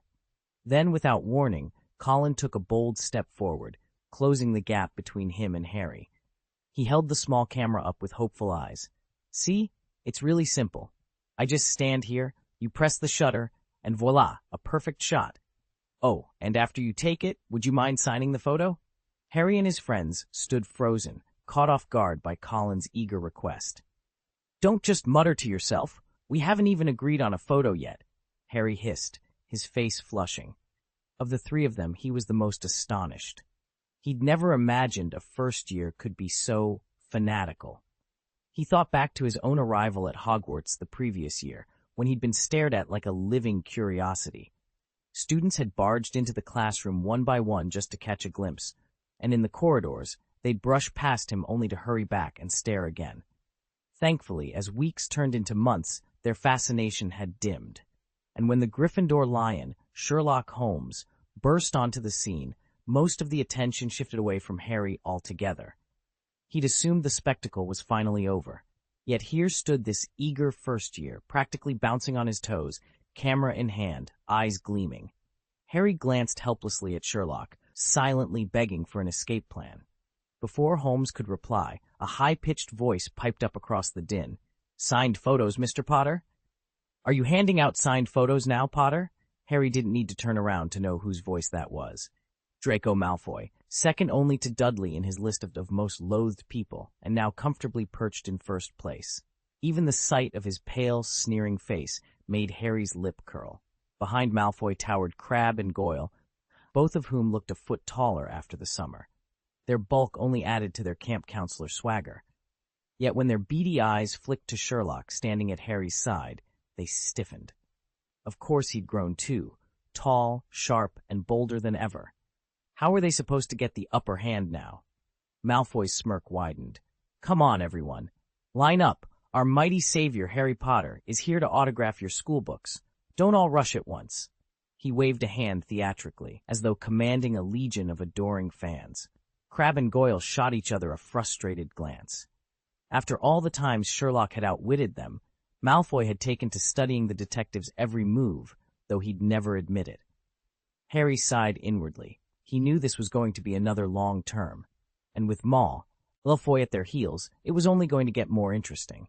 Malfoy soon realized that as long as he didn't directly insult Sherlock's friends, Harry, Hermione, Ron, and the others, Sherlock wouldn't dare move against him. After making that observation, he risked a quick glance at Sherlock and saw him staring off into space, unresponsive. A thrill of relief ran through Malfoy. Perfect. His plan was foolproof. Harry, however, ground his teeth and balled his fists. "I didn't say that! You're twisting my words!" Behind him, Ron bristled, ready at last to put Malfoy in his place. He took a step forward, mouth opening to retort, only to be beaten to it by Harry's newest fan, Colin Creevey. Despite being barely thicker than Crabbe's neck, Colin piped up with surprising boldness. "You're just jealous." Harry's stomach twisted. What Colin had said wasn't much of a defense. It practically amounted to admitting Harry handed out signed photos. Malfoy howled with laughter, pointing at Harry with triumphant glee. "Jealous? Of what, Potter?" "I don't want an ugly scar across my forehead," Malfoy began, then froze as a new idea struck him. He smirked and tossed off the rest of his words with feigned casualness. "Humph, it's obvious he's desperate for your autograph. That signed photo of yours is probably worth more than your mate Weasley's entire house." He shot a quick, calculating glance at Sherlock. That had been too close for comfort. If he'd crossed the line into a direct insult, Harry might have retaliated, and given Sherlock all the excuse he needed to step in. Still, the rush of skirting danger was oddly exhilarating. Even if he was limited to verbal barbs, humiliating Harry and Ron in front of Sherlock was prize enough. And when Quidditch tryouts rolled around this year, he had a little surprise planned. one that would make Harry's reaction absolutely unforgettable. Outrageous, Ron began, cheeks flaming, but before he could finish, a firm voice called out from nearby, "What's going on here? What's going on?" At that question, the famed Defense Against the Dark Arts professor, best-selling author Gilderoy Lockhart, swept through the crowd. His teal robes billowed like a theatrical curtain, and that infuriatingly perfect grin of his shone under the afternoon sun. "Who's been handing out signed photos?" Lockhart's entrance instantly drew attention. Students who'd been half-heartedly milling about suddenly pressed in, eager for a glimpse of their celebrity wizard. Harry's stomach twisted. "No, Professor, there's been a misunderstanding." Before he could finish, Lockhart looped an arm around Harry's shoulders and gave him a friendly tug forward. "No need for explanations. How wonderful to see you again, Harry." The professor's smile gleamed so brightly it might have been bleached in sunlight. Around them, whispers rippled through the crowd, each student more convinced than the last that Harry and Lockhart shared some private bond. And there, flush with embarrassment, Harry was left wishing he could disappear under the weight of his mentor's enthusiastic embrace. Draco Malfoy caught sight of a professor striding toward him and slunk back into the milling students, yet his pale face still wore that unmistakable smirk of triumph. His little stunt had worked. Harry's brief flicker of discomfort was all the victory he needed. Harry glanced after Malfoy, resentment and confusion warring on his features. But Professor Gilderoy Lockhart, seemingly unconcerned by the tension, turned instead to Colin Creevey, who was fumbling with his camera. "Come along, Colin," Lockhart called, flashing his most dazzling smile. "A double portrait is twice the fun. Once you've developed the pictures, the two of us will be happy to sign them for you." Creevey's jaw dropped. He had come hoping for a single snapshot of Harry Potter, the boy who lived, champion of the wizarding world, but the chance to photograph Lockhart as well was an unexpected windfall. His excitement made his hands tremble so badly that he missed the shutter several times before finally capturing the perfect shot of Harry and Lockhart standing side by side. As the camera clicked, Colin grinned so broadly his cheeks ached. Double autograph, double the bragging rights. Today truly was his lucky day. A sharp series of clicks rang out as Professor Lockhart raised his camera and began snapping photo after photo, completely silent except for the staccato of the shutter. By the time he finally lowered the camera, the bell had already sounded. "All right, everyone, let's move. Class is starting," he called cheerfully, hustling the gathered students toward the castle. Hermione's eyes went wide. "Wait, he's still holding Harry." Sure enough, Lockhart had Harry clamped firmly against his side as he strode toward the stone steps. Ron let out a chuckle. "He did the same thing at Flourish and Blotts last summer," he said. "Bet Harry's really regretting not learning a simple freeing charm right about now." "Regretting what?" Hermione asked. "Not knowing how to break free when Lockhart decides he needs a prop," Ron explained with a grin. He glanced over at Sherlock, who had been watching the scene with detached interest. "What do you think, Sherlock? Has our esteemed professor revealed himself yet?" Ron expected Sherlock to scoff at Lockhart's amateur theatrics. Instead, Sherlock's lips curved into a faint smile. "I find him rather fascinating." "Fascinating?" Ron repeated in disbelief. "You actually think he's fascinating?" Sherlock didn't offer another word. Ron turned back to watch Lockhart's retreating figure, searching in vain for the one remarkable quality that might justify Sherlock's opinion. All he found was an ostentatious showman, and yet Sherlock seemed genuinely intrigued. Chapter 175. People always believe what they want to believe. Sherlock, Hermione, and Ron fell in step behind Professor Lockhart as he made his way to the classroom. His peacock blue robes caught every shift of light and shadow, each sweeping fold rivaling a proud bird's plumage. Lockhart himself had one arm draped around Harry's shoulders, leaning in to murmur constantly into his ear. His face was perpetually alight with a practiced smile. His eyes curved into crescent moons of mirth, and his perfectly coiffed hair gleamed a sunlit gold. Hermione walked at Sherlock's side, her gaze locked on Harry and Lockhart ahead. Curiosity pricked at her until she could no longer resist. She reached out and gave Sherlock's sleeve a light tug. "Sherlock, can you deduce what he's telling Harry?" Before Sherlock could reply, Ron grumbled from just behind them. Do we really need to deduce it now? Harry'll fill us in later. Whatever it is, it's definitely not about the lesson. He was right. Lockhart wasn't discussing today's curriculum at all. He was apologizing to Harry. Harry, I'm sorry. I have to say, this is all my fault. Sometimes I really want to give myself a good kick, Professor Gilderoy Lockhart said, his immaculate teeth gleaming in the afternoon sun. Harry stared at him, bewildered. Why was Lockhart apologizing? Had he somehow read Harry's mind? No, surely the professor wouldn't stoop to legilimency. Before Harry could collect his thoughts, Lockhart leaned in, lowering his voice conspiratorially. In fact, I know exactly why you did it. It's perfectly obvious. Huh? Harry managed. Lockhart's smile turned rueful.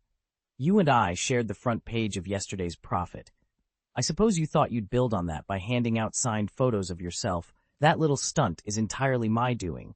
I'm the one who let you taste a bit of fame, and now you're hooked. Harry's cheeks heated. He shook his head, words tumbling out. Oh, no, Professor, Harry. Lockhart interrupted softly, placing a fatherly hand on Harry's shoulder. I understand. You're young, you've had a glimpse of what it's like to be celebrated, and now you want more. It's perfectly natural. You can't really be blamed.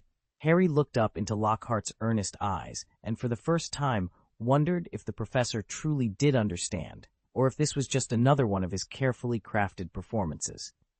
If anyone's to blame, Lockhart said with a wry smile, it's only me.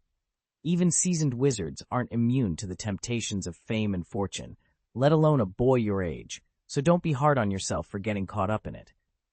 Harry shook his head, anxiety twisting his features. But, Professor, I didn't mean. Save your excuses, Lockhart interrupted gently. I know exactly what happened. Harry's chest tightened. He didn't believe Lockhart understood him at all, but before he could protest, the professor laid a steadying hand on his shoulder.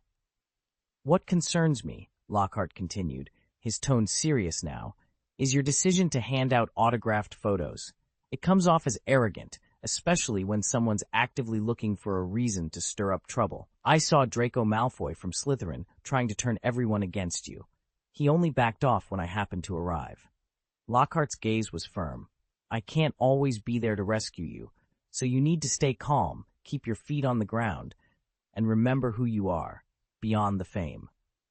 You'll have plenty of time for that when you're older. Harry's chest tightened. Before Lockhart could cut in again, he blurted out, No, that's not it. It's a misunderstanding. His heart pounded as he rushed through the story. It was Colin Creevey. He insisted on taking my picture and even asked me to sign it. I never agreed to any of it. Lockhart cocked his head, a slow smile spreading across his face. Is that so? There's really no need for explanations, Harry, he continued, leaning back in his chair. Intention or no, it doesn't change the outcome. When I was 12, I was 1,000,000 times more ordinary than you are now. The point is, some people already know you. He glanced pointedly at the lightning bolt scar on Harry's forehead. Thanks to you-know-who, you've been famous in the wizarding world since the day you were born. I've already told you, Professor. I didn't mean any of this, Harry began again. Lockhart raised a hand, his smile never wavering. Save it. I know exactly what you're going to say. But trust me, a bit of accidental publicity, especially compared to my 5 most charming smile awards in Wizard Weekly, is nothing to fuss about. Consider it a minor hiccup, and don't worry, I smoothed things over for you in front of young Mr. Creevey. As long as he takes our picture together, your classmates won't think you're aloof, and that bothersome little Malfoy will leave you alone, Professor Lockhart chirped. Harry opened his mouth to protest, but Lockhart interrupted him for the 3rd time in as many seconds. He gave up. No matter how he tried to explain himself, the professor simply wouldn't listen. As Lockhart prattled on, Harry realized how much the man reminded him of Dobby, the Malfoy family's house elf. Both jabbered endlessly, acted on whims, and remained impervious to any sensible argument. And worst of all, both were absolutely convinced they were doing Harry a favor. His mind echoed with Sherlock's words, unilateral, presumptuous kindness is truly one of the most obnoxious behaviors. By now, Lockhart had steered Harry through a crowded corridor and up a grand staircase. Every student they passed gawked at them in surprise. Under the weight of so many stairs, Harry wished he could burrow a 2-bedroom flat beneath the castle and hide there forever. But Professor Lockhart simply beamed down at him, utterly oblivious to his mortification. Professor Gilderoy Lockhart seemed to relish every moment of it. In full view of the class, he leaned close to Harry, speaking in what was meant to sound like a confidential aside. "One day, you'll be just like me, lugging around stacks of photos wherever you go. But you're not there yet. For now, remember this. Being understated is the finest way to show off." With a soft chuckle, Lockhart finally straightened up and released Harry's arm. Harry let out a long, relieved sigh, smoothed down his robes as quickly as he could, and bolted for the very back row. He wanted as much distance as possible from the professor. Noticing Lockhart stealing the occasional glance his way, Harry piled the 7 textbooks from his trunk onto his desk, anything to block the view. One by one, the other students filed into the classroom. In second year, the seating chart no longer fixed anyone to a particular desk. Sherlock no longer had to sit by the window in the second-to-last row. Spotting Harry in the very last seat, Sherlock, Hermione, and Ron exchanged smiles and made their way over to join him. Sherlock and Harry settled into the middle seats as usual, with Hermione beside Sherlock and Ron next to Harry. "Hey, mate," Ron called out, elbowing Harry when he saw how flushed his face was. "You're practically the same shade as my hair." Harry slumped lower in his seat, wishing the floor would swallow him. "You'd better pray that Malfoy doesn't run into Ginny," he muttered. "If he does, they'll start an HP fan club before you can say Quidditch." Ron doubled over laughing, and Hermione covered her mouth to stifle a giggle. Even Sherlock raised a single, curious eyebrow. "Besides," Ron went on, still chuckling, "you might hate Professor Lockhart, but the man had a point." Harry's eyes snapped to Sherlock in surprise. "Sherlock?" Sherlock simply inclined his head, lips twitching with amusement. Hermione leaned forward, tapping Harry on the shoulder. "I'd say Ron's got a fair argument." Harry opened his mouth to protest, but the triumphant looks on his friends' faces stopped him in his tracks. He sank back into his seat, cheeks still burning, though now, at least, he knew he wasn't the only one who thought Lockhart hadn't been entirely deluded, after all. Harry's fingers clenched at his sides.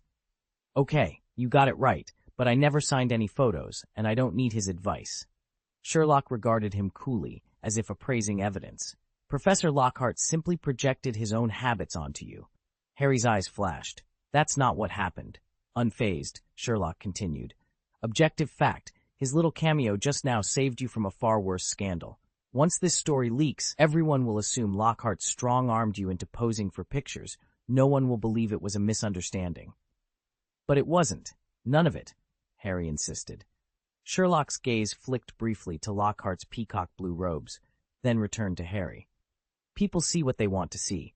To most, the savior of the magical world hawking autographs is far more believable than admitting it was all a mistake.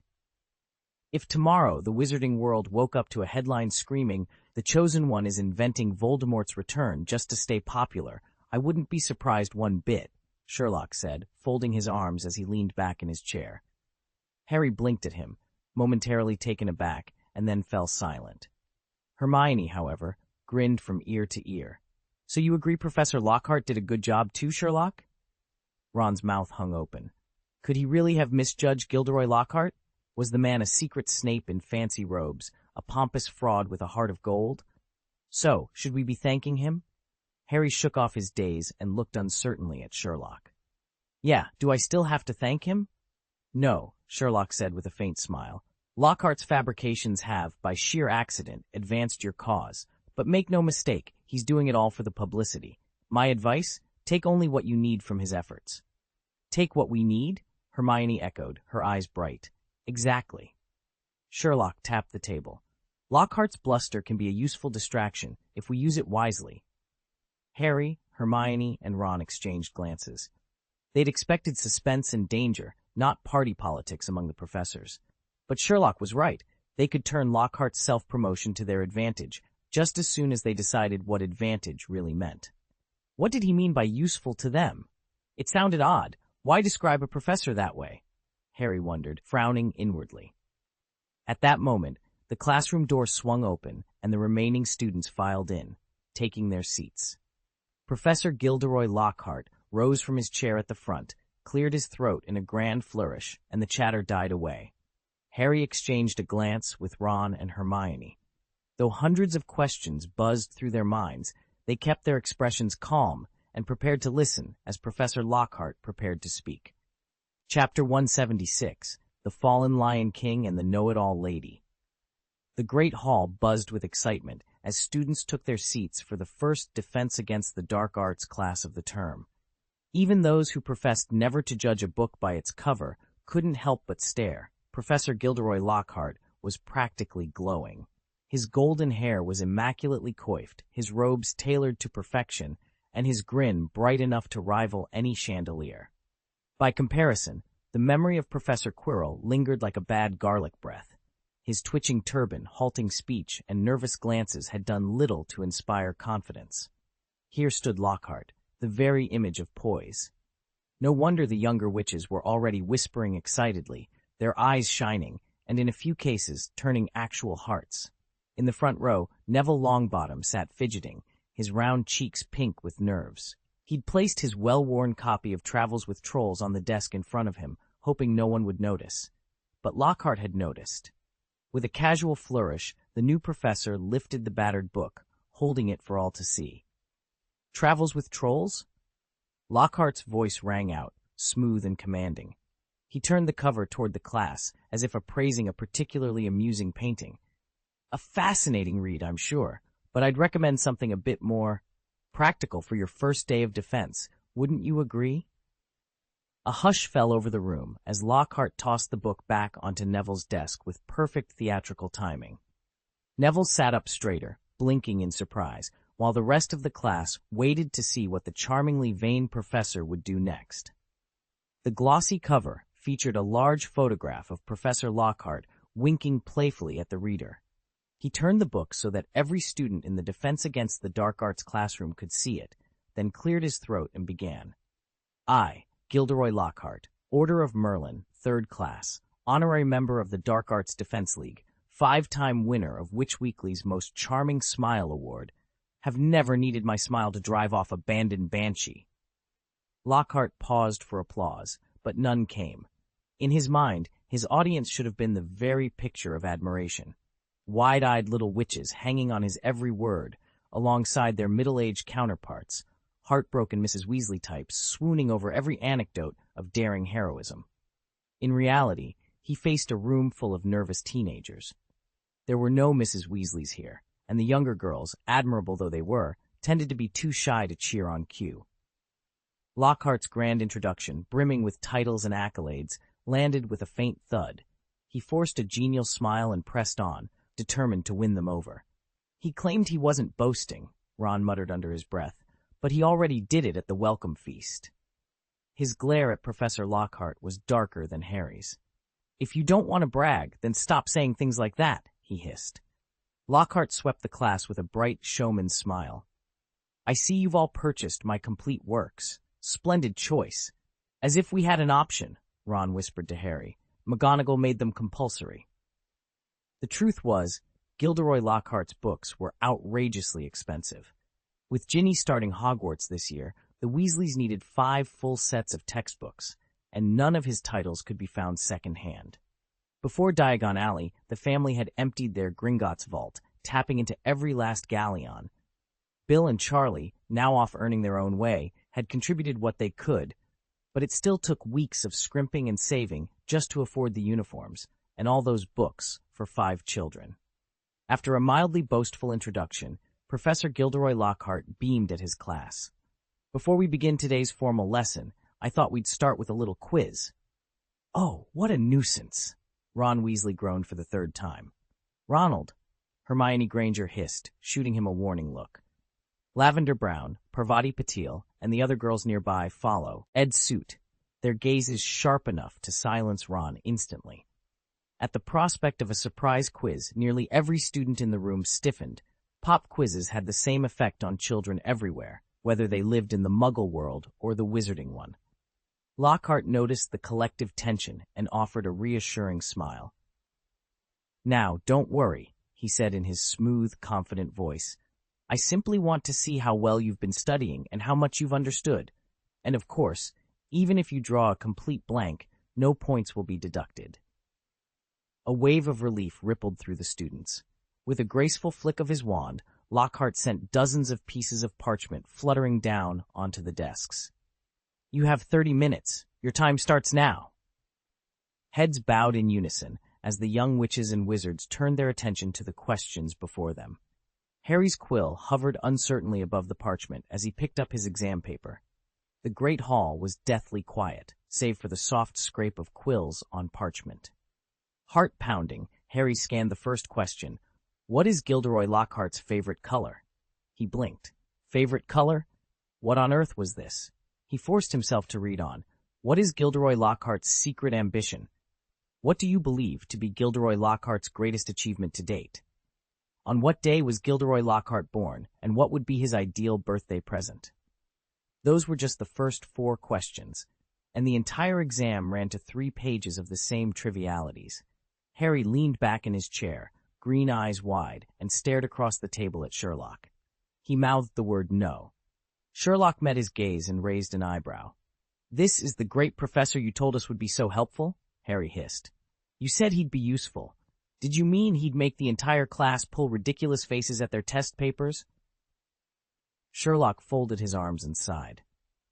"My dear Harry, for this particular exercise, I advise you to answer from the back to the front." Harry frowned. In Muggle schools, he remembered, students sometimes tackled the longest essay questions first. But this... He glanced at the final page, then back at Sherlock. If he started at the end, he might at least get to the real questions sooner. Reluctantly, he flipped to the last sheet and read, "In 10 lines or fewer, analyze the psychological impact of excessive self-promotion on an individual's long-term reputation, that is, on Gilderoy Lockhart." Harry exhaled. Now that was an exam question he could sink his teeth into. He dipped his quill in ink and began. Harry stared at the exam sheet in growing disbelief. All of Professor Lockhart's questions so far had been short answer, straightforward enough. Who discovered the Chepstow cauldron? What's the incantation for the shrinking solution? How long does goblin-made armor last under dragonfire? What difference would it make to answer from front to back, or back to front? To test the idea, or perhaps simply out of confusion, Harry flipped the paper over. He read the final question and froze. "What are the weaknesses of vampires?" Hermione and Ron both heard Sherlock's quiet exclamation he'd been sitting next to Harry, and turned their own sheets around. Like Harry, they stared at the last question, mouths agape. Hermione's eyes flew to the second-to-last prompt. "Describe in detail Gilderoy Lockhart's precise method for subduing a werewolf." Ron's brow furrowed as he read question 54. "After Gilderoy Lockhart separated from the Banshee, what spell or strategy did he employ to drive it away? If he lacked the necessary resources at the time, what alternative methods could he have used?" All 3 questions had been lifted verbatim from Lockhart's best-selling adventure memoirs. And there were 7 of them, scattered among the 56 questions in total, just an eighth of the paper, but each one more baffling than the last. "How did he even get away with this?" Ron whispered, his face pale. Hermione simply shook her head, eyes wide. Even Sherlock, "I think you'll agree," looked momentarily taken aback. Harry slumped back in his seat. "I thought this was supposed to be Charms 203, he muttered, "not Lockhart's personal fan mail." Hermione's knuckles whitened as she clenched her fists under the desk. She'd been right all along. Professor Lockhart really did wield influence. Harry and Ron exchanged astonished looks. They'd grossly underestimated him. Behind that gaudy facade lay a calculated, even shrewd mind. What seemed like mere vanity was, in fact, a carefully staged performance.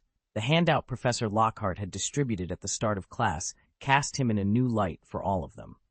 As Harry, Ron, Hermione, and the rest of the students worked through the final questions, the mood around the room shifted. The collective gaze that had once met Lockhart with skepticism now carried a grudging respect. Yet the exam itself was curiously unbalanced. The first half read like a newsletter for the Gilderoy Lockhart fan club, brimming with boastful anecdotes, flowery praise, and even a few caricatures of the professor in heroic poses.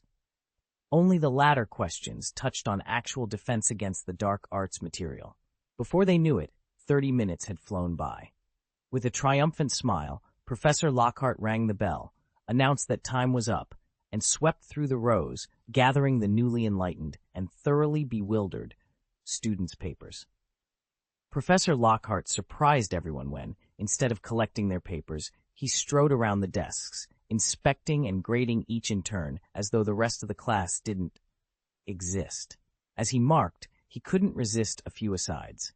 "It's such a shame. Almost no one recalled that my favorite color is lilac, which I mentioned in A Year with the Abominable Snowman, and a number of you clearly didn't pay enough attention to Wandering with Werewolves. In Chapter 12, I explicitly said that my dream birthday gift would be peace and harmony between magical folk and muggles. Though, naturally, I'd never turn down a generous bottle of Ogden's Old Fire whiskey." Most students ignored these awkward boasts, especially once they noticed the last 7 questions on the exam were in an entirely different format, but a few, led by Ron, exchanged skeptical glances. Up front, Seamus Finnegan and Dean Thomas bit back laughter. Gilderoy Lockhart? A best-selling author, yes, but what could he possibly know about the dark arts? Yet back in the first row, Neville Longbottom sat spellbound, and even Hermione Granger leaned forward, hanging on every word. Harry flicked a glance at Sherlock Watson beside him, curious to see if the detective was as bemused as the rest of them. Noticing that one of the students was watching him just as intently, Professor Lockhart paused for a moment before speaking again. Then, as if struck by inspiration, he swept his gaze across the classroom and announced, "Miss Hermione Granger." Hermione, who had been listening closely, jumped in her seat. She looked up at Lockhart, bewildered. Lockhart beamed. "Not only has she answered every question I posed just now, but she's even uncovered my secret ambition to rid the world of evil and, of course, to launch my very own Alchemy Egg Yolk series of hair conditioners. Well done, truly an impressive achievement." Flipping over Hermione's parchment, he continued with mock astonishment. 100 points! Who is this remarkable Miss Hermione Granger?" Hermione's hand shot up, trembling with excitement. "Splendid!" Lockhart clapped his hands together. 20 points to Gryffindor for that answer. A ripple of astonished whispers swept through the classroom. Everyone in Hermione's year knew exactly who she was, a Muggle-born prodigy whose brilliance had never once been bested by any professor. Last season's top scorer and last year's unbeatable champion on the final exams was Hermione Granger. With her talent, those last few questions should have been a breeze. Yet the real shocker wasn't that she'd answered them correctly. It was that she apparently knew all the obscure trivia, in advance. Who bothers to memorize an author's favorite color, their personal ideals, or a dozen other mind-numbing details? Miss Know-It-All has finally met her match. The students were still exchanging incredulous whispers when Professor Lockhart, freshly grading another stack of papers, reappeared at the front of the room with his eyebrows practically disappearing into his hairline. "And who, pray tell, is this Mr. Sherlock Holmes? His exam paper is perfect, too." Sherlock Holmes sat quietly in the third row, then lifted his hand without a hint of fanfare. A wave of stunned silence swept across the classroom, bigger than anything Hermione's perfect score had caused. Ravenclaw students broke into delighted cheers, while the Gryffindors sank into shocked disbelief. Impossible! How could Sherlock Holmes upstage their lioness? The Lion Queen has been dethroned. Professor Gilderoy Lockhart didn't realize the young Gryffindors before him were practically agape with shock. He just finished reading Sherlock's paper, and his voice positively brimmed with excitement as he announced to the class, "Mr. Holmes answered every question on the exam sheet perfectly.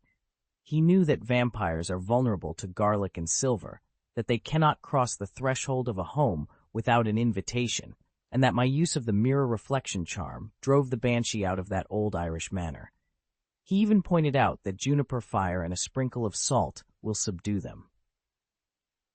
And his account of how I subdued the Wagga Wagga werewolf was extraordinarily precise, observing the moon's phases, employing the muffliato charm to muffle its howls, casting a shield charm for protection, scattering devil's snare seeds, and finally unleashing a carefully chosen sequence of spells." Lockhart paused, his eyes flicking to Sherlock with a touch of regret. It's a shame Mr. Holmes only answered the final questions. Otherwise, I'd have no choice but to award him full marks, and I'd have loved to add more than just 5 points to Gryffindor's tally. Why, Sherlock? Why did you leave the earlier questions blank? Then you could have scored another 20 points for Gryffindor, just like Miss Granger. Professor Lockhart shook his head in mock disappointment, then grudgingly awarded 5 points to Gryffindor. As he lamented their missed opportunity, the students let out a collective sigh of relief, especially the lions. That was more like it. A true lion can't be toppled so easily. Sherlock remained silent. To him, his exam paper was a perfect illustration of his philosophy on knowledge. Keep only what's useful and discard the rest. He'd once read Lockhart's best-selling memoirs and memorized their contents, only to expunge every irrelevant detail later. As he'd confessed to Professor Sinistra in astronomy at the beginning of last year, any information he was certain he'd never use, even if he accidentally absorbed it, became fair game for willful forgetting. What did surprise him, however, was Lockhart's heartfelt declaration that he wished for witches, wizards, and muggles to live together in harmony. Not a single wizard Sherlock had ever met had ever said anything like that. Professor Gilderoy Lockhart tapped his quill against the polished wood of his desk, glancing over the last of the student essays. He caught sight of Sherlock Holmes's impassive expression in the front row and smiled indulgently. "You know, Mr. Holmes," he began, voice lilting with amusement, "even the Weasleys, famously fond of muggles, would find you endlessly fascinating."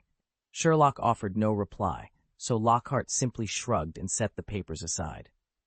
With a theatrical sweep of his hand, he addressed the entire class. "What a pity it is that the rest of you don't have access to my extraordinary experiences. If only you could share the secrets I've revealed to Hermione Granger and Mr. Holmes, especially to Miss Granger, you might rival their brilliance yourselves." He paused, allowing his praise for Hermione to sink in. "But let us turn to more pressing matters. I've heard all about last semester's debacle from Headmaster Albus Dumbledore. Defense against the dark arts is, by its very nature, a hands-on discipline. Simply reading from a textbook, no matter how well illustrated, does little to prepare you for real danger. Yet that was precisely the approach of your previous professor." Lockhart frowned in mock reluctance.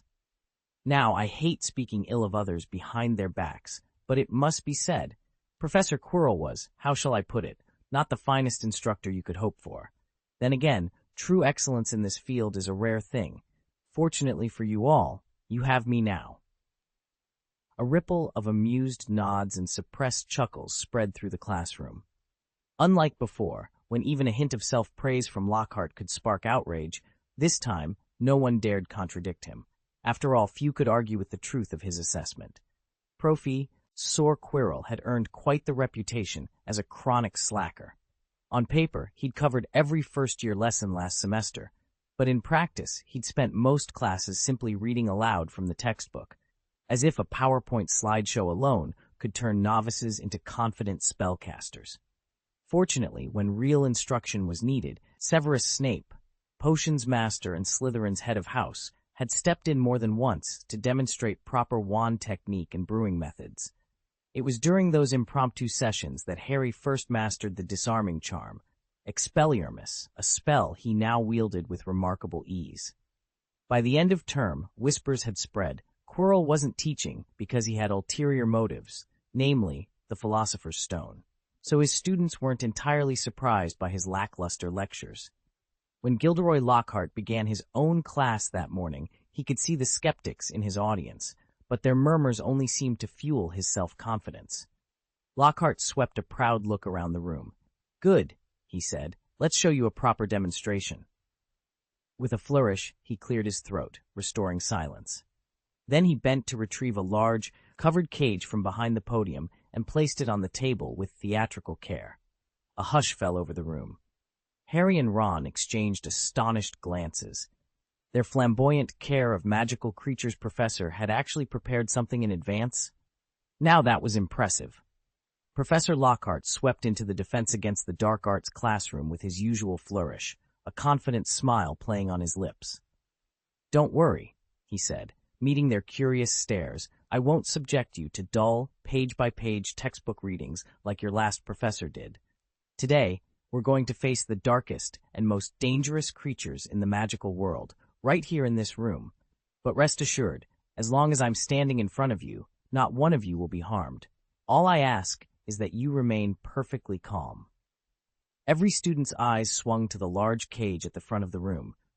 Harry, huddled behind a stack of books, peered around the edge of his notes. Dean and Siamis, who had been whispering and giggling, fell silent, exchanging uneasy glances. Neville Grabottle, already pale, shrank further into his seat. Lockhart placed a hand on the heavy cloth covering the cage. Lowering his voice, he added, "Please, resist the urge to scream. Trust me, any noise will only provoke them." With a dramatic flick of his wrist, he whisked the cloth away. The chamber fell utterly still as the students stared at the creatures revealed within.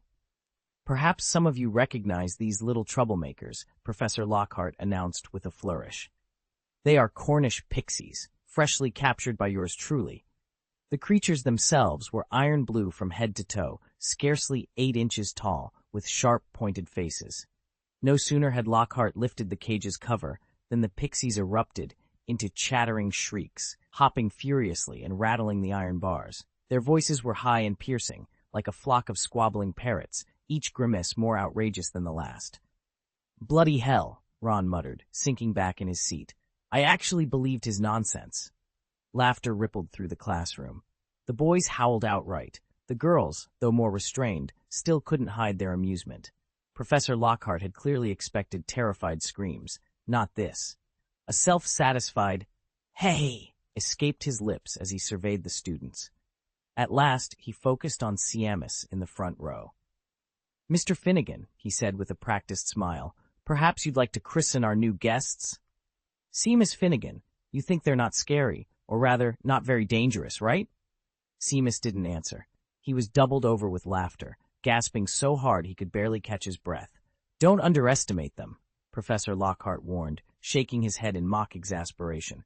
"According to the Ministry of Magic's Magical Creatures classification, these pixies are rated XXX, mischievous by nature, cunning little troublemakers, and excellent for practice." Still, few of the first-year students took him seriously. Only Neville Longbottom, perched in the front row, looked genuinely terrified. He sank further beneath his desk, as though hoping the wood would swallow him whole.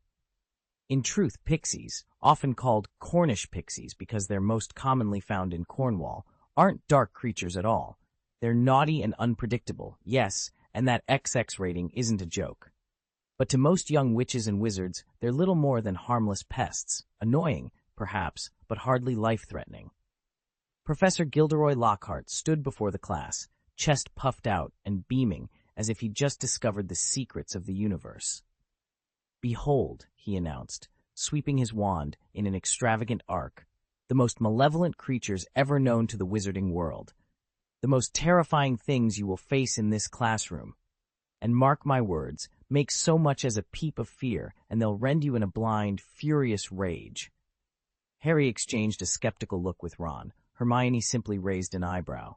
Only a handful of students even bothered to watch Lockhart's performance. Frustration flickered across the professor's face. "Fine," he snapped.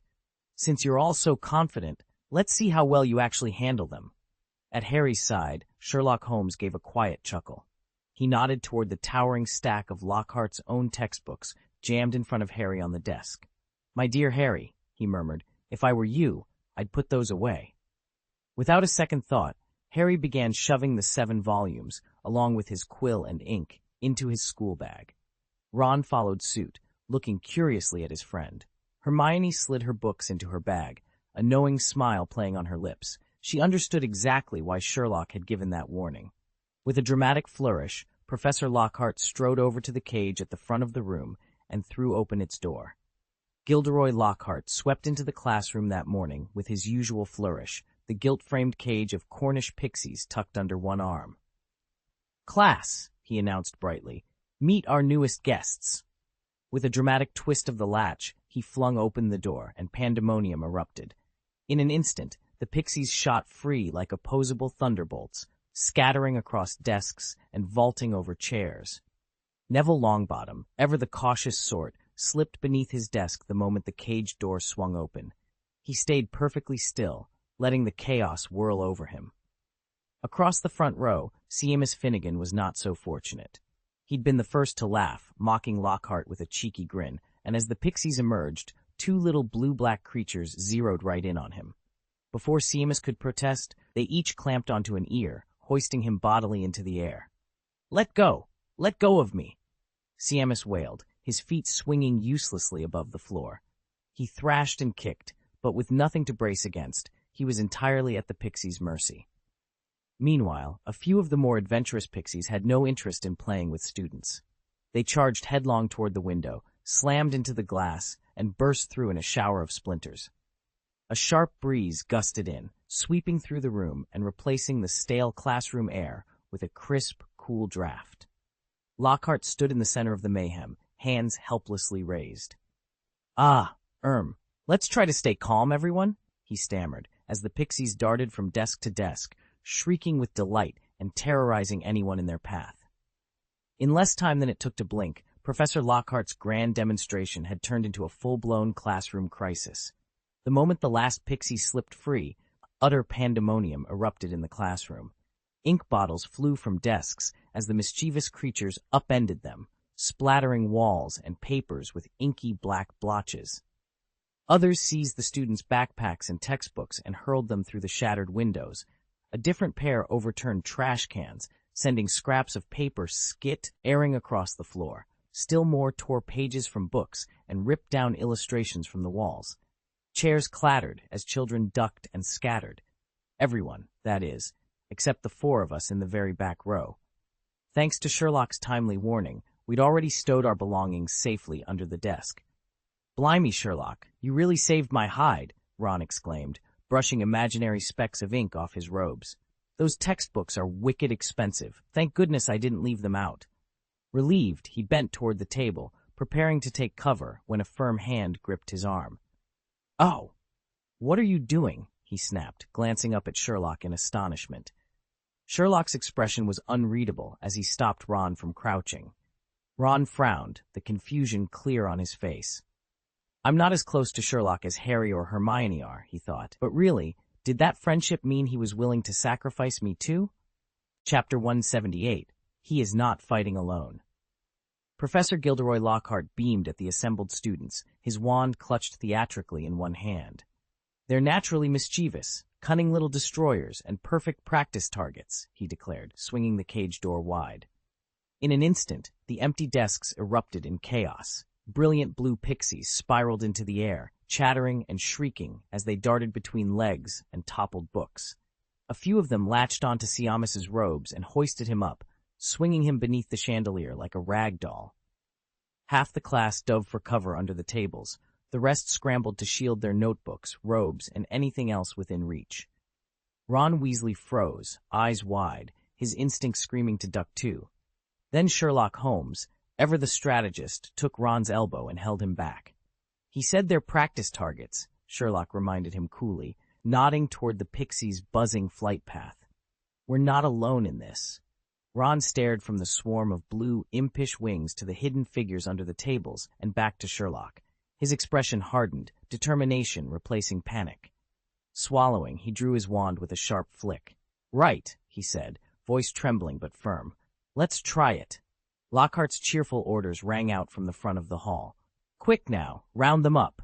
But his students were already at work. Wands were raised in unison as Gryffindors and Hufflepuffs alike emerged from their hiding spots, spells crackling in the air. Together they formed a line, covering each other, each aim steady. In that moment, Ron realized he truly was not fighting alone.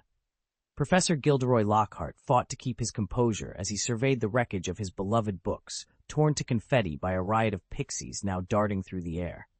A faint, almost imperceptible smile tugged at his lips, but he banished it in an instant. With a dramatic flair, he cried, "They're just pixies! Didn't you all think they were amusing a moment ago? Hurry, get them back into their cages." A boy in the front row shot back, "Why don't you do it then, Professor?" Immediately, Lockhart's cheerful mask cracked. He rolled up his sleeves, brandished his wand, and bellowed, "Pescipixie Pesternomi." He flicked his wrist once, twice, Nothing happened. The pixies only shrieked in delight and redoubled their attack, ripping pages from each other's hands and scattering them across the floor. Above the chaos, the old chandelier creaked ominously, and Seamus Finnegan, still entangled in its chains, slid into view. With a crash that shook the desks, the chandelier came free of its hook, sending Seamus tumbling toward a cluster of desks below.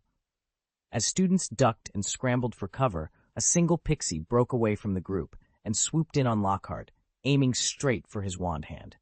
For a heartbeat, the professor's confidence wavered, his usual bravado replaced by hesitation. Then, just as quickly, his face hardened, frost seeming to glaze over his features. He steadied himself, pointed his wand at the charging pixie, and prepared to reclaim control of the classroom, whatever it might cost him. While deftly sidestepping Seamus's out-of-control broom, Professor Lockhart whipped his wand back into action. "Immobilis!" he cried. This time his charm worked perfectly. The pixie hurtling straight for him froze midair before dropping limply to the floor. Buoyed by success, Lockhart immediately launched a triple assault of identical spells, each one more emphatic than the last.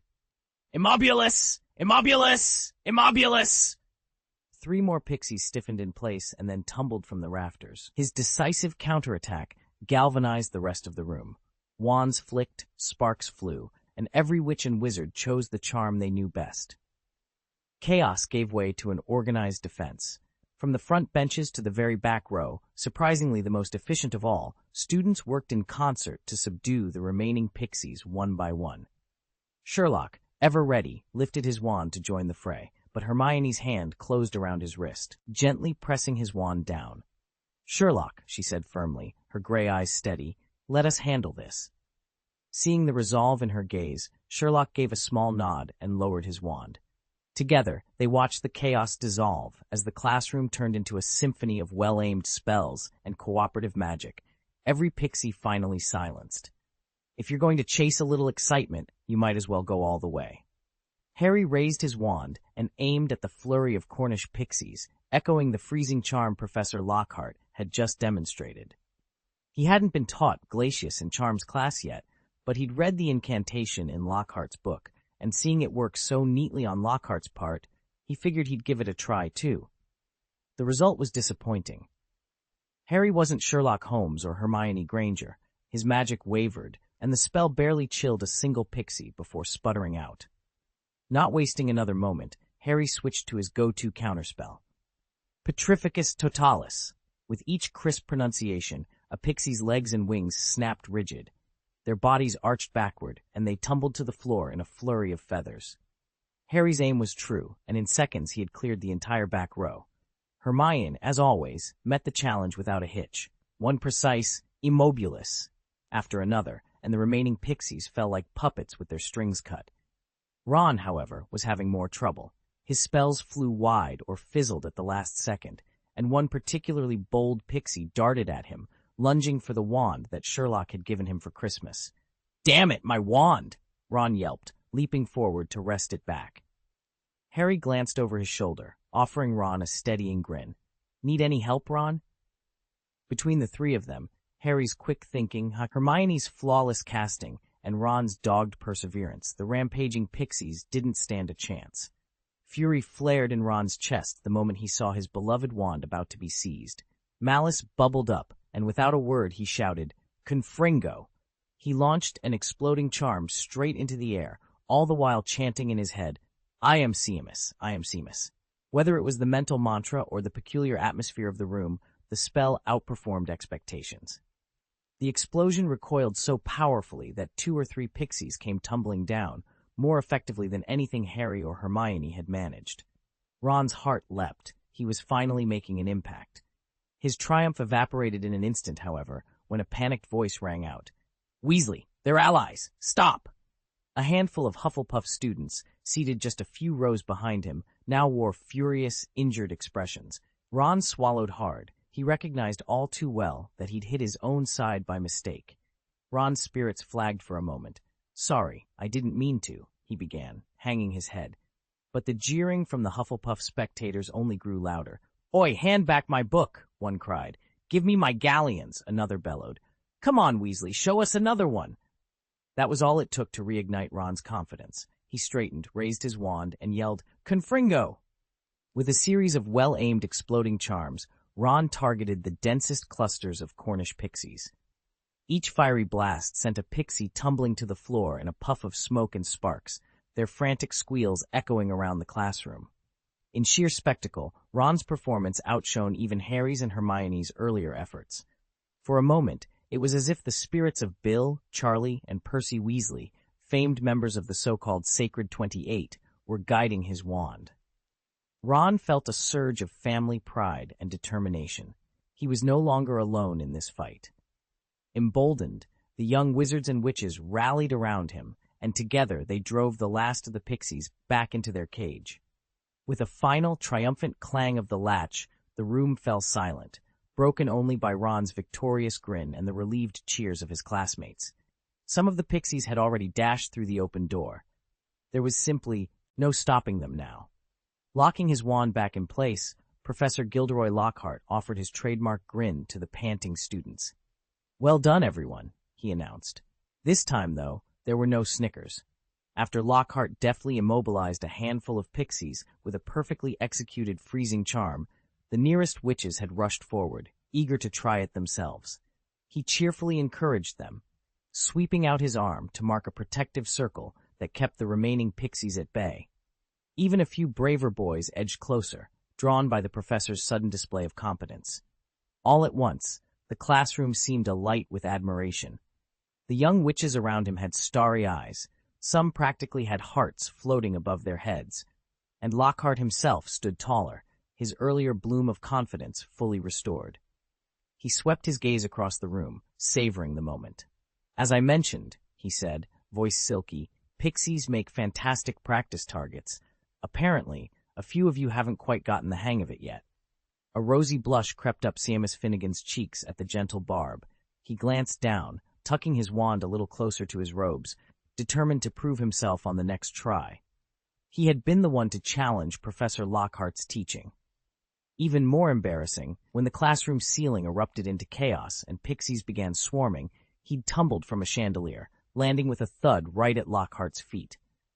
Were it not for the professor's quick reflexes, the pixies would have carried him off a second time.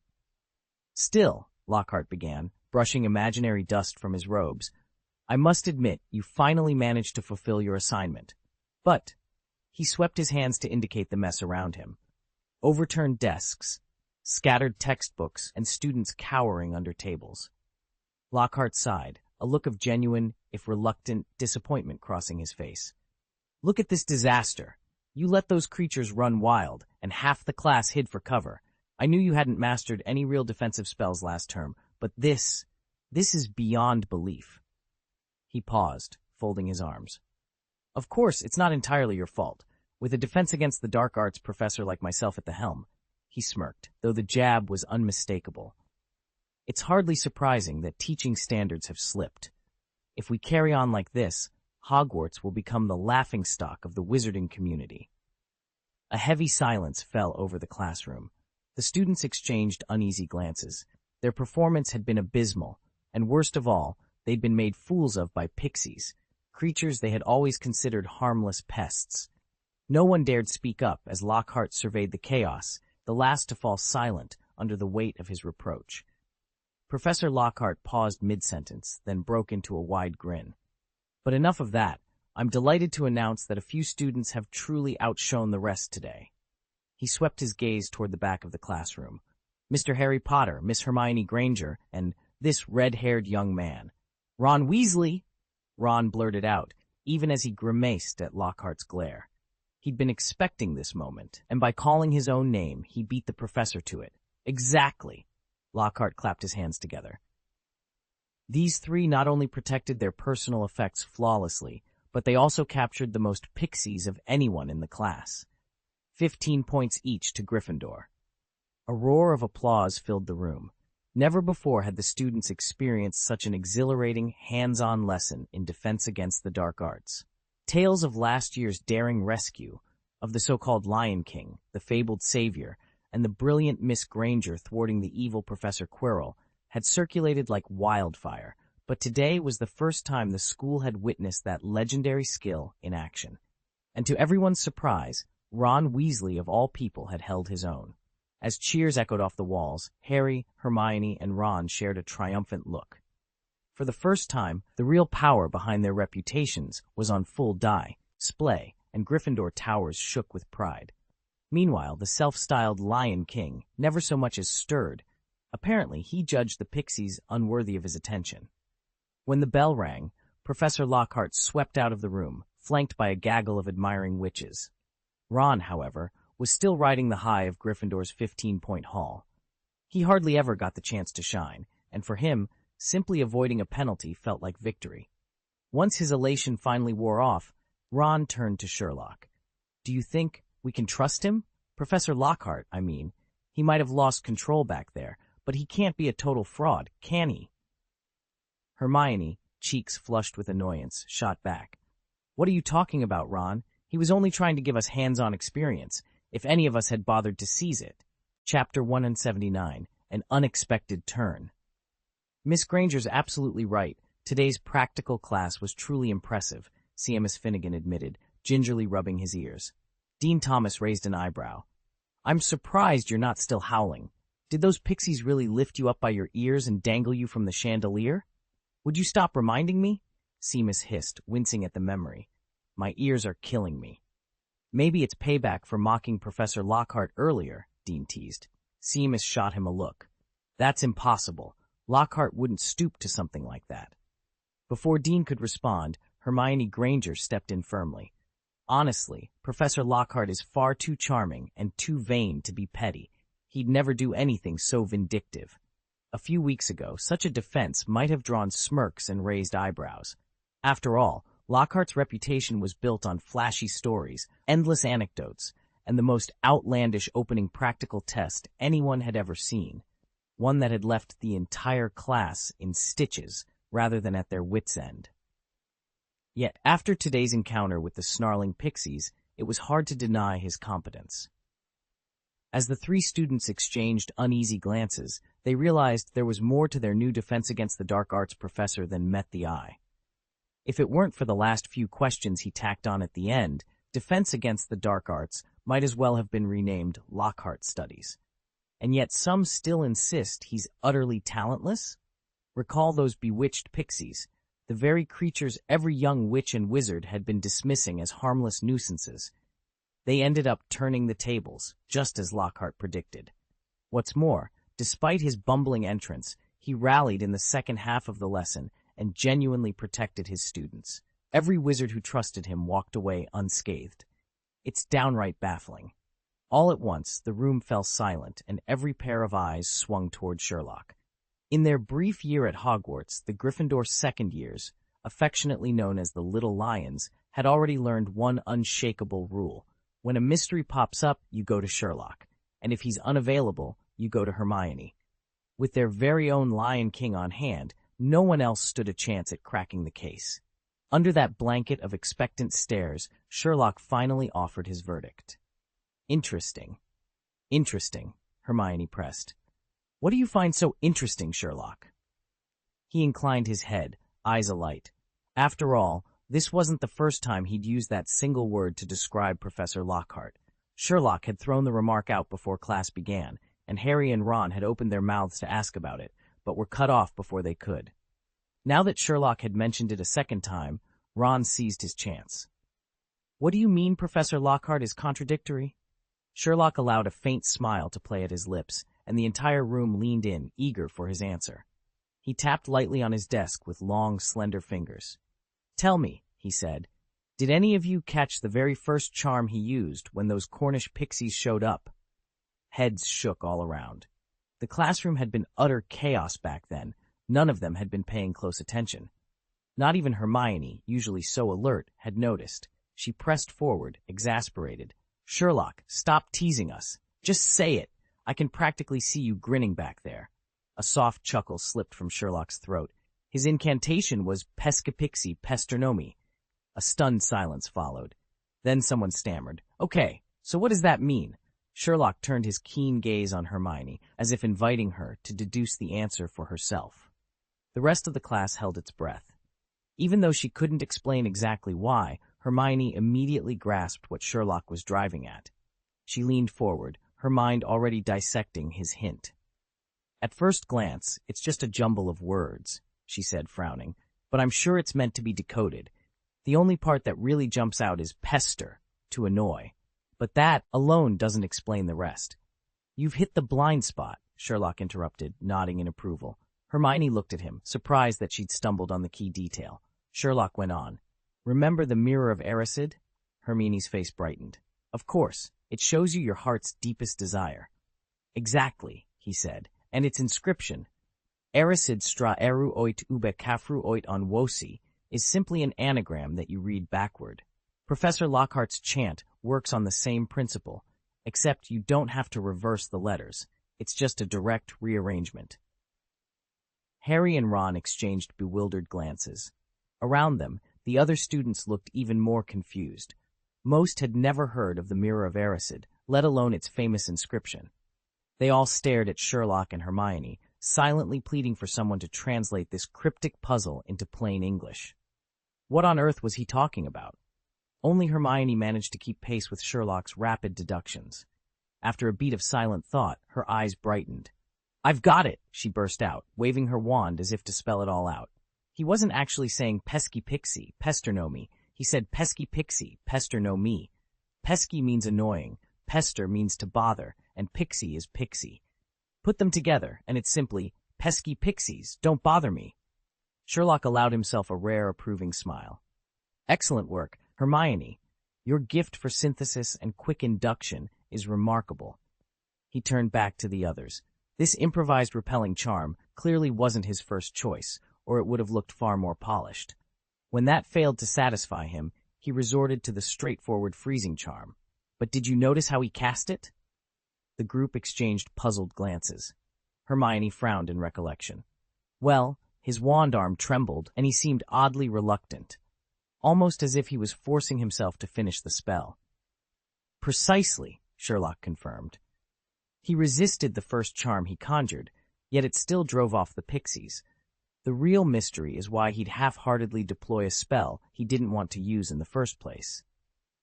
A low buzz of speculation rippled through the young wizards as they weighed the puzzle Sherlock had laid before them. Surely driving off those pesky pixies was meant to showcase his skill, so why did he hesitate? Sherlock leaned forward, voice low but insistent. That, right there, is the contradiction. His words, his intentions, even his demeanor, they all conflict. He clearly preferred his original cryptic charm to take effect, rather than the freezing spell that actually succeeded. And there's one more detail. He let the silence stretch, watching the young witches and wizards exchange puzzled glances. Then, in an almost conspiratorial whisper, he added, when he discovered his books torn to shreds by the pixies, he looked pleased. "Pleased," Hermione echoed, disbelief shining in her eyes. Who could be happy to see their own research destroyed? The rest of the group stared in stunned silence. What in Merlin's name was their new defense against the dark arts professor thinking? Yet Sherlock's deduction was unassailable. Their teacher might be maddeningly inconsistent, perhaps careless, but there was no denying his power. And when Hermione shared how swiftly Sherlock had pieced it all together, her friends couldn't help but admire the young detective's brilliant mind once again. Their Lion King wasn't just brave, he was smart too, and that was a rare combination. Sure enough, that evening in astronomy class, Sherlock amazed everyone once again. Unlike most of their magical subjects, astronomy felt oddly like a Muggle school course. No spells allowed. It was similar to History of Magic in that respect, but while history stayed strictly theoretical, Professor Sinistra insisted on practical work as well. Just as she had last semester, she required all first years to peer through telescopes, memorize star names, and sketch the planets' paths across the sky. It was a true test of the students' drawing sky. Everyone worked from the same star chart, yet some diagrams looked crisp and precise, while others were less so. Before we dive into tonight's lesson, Professor Sinistra said, I want to give you a quick refresher quiz, just to make sure none of last term's material slipped your minds over the summer. A collective groan rose from the class. Had this Muggle-style testing actually spread in just one afternoon of Lockhart's teaching? Sherlock, of course, merely smirked, ready for the challenge. Professor Sinistra stood before her class in the astronomy tower, her expression impassive. A ripple of annoyance swept through the room, brows furrowed, lips pursed, at the prospect of another surprise quiz before the bell.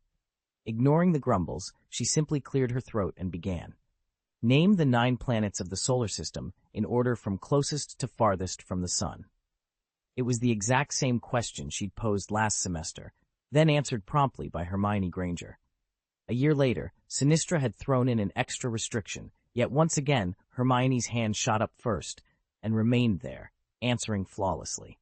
Scanning the room, Sinistra saw most students staring at their desks, heads bowed or eyes darting away, all hoping to escape her notice.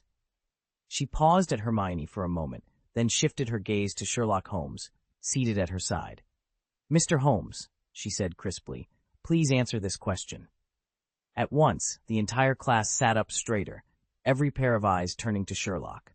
A heavy silence fell, broken only by the soft scratch of quill on parchment as anticipation hung in the air. They all remembered it clearly. On the very first day of first-year astronomy, Professor Sinistra had singled out Sherlock Holmes and Hermione Granger to answer her questions. Both girls, Muggle-born and already topping the mark sheets, had impressed her at the start of the year. Hermione, as always, replied correctly, but when it was Sherlock's turn, he floundered completely. He didn't even know that the Earth revolves around the sun. The entire class had been speechless. Now, a full year later, Professor Sinistra did it again. She caught Sherlock's eye and called his name across the darkened dome. The question onlookers whispered in the corridor was the same as before. Was she targeting him? In fact, they weren't far off the mark. In last year's end-of-year finals, 7 compulsory subjects in all, Sherlock had earned outstanding marks in transfiguration, charms, potions, and herbology. His scores were through the roof, even eclipsing Hermione's. But in the other 3 subjects, astronomy, history of magic, and defense against the dark arts, he had scraped by with only an A. It seemed Professor Sinistra was determined to give him a chance to prove himself where he'd once quite spectacularly failed. What rankled her most was that in those 3 subjects he'd only just scraped an A, so close to a higher mark it might as well not have mattered.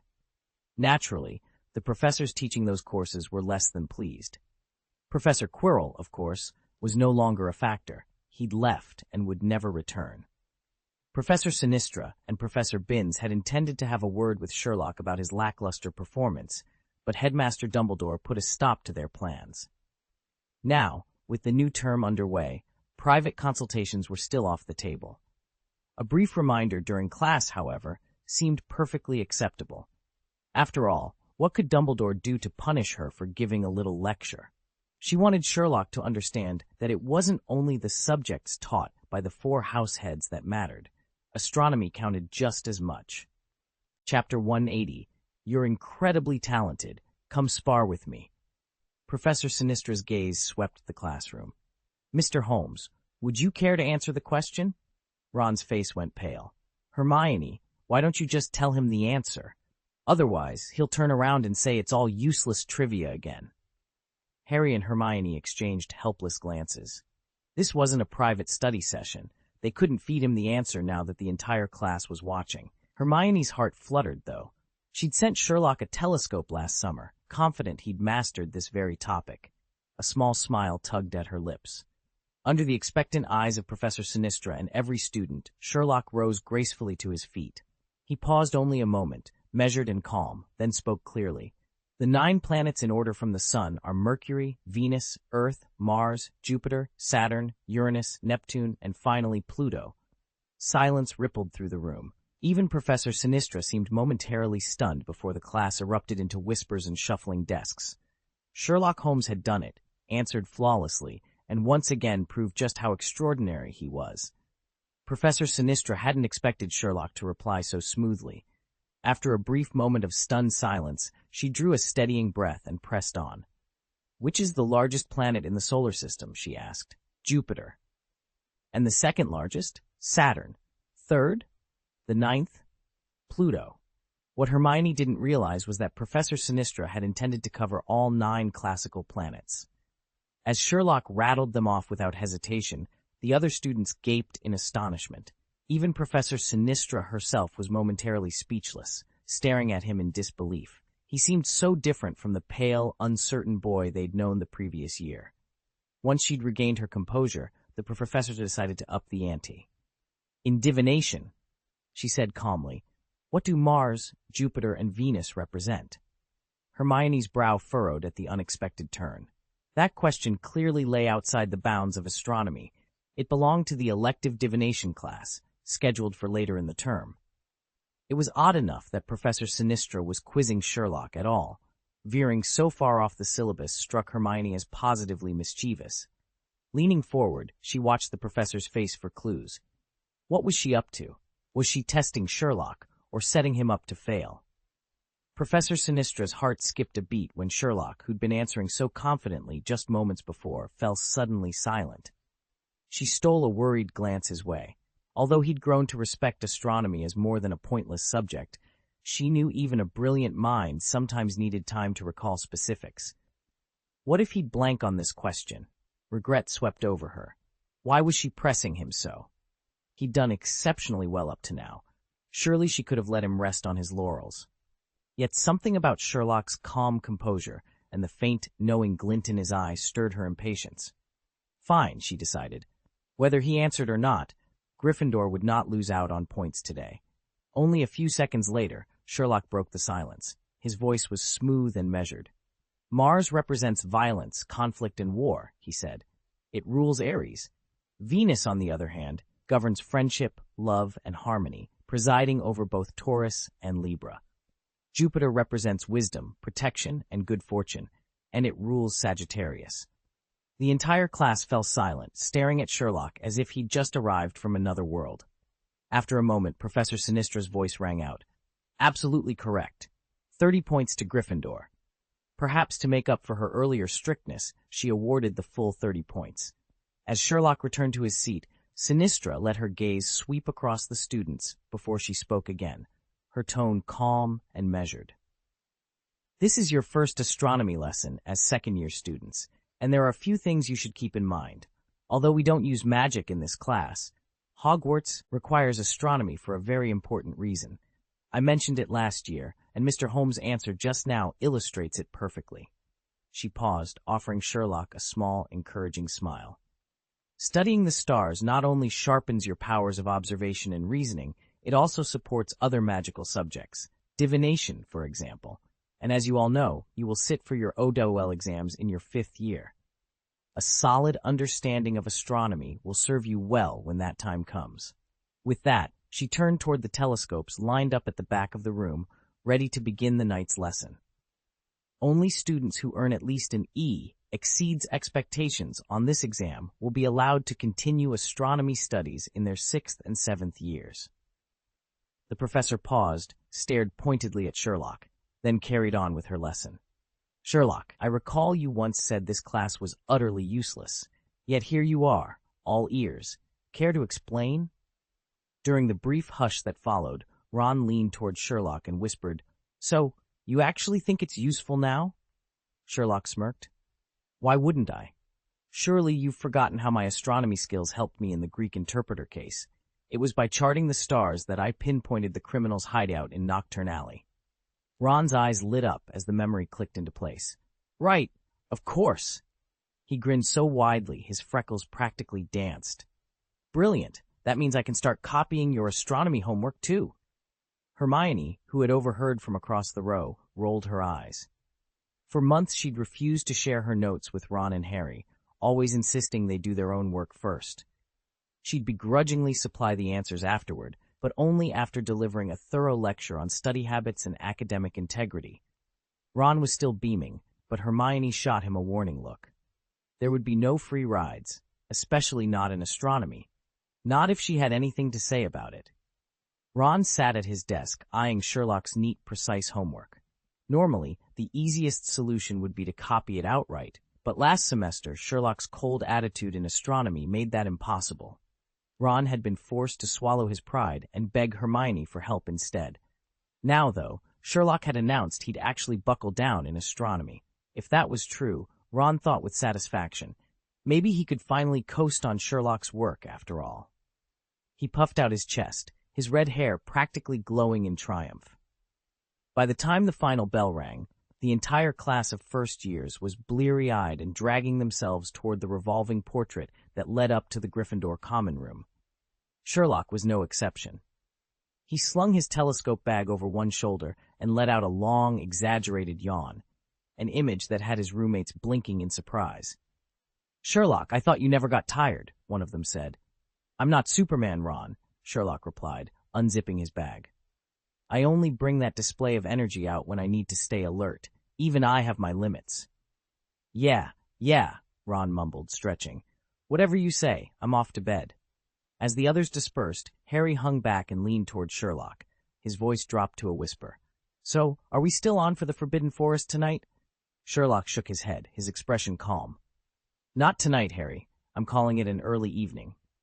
He slung the bag over his shoulder and headed up the spiral staircase, leaving Harry staring after him in surprise. The new semester was officially underway, and Sherlock felt the familiar tug of responsibility. Time management was as crucial as ever. A quick glance at his schedule made one thing clear. Those nightly excursions into the Forbidden Forest simply couldn't continue if he wanted to endure the full year. Beyond his standard coursework, he still needed to deepen his knowledge of the magical world. After all, he didn't have Hogwarts' vast library on tap at home. To protect both his focus and his stamina, he resolved to pace himself. In every other respect, his first day back had been perfect. He'd attended every class, taken meticulous notes, and met every personal milestone he'd set. By evening, only one item remained on Sherlock's agenda: rest. He turned in early, and for once, slept without interruption. Dawn broke quietly until the corridor outside Ron Weasley's room echoed with familiar calls. Harry Potter, ever the devoted brother and loyal friend, was already up, knocking gently on the door. "Ron, come on, mate. It's your first class of the term." His cheerful insistence drifted down the hall, marking the official start of another year at Hogwarts. "Ron, wake up!" "Ow, what are you doing?" Ron mumbled, flinging an arm over his face. "Get up, it's time for morning drills." "I had astronomy last night. I didn't get to bed until dawn. Just let me catch a few more winks. Our first class isn't until 10 anyway." "But you said you'd join us today," Harry reminded him, voice edged with exasperation. "Did I?" Ron peeked out from under the covers. "Of course you did." All right. Not today. Next time, I swear." Ron yanked the blankets back over his head. Harry sighed and glanced at Sherlock, who was already lacing up his trainers. Rubbing his nose, Harry conceded, "Let's go." The warm-up on the second morning followed the usual pattern: stretching, basic calisthenics, but Sherlock had trimmed it short to devote extra time to boxing and fencing. He handed Harry a wooden practice sword he'd whittled himself. "Watch my movements carefully," he said. He adopted a natural stance, feet shoulder-width apart, blade angled forward. This posture lets you launch attacks more efficiently and conserves energy. Beginners often grip the hilt so tightly that their hands tense up, which actually saps power and increases fatigue. Slowly, Sherlock demonstrated each position: high guard, low guard, lunging form, emphasizing smooth, controlled motions. Then he offered the sword to Harry. "Now you try. Hold it lightly, so the weapon feels like an extension of your arm, not a burden in your hand." Harry squared his shoulders and grasped the hilt, deliberately loosening his fingers. Under Sherlock's watchful eye, he began to mirror the stance, feeling the difference immediately. The practice blade settled naturally into his grip, and he could already sense how much more fluid his strikes would become. "Good?" Sherlock nodded, guiding Harry's elbow into a slightly higher position. "Whenever you fence or face any challenge, relax your grip. Let your technique do the work, not your muscles." As the morning sun streamed through the sal's tall windows, Harry felt a crisp excitement.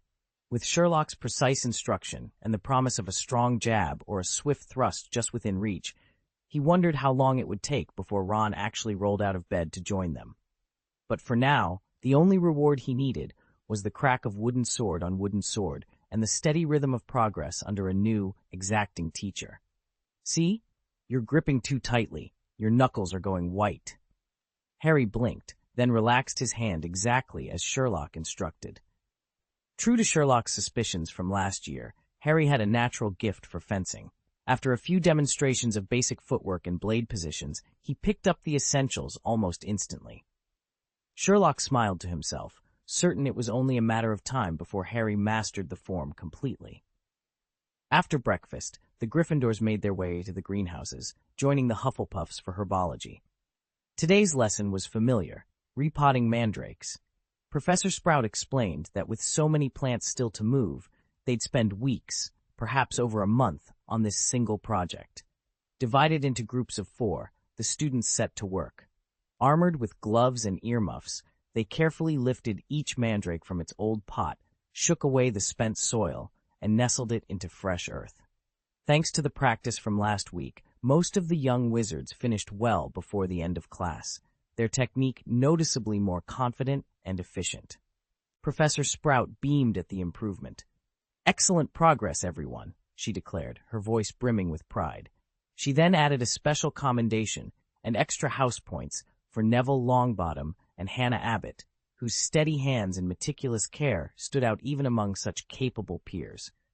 That afternoon's transfiguration lesson was more of the same work, trembling beetles flickering into pearly buttons, but at last something changed.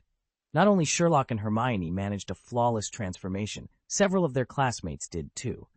Even Professor McGonagall, notorious for her stern reserve, allowed herself a rare, pleased smile.